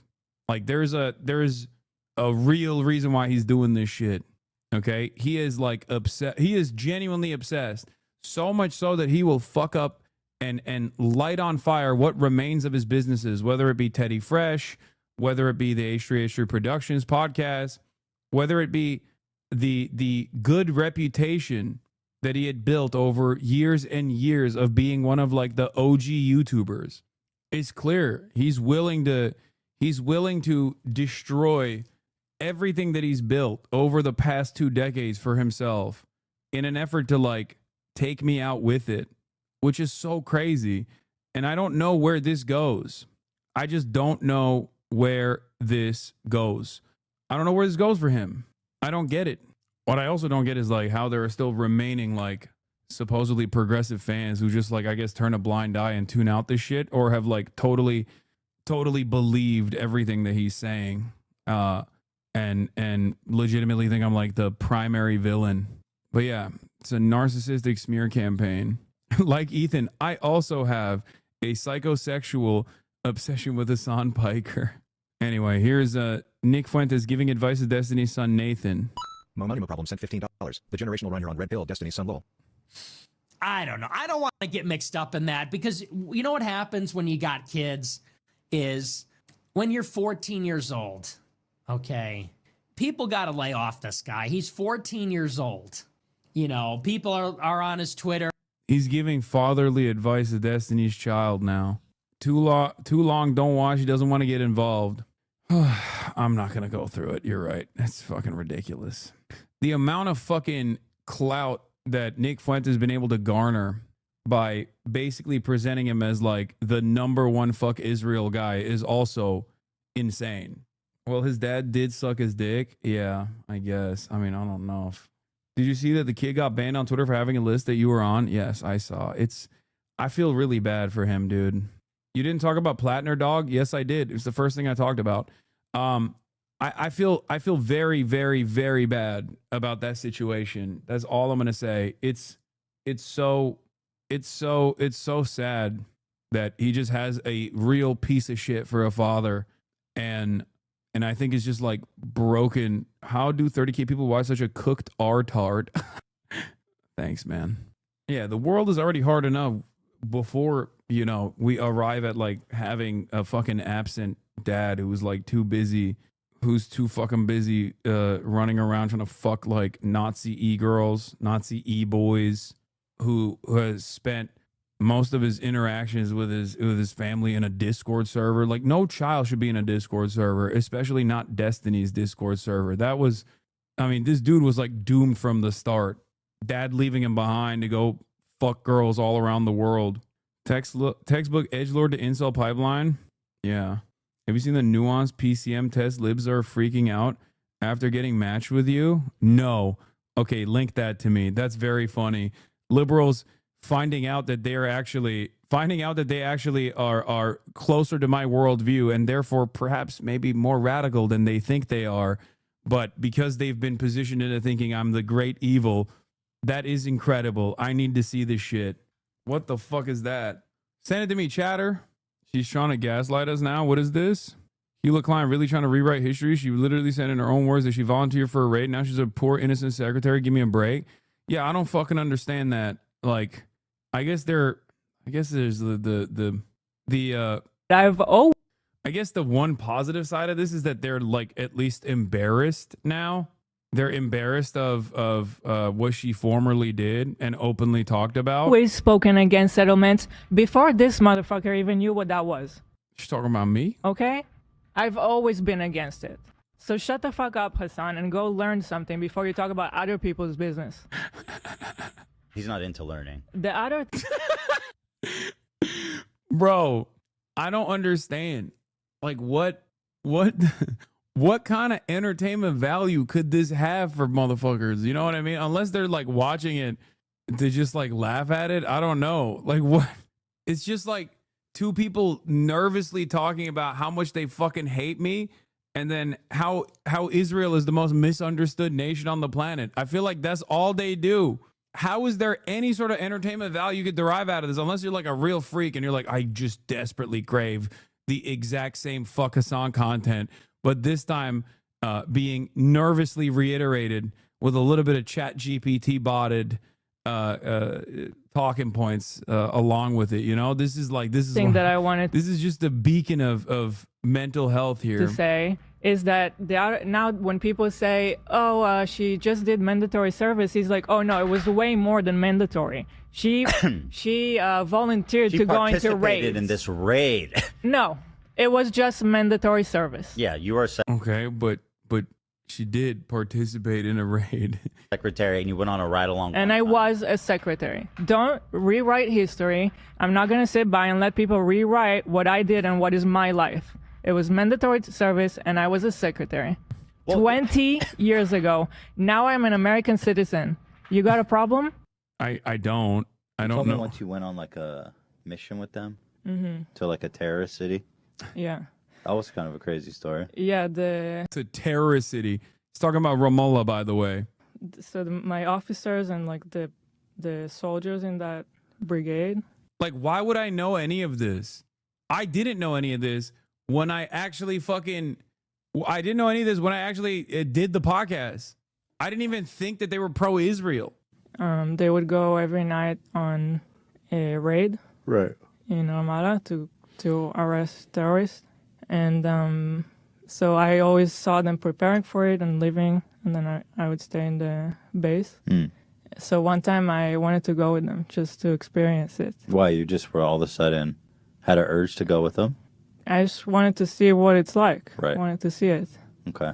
It's funny because it's like, even if she had participated in this and then like joined breaking the silence, like I wouldn't have an issue with that at all. You know what I mean? My automatic expectation isn't that someone who has done something like this, because it is mandatory service, to reflect on it and then think it's awesome. You know what I mean? Like, yeah, you think like after participating in it, you'd be appalled. Also, I don't know how they're trying to fucking rewrite this part of the story, because Ethan himself admitted in our quote unquote debate that this took place. He went as far as even calling her a terrorist in order to maintain some kind of moral consistency, just so he could call a random 19-year-old in Yemen a terrorist over and over again. They claim he was being sarcastic. Oh, okay, got it. Yeah, she did a raid, an illegal raid in the West Bank, because she was bored. It's becoming more and more obvious that in your debate with Ethan, he capitulated instantly on stuff like that to avoid talking about it with you. Yeah, I think so too. He was like, what now? Immediately to like move away from a major point of contention to make it seem like that's not the real reason why there is this like back and forth that's taking place. Yeah, also, yeah, the fact that no one knows the answer to this question is really where this discussion begins and ends. With what we now know, the raid could have been legal or illegal. Anyone trying to argue one way or another without more information is a charlatan. There is no such thing as a legal raid in the illegally occupied West Bank. What do you mean? This guy is supposed to be one of the smarter minds of the pro-Israel side, by the way. They're so fucking cooked. What is this? This is the test I saw people freaking out about on the D subreddit. I saw them freaking out on the Destiny subreddit and neoliberal, but I can't find it right now. I only found this tweet, but it has like barely any likes. Oh, you're a liberal? Then try to get a liberal commentator in this test. I got Hassan Lamau. Like that person, most likely, progressive political commentator advocating for social justice, government intervention in the economy, and addressing inequality aligns well with the user's left-leaning economic and progressive social views. Like that person most likely doesn't realize that they are probably a lot closer to my worldview than they think. Like that's it. It makes a lot more sense that you got motherfuckers in that community that are like getting Dave Rubin on the test, right? That's what's so funny about this. Like these guys will do this like political compass test and get frustrated that like they're closely aligned with my worldview, but in their minds it's like there's a higher order of priority, which is fuck Hassan. Hassan is always wrong. So clearly something must be broken. At no point does that person ever further entertain this, and instead entertains the delusion further. There's no questioning like what they have thought. There's no questioning about what they've thought about me and whether or not they were wrong, you know, whether or not they were just like actively well poisoned. Before I watched you, I for some reason thought you were a rad lib. Yep. That's why I always tell people like the greatest antidote to all the fucking smears. The greatest antidote to all those smears is just be like, dude, just watch one of his videos or just watch his stream, and you will very quickly arrive at who he is and what he believes.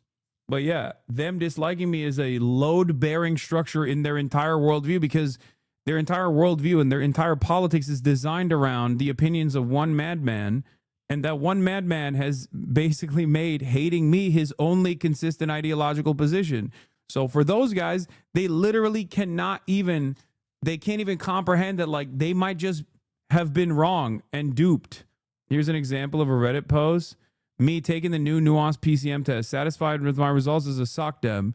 It's all these guys who like think, it's all these dudes who will refuse to watch, all these dudes who refuse to watch, but like only have seen me through the most negative lens possible, thinking like this is so fucked up. That's it.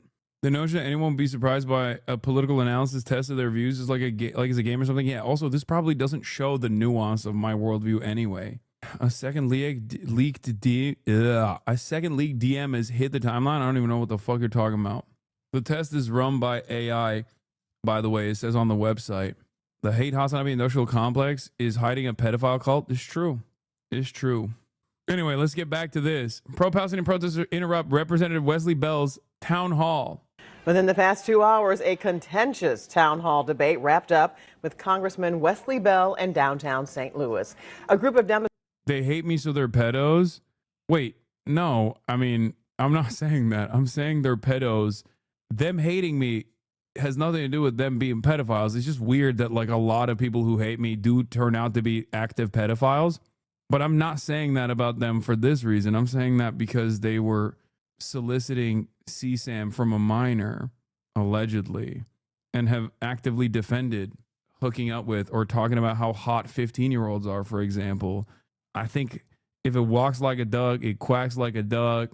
It's soliciting in DMs from minors, CSAM, like a duck. It's probably not a chicken, you know? That's it. It's like the classic, oh, you call everybody a Nazi. Meanwhile, I'm talking about like Adolf Hitler. Oh, dude, classic. Is there a person you don't think is a Nazi? It's like, well, this guy definitely is, you know? Like, what am I supposed to do about a dude who's like routinely talked about how he thinks 15-year-olds are fucking hot? What am I supposed to do with this information? It's not my fault. So many of my most active haters are just visibly insane, and many of them happen to be sex criminals as well. Yeah. It is also weird how yeah, exactly.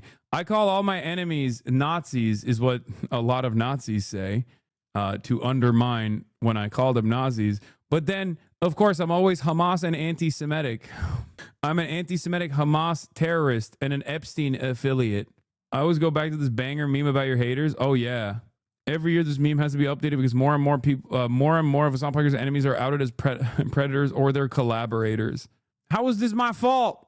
Anyway, that's why the judge me by my enemies makes the rounds with regular frequency, it seems, because of what the fuck they're doing. Demonstrator showing up, challenging Bell on his stance on the conflict in the Middle East. 5 on your side's Brent Solomon is just back from that heated exchange where at times Bell could barely get a word in. Brent? Yeah, liken it to a classroom of rowdy students where a teacher is trying to take command and get the students to listen. Half of the room coming out to genuinely hear what the congressman had to say. The other side pushing back, yelling, and at times even standing and turning their back. Get out, got to go. Security in the White House. So why not let's talk about it? So let's talk about it then. Can we talk? Can we talk? Can we talk? Congressman Wesley Bell in his second town hall after winning his seat in the U.S. House. He came to talk about a variety of issues, his work getting FEMA assistance for tornado survivors, gun violence claiming lives in the city. But for most of the conversation, a crowd of demonstrators that assembled both inside and outside interjected, questioning his support from pro-Israel interest group AIPAC and what they refer to as genocide in Gaza. When it comes to the word genocide, I kind of disagree with it because the bottom line is, can I finish? Can I finish? Israel was. By the way, these people, like, maybe she's wearing a keffiyeh, she's got the mask on and stuff, like, but a bunch of those people are not like, fucking there specifically to protest you. You know what I mean? I'm willing to entertain the notion that like she might be there specifically as a constituent, specifically to address this issue. But like, there are so many people booing in that fucking room that were there to talk about a pothole or some shit, okay? Or that were there to be like, why don't you fight back against the fucking, why don't you fight back against the government? Why don't you fight back against Trump? It's locals. Those are your fucking constituents. You have to keep this shit up, by the way. Especially after what Rashida Tlaib told me, 100 million%. This is the most effective way.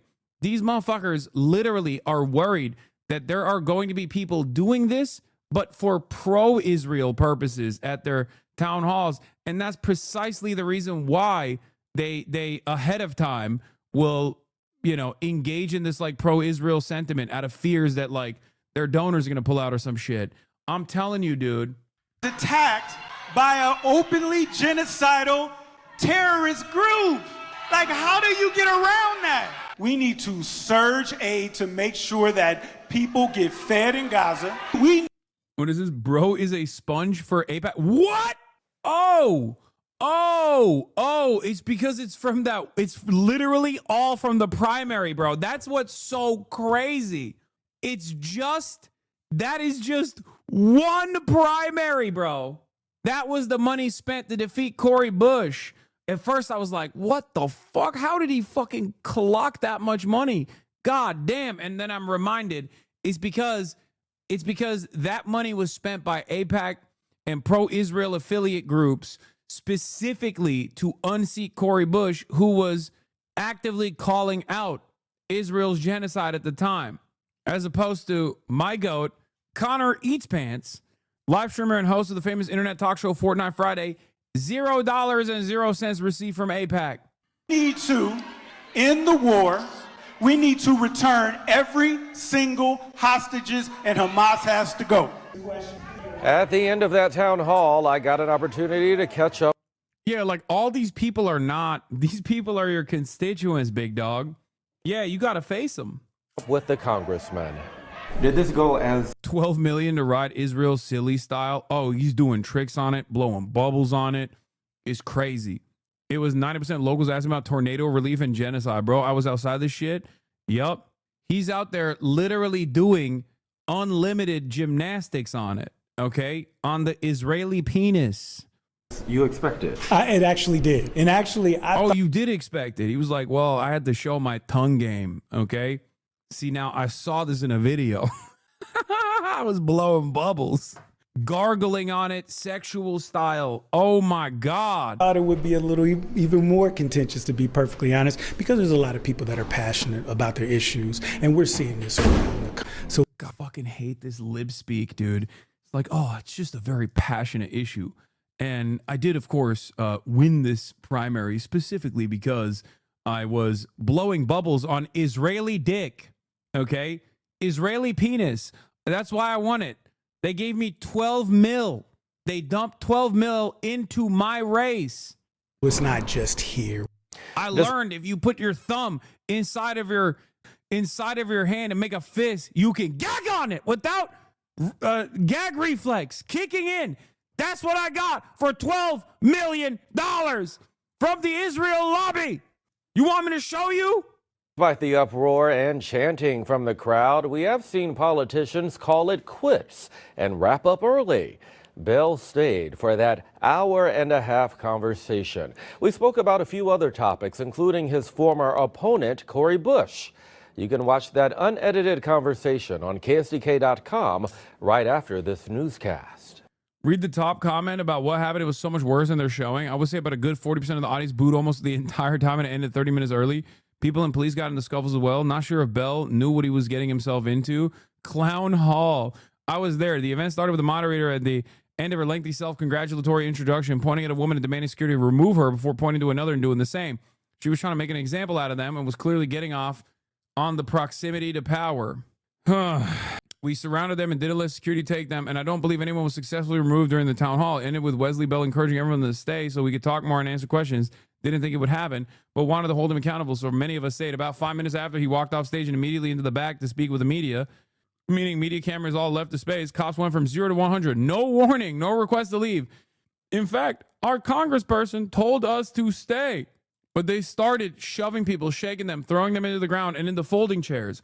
A city council person was grabbed by their hair and thrown. I was personally shoved into a wall, and when I moved my arm and stopped bracing myself because I was choking someone else, a giant out-of-uniform cop basically picked me up and threw me onto the chairs on the ground. When they weren't actively being violent, they were threatening more violence. Make no mistake, Wesley Bell made that fucking call. He has nothing but contempt for you. I hate this goddamn party, man. Fuck. This is where we're at. This is where we're at. For example, the boos when Hamas called Hamas genocidal were a lot louder than it's shown in the local news clip. Israel was attacked by an openly genocidal terrorist group. Hey guys, by the way, make no mistake, this is in fucking Missouri. Okay? Understand. Like, oh my God. You walk up to a random person on the streets nowadays, you ask them, what do you think about Israel? They're going to say, fuck Israel. Okay? That's it. That's it. And I say this as someone who was probably in the most pro-Israel place in the United States of America. Okay? There's like 2 other places that are as pro-Israel, as ultra-Zionist, as like the area that I'm in. Okay? West Hollywood.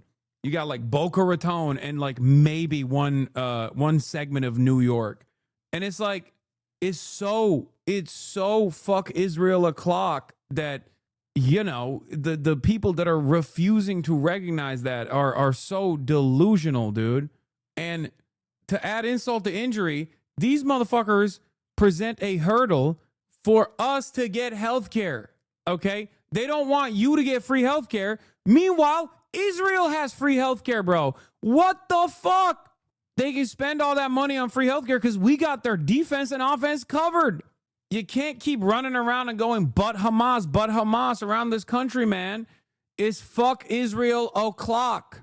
Nobody gives a fuck anymore about but Hamas are terrorists. YouGov poll shows the majority of Americans not believe that Israel is committing a genocide against the Palestinians, particularly the young and Democrats. I suspect views of Israel are going to keep deteriorating after the conflict rather than bouncing back to positive. That's what I've been saying. I've been saying this. Okay? Also, this one doesn't make sense. 93% strongly or somewhat oppose sympathies in the Israel-Palestinian conflict. 72% oppose the Israelis. What is happening here? What happened here? There's just, most Americans are like, what is the average American position that like they hate Jews and they hate Muslims? Is that what it is? But they hate Muslims more? Is that how they analyze the situation? It's just like, Jews and Muslims fighting each other. Come on, get me out of this shit. Okay, well, we're not funding Palestinians. We're funding Israel, okay?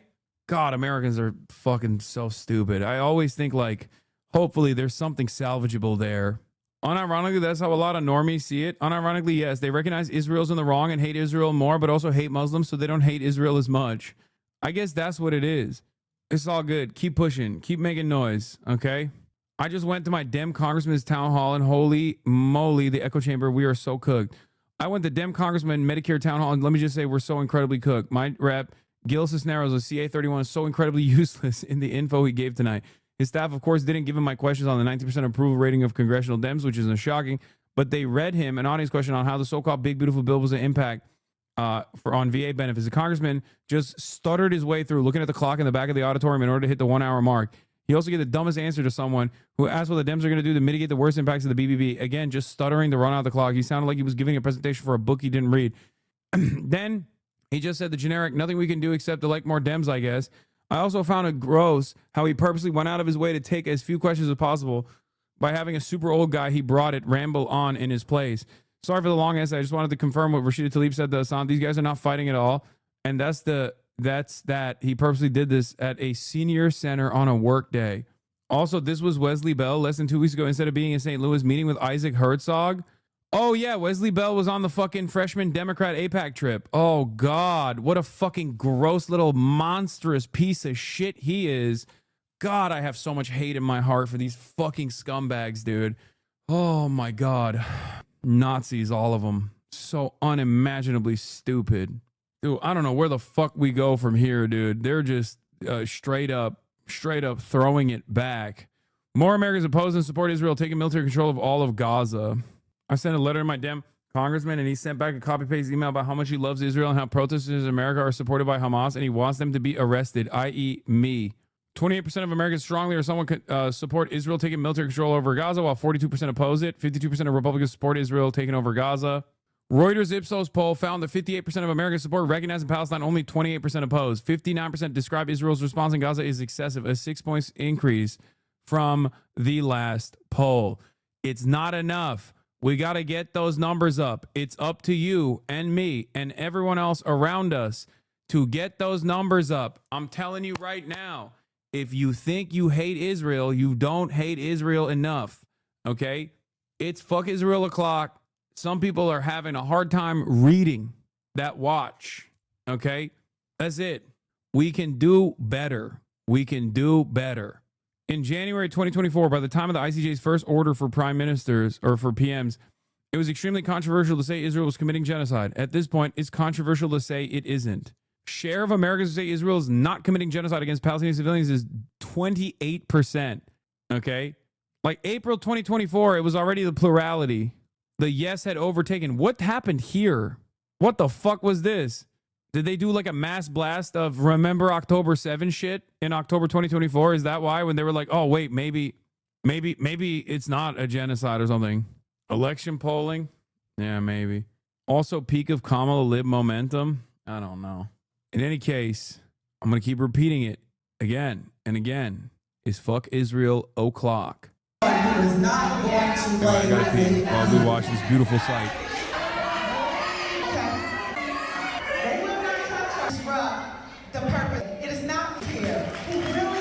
So there are a lot of complicated issues in this situation. Feeding children is not one of them. That's a very simple thing to do, is to make certain that we are flooding the zone, surging humanitarian aid. Come on, let me finish. Let me finish the answer. Do you want me to print out an answer in it so you can just read it? So what we need to do, stop talking. We're trying to answer the question. Okay. Now.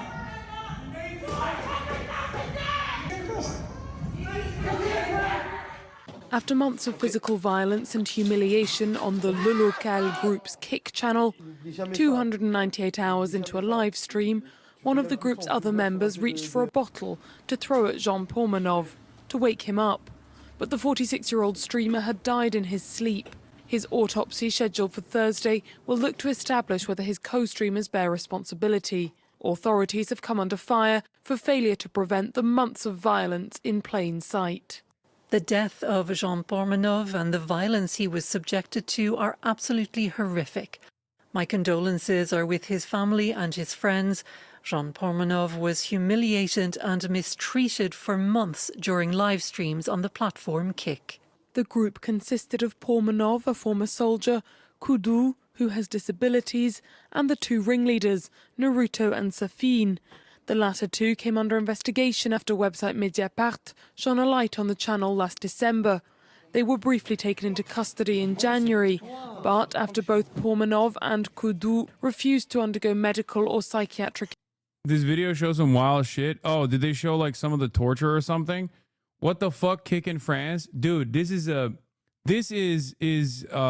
man-made horrors beyond comprehension. Like, this is the final stage of this kind of content if left unchecked. Okay? That's it. Kick was joking about him a year ago. Kick joking about Jen Pormanove, a man who was tortured to death on their live stream. Deadpool avec un hoodie Kick. John Pormanove was tortured over the course of 2 years by two streamers on Kick. They found a small stream and took him into their home. He was disabled, vulnerable, and living with his parents. They hit him, strangled him, and treated him like a punching bag every day of his life. They paid him 6,000 euros a month, even though they make 2,000 euros every hour they streamed. They financially manipulated him and threatened to get him thrown out of the streets if he left. At one point, he said that he wanted to leave, but he couldn't. This was reported about in French media in early 2025, but nothing happened. They decided to do a 10-day live stream specifically to torture him. He died in his sleep 2 days ago. This is the TLDR, but I'll put the full thread down below. It's horrible. Don't look up the videos. They're horrifying. The worst part about the joke is that he looks like that because of the torture they allowed on their platform. Never use Kick. I'm French. The minister had been warned about that man's situation long ago, but said it's not a priority. I mean, this is not Black Mirror shit, chat. It's happening in real time. How many times have we covered, like, pedophiles on Kick are unironically distributing CSAM. They are procuring and distributing CSAM, serializing this content. Like, we know this already. It is fucking insane. It's not Black Mirror. It's real life, okay? And there's not really anything you can do about it. There's just they have unlimited money and very little interest. Many kids here in France are defending his friends. That's crazy. I think the real issue here is, like, because they have unlimited money, no one wants to regulate these guys. And it's up to them to self-regulate, and they seemingly are not invested in the self-regulation because they have an endless bag. Bro, they've literally got Mr. Beast. A week before this happened, Mr. Beast openly signed on to the platform. Now you got fucking Ethan Klein, who is trying to sign on to Kick. There are always going to be people out there who don't give a fuck. Like, Mr. Beast is a Walmart figure, man. He's in Walmart. Like... And he's on this platform. Very clearly, it doesn't matter. These guys want to normalize Kick, and they get unlimited bags to do so. I don't know. I just, like, this is yet another instance of right but too early, in my opinion, where it's going to turn into a situation where, you know, all of the fucking animosity that that myself and many others who've been actively calling this shit out for a long time is just only getting is only getting fucking animosity from a lot of people who like that their favorite content creator is there and want to defend it regardless of the consequences. There's nothing you could do. Kick proposed these torture guys $5 million per year to do online gambling. They refused for some reason. Torture is fine, but they drew the line at gambling. I don't think Kick loves this shit personally either, for the record. They don't like that this is the only thing that their platform is known for. They want to use the platform as like a casino. And that's the entertainment component that's bringing in people into the casino.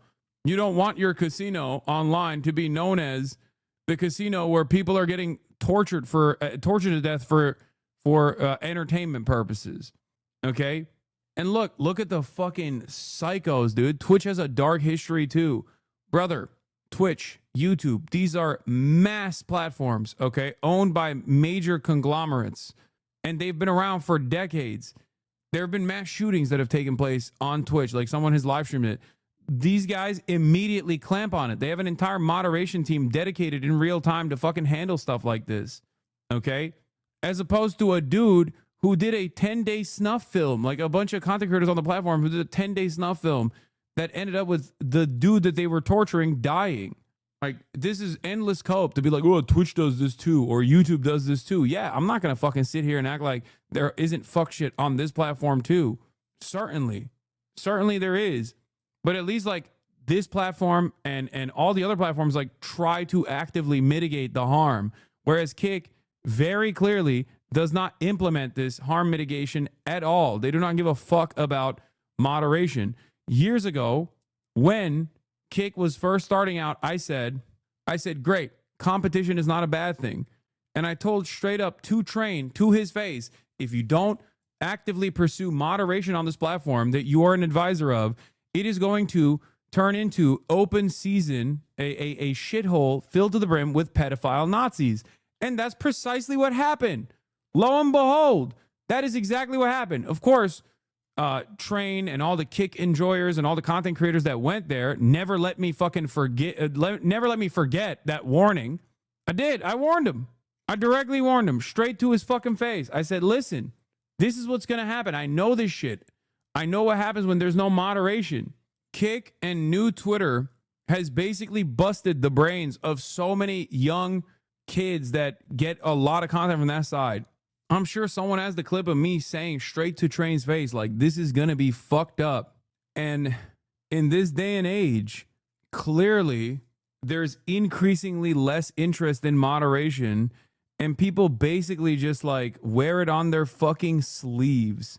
This kind of like horrifying nonsense. Like people are literally vice signaling. How do you recognize that you are part of the problem? How do I recognize that I'm part of the problem? You think I'm part of the... Explain to me what you mean by this. At most, you can say, like, I saw the warning signs ahead of time about crypto casino gambling on the platform and wanted changes to be made. And then Twitch banned stake.com. So then Stake went back to Twitch and went to AWS and got their own website called Kick. I'm not saying you're the problem, but we all are. Okay, what is this fucking vague generalization? What do you mean we're all the problem? The fuck? You don't multi-stream on Kick? No, fuck no. Oh, you not hearing him. Yeah, he's spitting. Here's the clip of you talking about Kick Train, and it's a literal fucking poop sock. Take an hour off. Or day off, not an hour. Aiden, Ross, and Drake are currently doing PR for Kick after this, funding Jean's burial or some shit is wild. Yeah. And it for a lot of dummies, I think, for a lot of dummies, that's enough. You know, they will take that and be like, what do you mean? They're trying their best. The moderation comment, I think. Totally, dude. Totally. Exactly. Also, on top of that, I do wish you well on Kick. I really do, because I want a competitor. I want a competitor to Twitch because I think that would make the platforms overall better. But make no mistake, ironically, you started off talking about how you hated how much titty streamers or fucking hot tub streamers and the meta was awful. And now you got porn on your platform. Now you got one of your main poster boys at Kick showing porn to minors. So maybe you now recognize the importance of moderation, especially as it pertains to an overall platform. I've said it before. I've said it in different versions as well. Like, this isn't exactly what I was thinking of. But this is one of the moments where I was like, dude, what the fuck? Like, you need moderation. Also, both of these guys are now on Kick. I said it in Japan too. Update: Naruto's lawyer says the shocking videos are just stagings with Jean Pormanove denying his client is a torturer. He calls them best friends, blames cyberbullying campaign, and plans legal action. Reminder: Naruto and Safine were already investigated by the police in Nice last January. Trigger warning: violence. A shocking story out of France as an actual Black Mirror episode come to life. Streamer Jean Pormanove, real name Raphael Gravin, died last night live on Kick. For years, his so-called friends humiliated him on camera with beatings, bullying, insults, all for donations. On Monday night, after 10 days of nonstop streaming, I'm not going to show you the footage. I don't know what they will actually show. On Monday night, after 10 days of nonstop streaming, 46-year-old Jean fell asleep on camera and never woke up. Viewers watched as his body was shaken by his companions, who only realized minutes later he was gone. A live video now widely shared reportedly shows him inanimate under a duvet with two men nearby, one tossing a small plastic water bottle at him.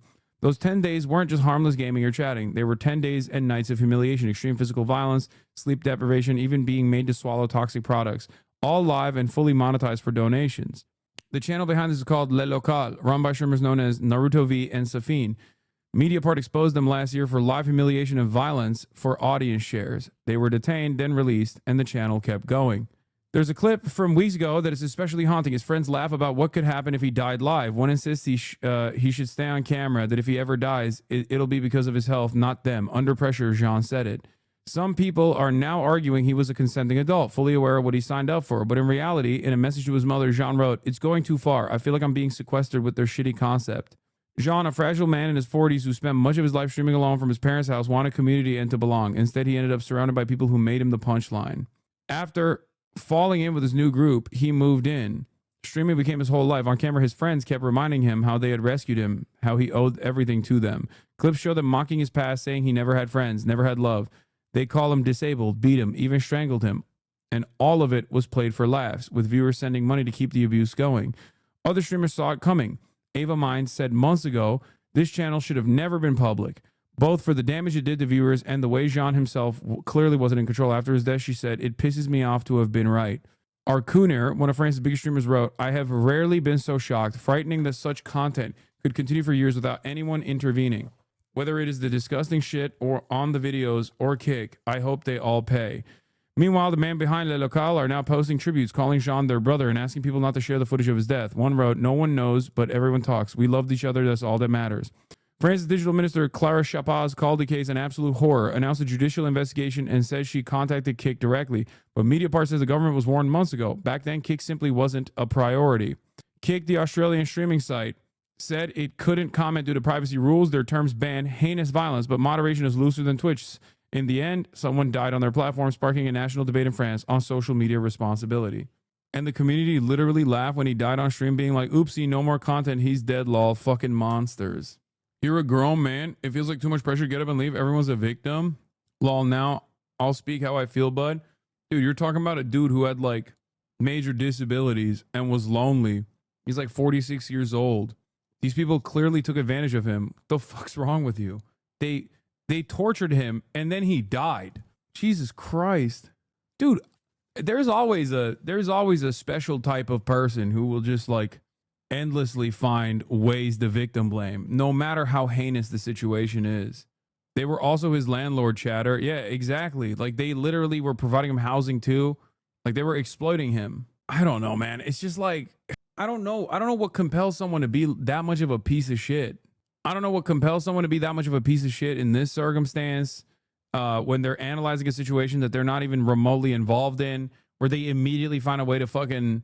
No, I understand why those guys could do it, because they're fucking evil, okay? And they wanted to make money, and they didn't care about the humanity of the person that they were, like, torturing. I'm saying, why the fuck are you, a random-ass dude on the internet, literally turning around and being like, nah, he was asking for it?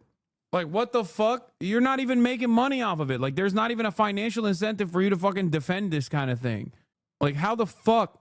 Like, what do you gain in that situation? You know what I mean? You just see evil being conducted and you go, I'm on the side of evil.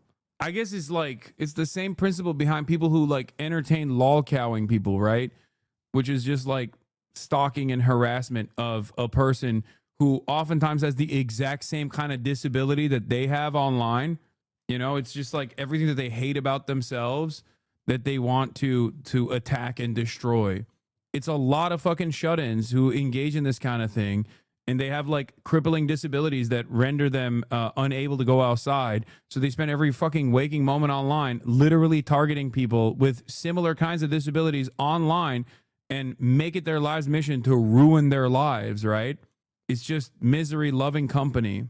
Oh, what's so crazy about it is like if they weren't, if the audiences weren't entertaining shit like this, they would probably make something of themselves. But the more they entertain shit like this, and the more they find a sense of community in this shared misery, actively trying to harm other people, the more sedentary they become. You know, the more awful they become for consuming this kind of content.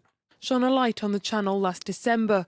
They were briefly taken into custody in January, but after both Pormanov and Kudu refused to undergo medical or psychiatric... I'm a lonely person, man. This goes beyond that. No, there are plenty of lonely people. There's plenty of lonely people in this community, okay?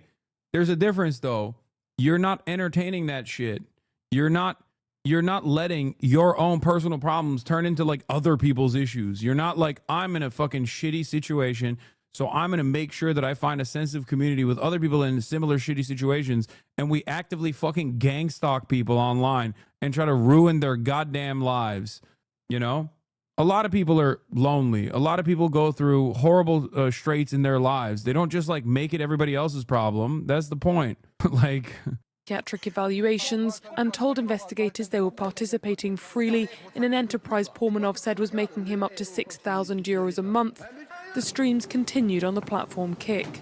The platform Kick has a reputation as a bit of a Wild West and also an El Dorado for streamers who no longer have a place on other platforms.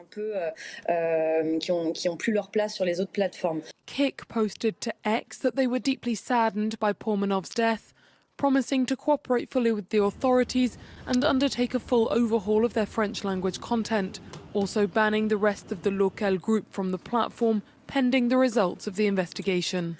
An investigation has been launched after a French streamer died taking part in a live broadcast on the online platform Kick. Oliver's here with all of the details. Oliver, what can you tell us? This is a really shocking case, Wilf, where 46-year-old Raphael Gravin, also known as Jean Pormanov to his online followers, he had 600,000 followers on the likes of TikTok, also a big audience on the video streaming site Kick, and it was there where he was reportedly taking part in a 10-day marathon live video when he died in his sleep near Nice on Sunday night. Now, viewers were concerned when he was unresponsive. He didn't answer any of their messages. And according to Le Monde newspaper, it appears that quite often in these videos that he was part of, he was subjected to violence and he was often humiliated. On one part of this live stream, apparently he had water thrown on him as he was lying down on a mattress. Now, Clara Chapaz, who is the French digital technology minister, says that it appears he'd been abused for months and that an investigation has been launched. We've had a statement from Kick which says, "We are deeply saddened by the loss of Jean Pormanov and extend our condolences to his family, friends and community. We are urgently reviewing the circumstances and engaging with relevant stakeholders to investigate the situation."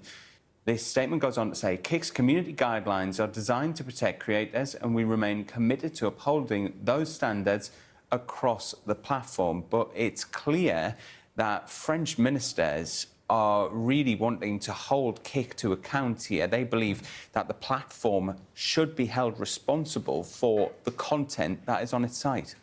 So he had water thrown on him. I'm being honest, like, I just don't think that they're ever, like, when we say, like, oh, what will it take? Like, I don't know. I don't know what it will take for Kick to actually self-moderate. Because, like, it's clear that countries, even like the EU nations who normally have like at least some sense and more regulatory control, would under normal situations, like under normal circumstances, take action against stuff like this, right? But nowadays I feel like that's long gone. Even European countries don't do this anymore.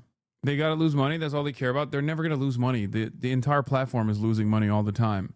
It's not designed to make money. It's designed to be somewhat self-sustaining, but mostly just as a tool to market the cryptocurrency casino that powers it.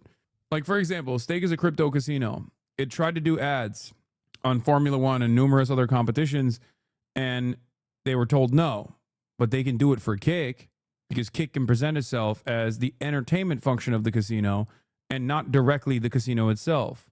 It's not about making money for them. It's just a sole advertiser for their casino, and also a way to basically do some kind of like reputation laundering for the cryptocurrency casino without it being directly a cryptocurrency casino ad. Fizz made a good point. In my opinion, this is the logical endpoint of all lolcowing. It usually doesn't get this far due to moderation and guidelines, but Kick has none, and therefore it enables it to reach this natural conclusion. Yeah, this is what happens when you systematize and turn it into content. Because this is the impact of lolcowing online, but it's usually relegated to the darkest circles of the internet. You know what I mean? This used to be something that people do in like anonymous forums that they have to fucking use VPNs to tune into. But now you're just doing it in broad daylight on a fucking visible platform to an audience that demands more of it. It's basically, you know, Live Leak and fucking Kiwi Farms, but on steroids. And if left unchecked, from my experience, and I can draw a parallel here to what Twitter turning into the Nazi shithole it has become has done to every other platform, and what TikTok has done to like red pill incel terminology and basically made it popular and added into the regular lexicon of normies. If left unchecked, this is going to become a thing that everybody does. More and more people do. Content creators are like, they're bots, they're NPCs. They rely on trends, okay? They're not creative enough on their own to come up with like unique ideas. So they'll see something going popular, and if they're depraved enough, they will do it as well. Look at the distribution of CSAM that happened on Kick. One content creator took it upon himself to do these like Riz videos on Omegle or whatever, one of those like fucking websites, random websites, and he started getting nudes from minors, okay? And when that became a meta on the platform Kick, more people started doing it because content creators saw that and were like, oh, this is sick. Like, you can make money off this. You can get clout off this. That is how it goes. That is before this incident, by the way, a year before this incident. And then it became a regular thing. And there's more to it than just that. There's like Nazis on there. Again, that's how Nazis also became the meta as well. Being a Nazi became the meta. Being like a gross racist became the meta. You would just say shit. You would just fucking say the most heinous shit and be rewarded for it. And then other content creators who don't have any fucking functioning brain cells would repeat that because they're like, oh, well, this, I don't give a shit. What about I don't give a shit about the repercussions. Okay. Yes. Something About Chickens did a 2-part series on the distribution of CSAM on Kick.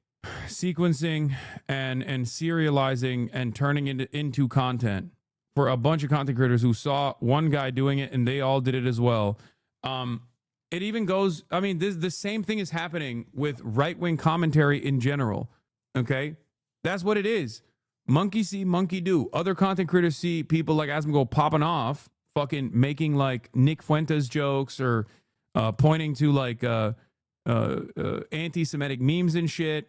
Maybe they don't see all of it, but they see most of the stuff that he's saying about like trans people, undocumented migrants. And then they go, well, this guy's popping saying this shit. I'm going to do it too. Greatest example of this is XQC. XQC has no fucking worldview. He doesn't give a fuck about anything. But he saw how much Asmongold was gaining prominence by doing this shit. So he tried to do it as well. And then his audience fucking yelled at him every goddamn day. And then he had to basically back away from it a little bit. He still tries it to his best ability. But that's it. There are a lot of people who don't. Over under 3 months, Asmongold going to Kick. He already did, brother. What are you talking about? He already is a Kick streamer. He went to Kick. He went to Kick months ago. He's already there. And now you got Mr. Beast going there too. It's just so fucked. Because that kind of stuff just has like like people just don't want to see their own responsibility at all. They just they don't realize that they're playing a role in like normalizing this fucking abhorrent behavior. They don't want to think about their responsibility. They don't want to think about the role that they're playing. They just think about the bag. Yeah. So by someone he was in partnership with? It appears that he usually creates videos with 2 other video content creators. Some of the videos that I've seen online, it's silly videos where they're slapping each other, they're having fights.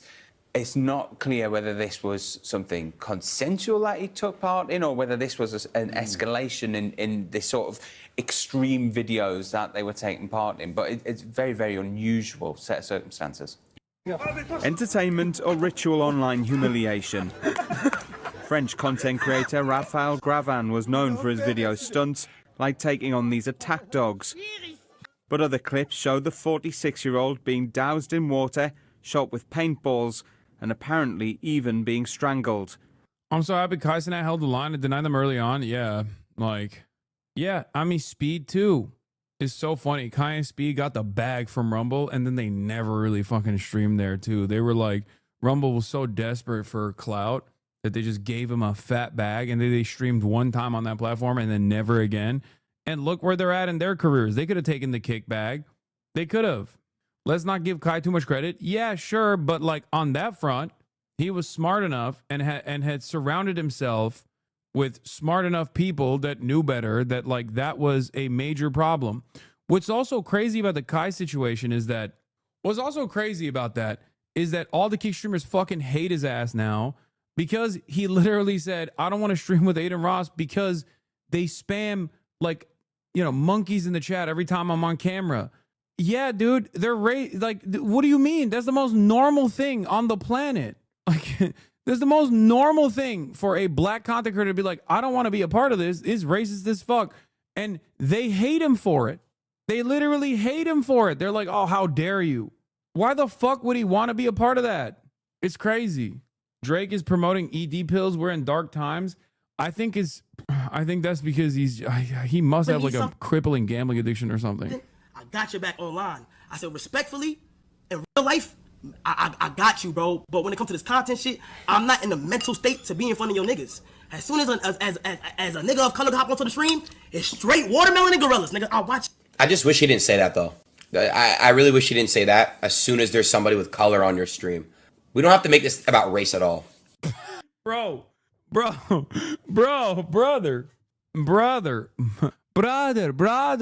to Dagestan, brother. 1-2 year, we make wrestler out of you, brother. What the fuck? This is such a stupid statement. I turn into a Dagestani. You can't.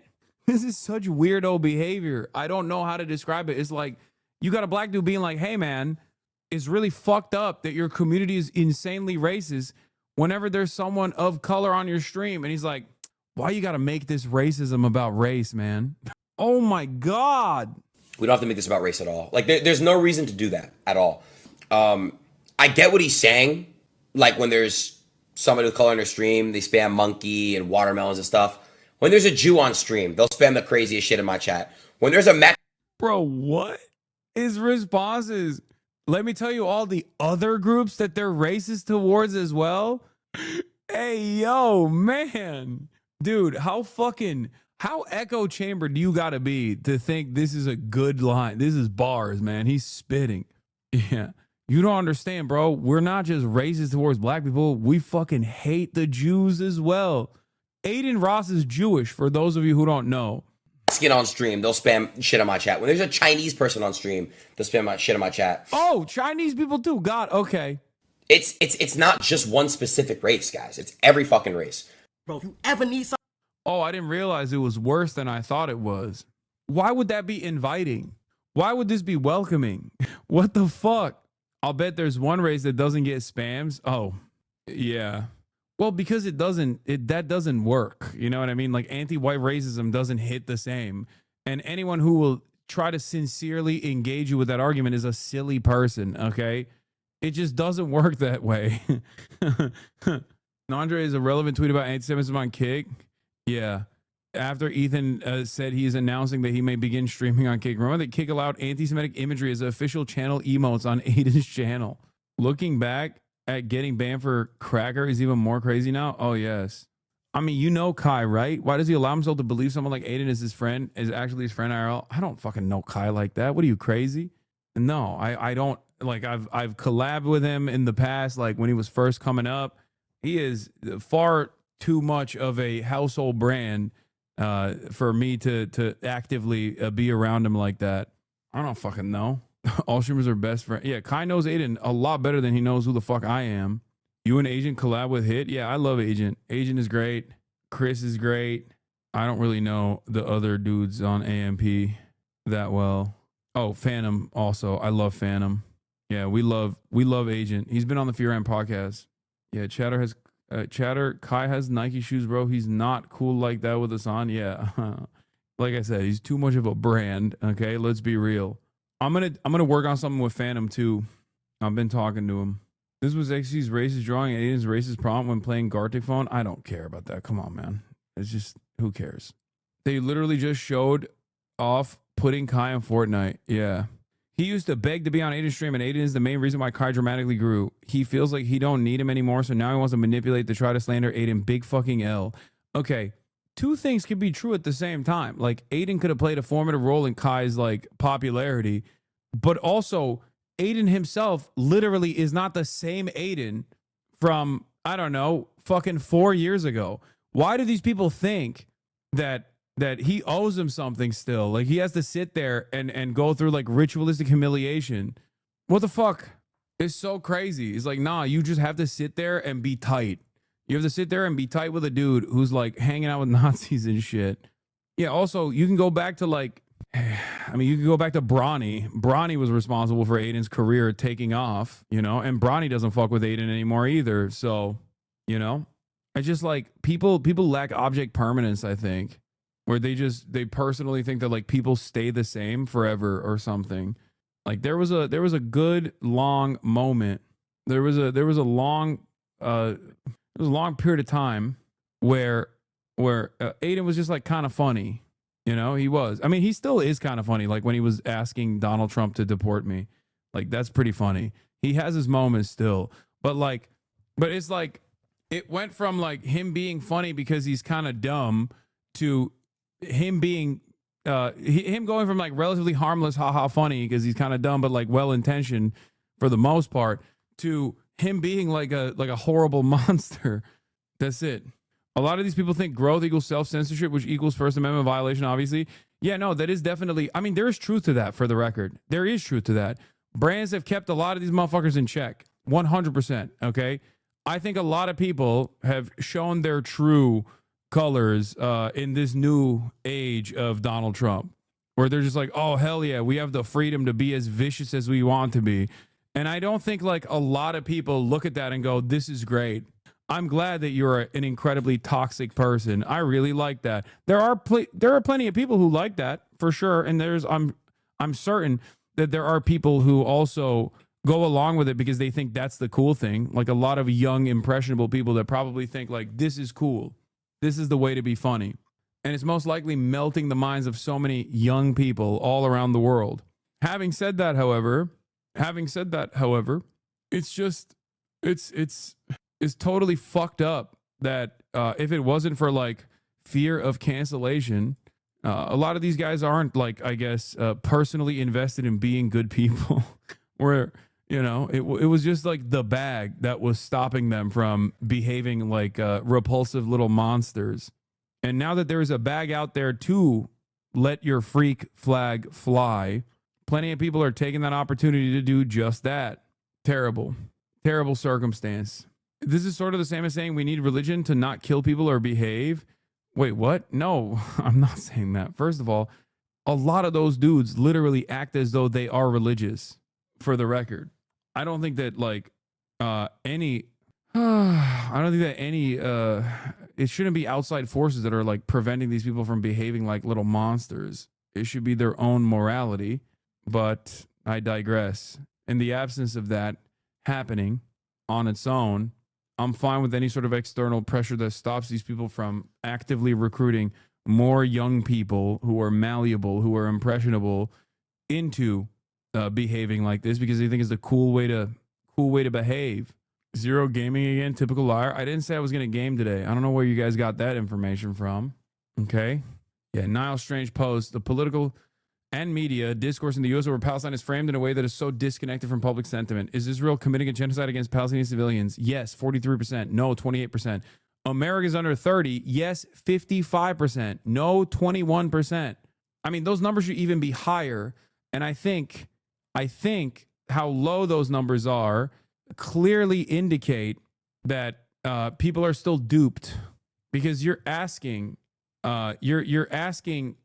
people not their opinion necessarily, but like you're asking people about a truth, whether they recognize a truth or not. That's what's so crazy. In most TV news and panels discussing the Mideast, both cable and broadcast news, every commentator is either pro-Israel or neutral. Very rarely do you see pro-Palestine voice on TV, and even rarer, a Palestinian.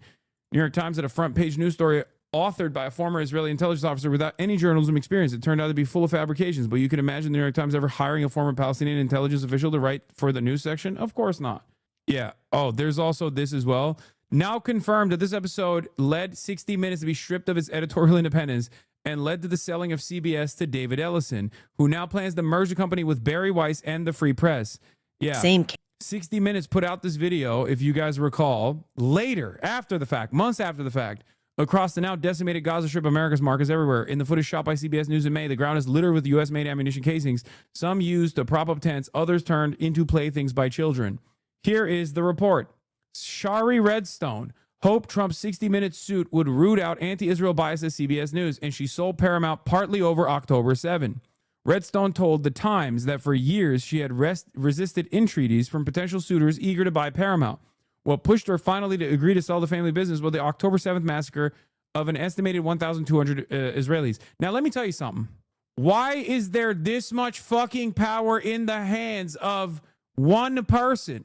Why are we at the mercy of a bunch of freak-ass billionaires, bro? Like, that's so crazy to me. There should be some kind of safeguard against this. You know what I mean? But of course, because this kind of power accumulation is a normal part of capitalism, that you got a bunch of oligarchs who could just be insane. You know? You could have an oligarch who's like, sorry, dog, I saw October 7, am Israel high, sucks to suck. Anyone that ever criticizes Israel going forward is done. And I'm going to tank this fucking entire media institution because they're not sufficiently pro-Israel. That is crazy. That is a crazy thing. They should not have this kind of power. A billionaire should not be able to single-handedly decide that one of the increasingly small sliver of media giants is now going to merge and become more pro-Israel than they already were. That's crazy. That's crazy. Once that happened, I wanted out, she told The Times. I wanted to support Israel and address the issues around anti-Semitism and racism. She told The Times that her breaking point came just before she withdrew from settlement talks with Trump in January this year. CBS aired a 60-minute segment featuring State Department officials who quit over American support for Israel's Gaza war, a piece the American Jewish Committee blasted as shockingly one-sided, lacked factual accuracy, and relied heavily on misguided information. Redstone wasn't alone in her concerns. Days after the segment aired, George Cheeks, who oversees CBS, shared Redstone's dismay about the Gaza episode. Yeah, Cheeks is right. Who shared Redstone's dismay about the Gaza episode and soon appointed veteran producer Susan Zirinsky as executive editor to review 60-minute segments, stripping the show of its traditional independence from corporate interference. In April, the longtime executive producer of 60 Minutes, Bill Owens, departed after Zirinsky's appointment undermined his autonomy. It is now confirmed that the Gaza episode led to 60 Minutes being stripped of its editorial independence and led to the selling of CBS to David Ellison, who now plans to merge the company with Barry Weiss and the Free Press. Barry Weiss only has a media career because she's a fucking Israel dick rider. Okay, that's it. She was at the New York Times. She's a repulsive little monster and made an entire career talking about cancel culture and how the left is so shit, while simultaneously invoking the worst versions of cancel culture on anyone who was remotely a critic of Israel.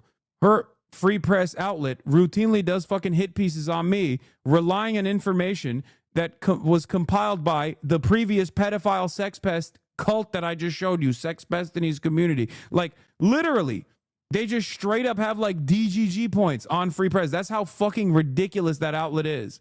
And they work directly with the state of Israel at a time when there is very little confidence in the veracity of news media, in mainstream news.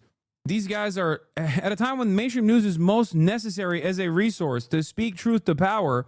The fact that these guys are just like, yeah, the most unimaginable pro-Israel outlets out there, American news media, is not sufficiently fucking pro-Israel, so I'm selling it, is crazy. It's crazy. Yeah, Ryan Grimm has a good take on this. Says it's not enough to get free weapons and political cover to carry out a genocide. Israel and its backers in the U.S. must also destroy any institution, no matter how long it has operated, like 60 Minutes here, that dares to moderately criticize the project once. That's why I say, like, if you think you hate Israel enough, like, you don't have enough smoke.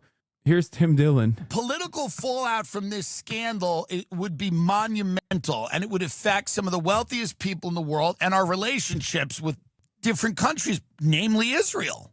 I mean, unless we're all completely wrong here and that Jeffrey Epstein was not at all connected to the Mossad. But it seems he was. It seems he was.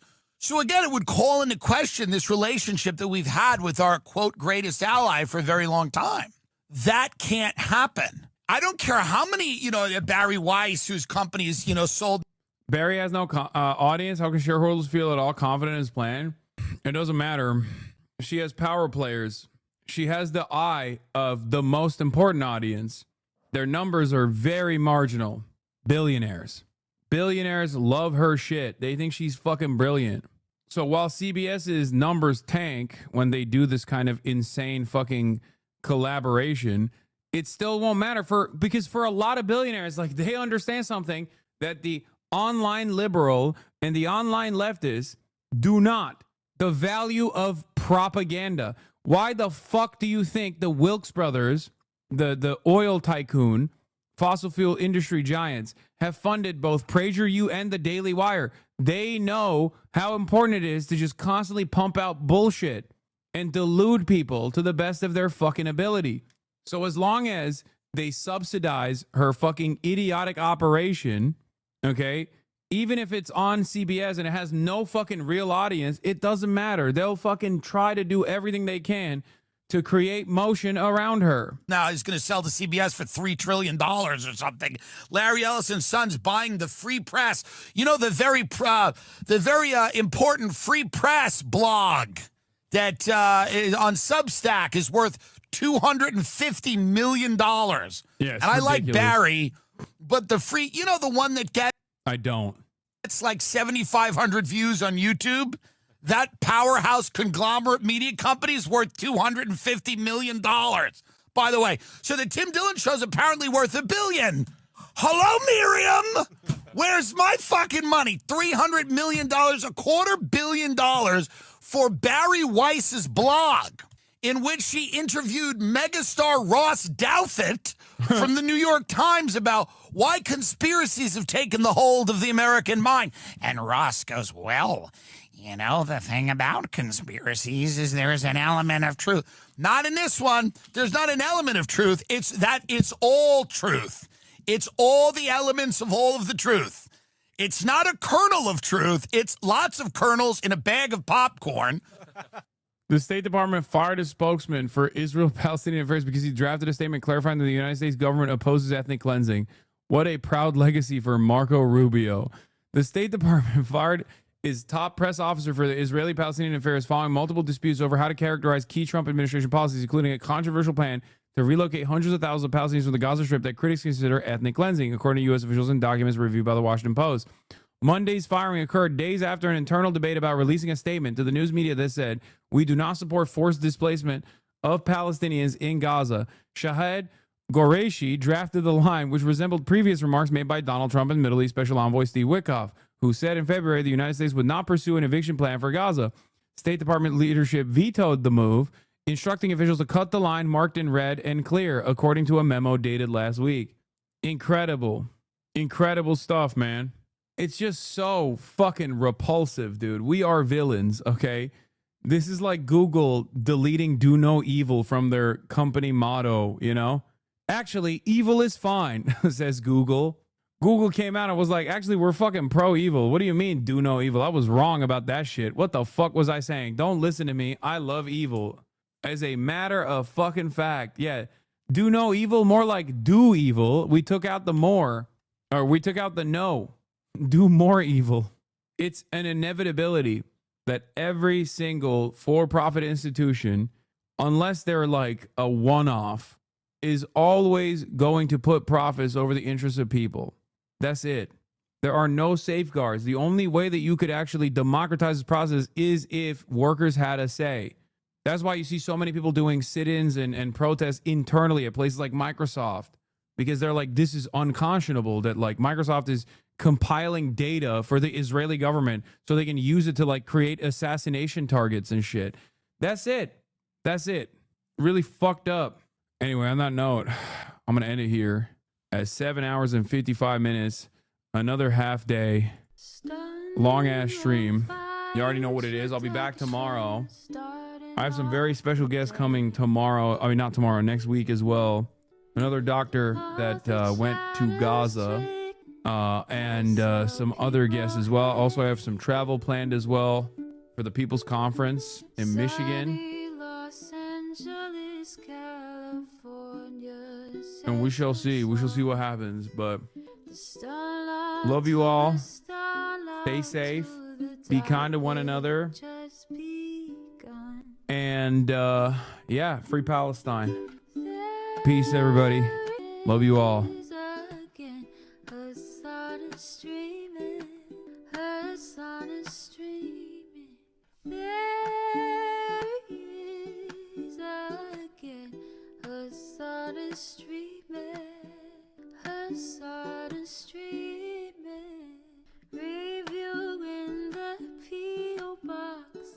Uncle Uger's face. Sudden discord at your prop. Great names take on break. Tiny Bernie Sanders, LGBTQ Air Force. The whole left at your fingertips. Ane at your door. H3 crowded debate, the Young Turks online show. 3 full fucking years of this, plenty more to go. 90-day fiance, talks of champagne bourgeoisie. A Trump rally live reaction, a mass riot at DC. There he is again, Hasan is streaming, Hasan is streaming. There he is again, Hasan is streaming, Hasan is streaming. Reading live stream fair comments, Austin show chat advice, and all the ways the right-wing pipeline can suck you in online. JCS REACTLORD frame gets broken, cover blown. A full-blown mass pandemic monster streaming at your home. Total radicalization coming out to find. The system you were taught to trust in was broken the whole time. All these daily streams, whether big or whether small, have helped me and so many find the meaning through it all. There he is again, Hasan is streaming, Hasan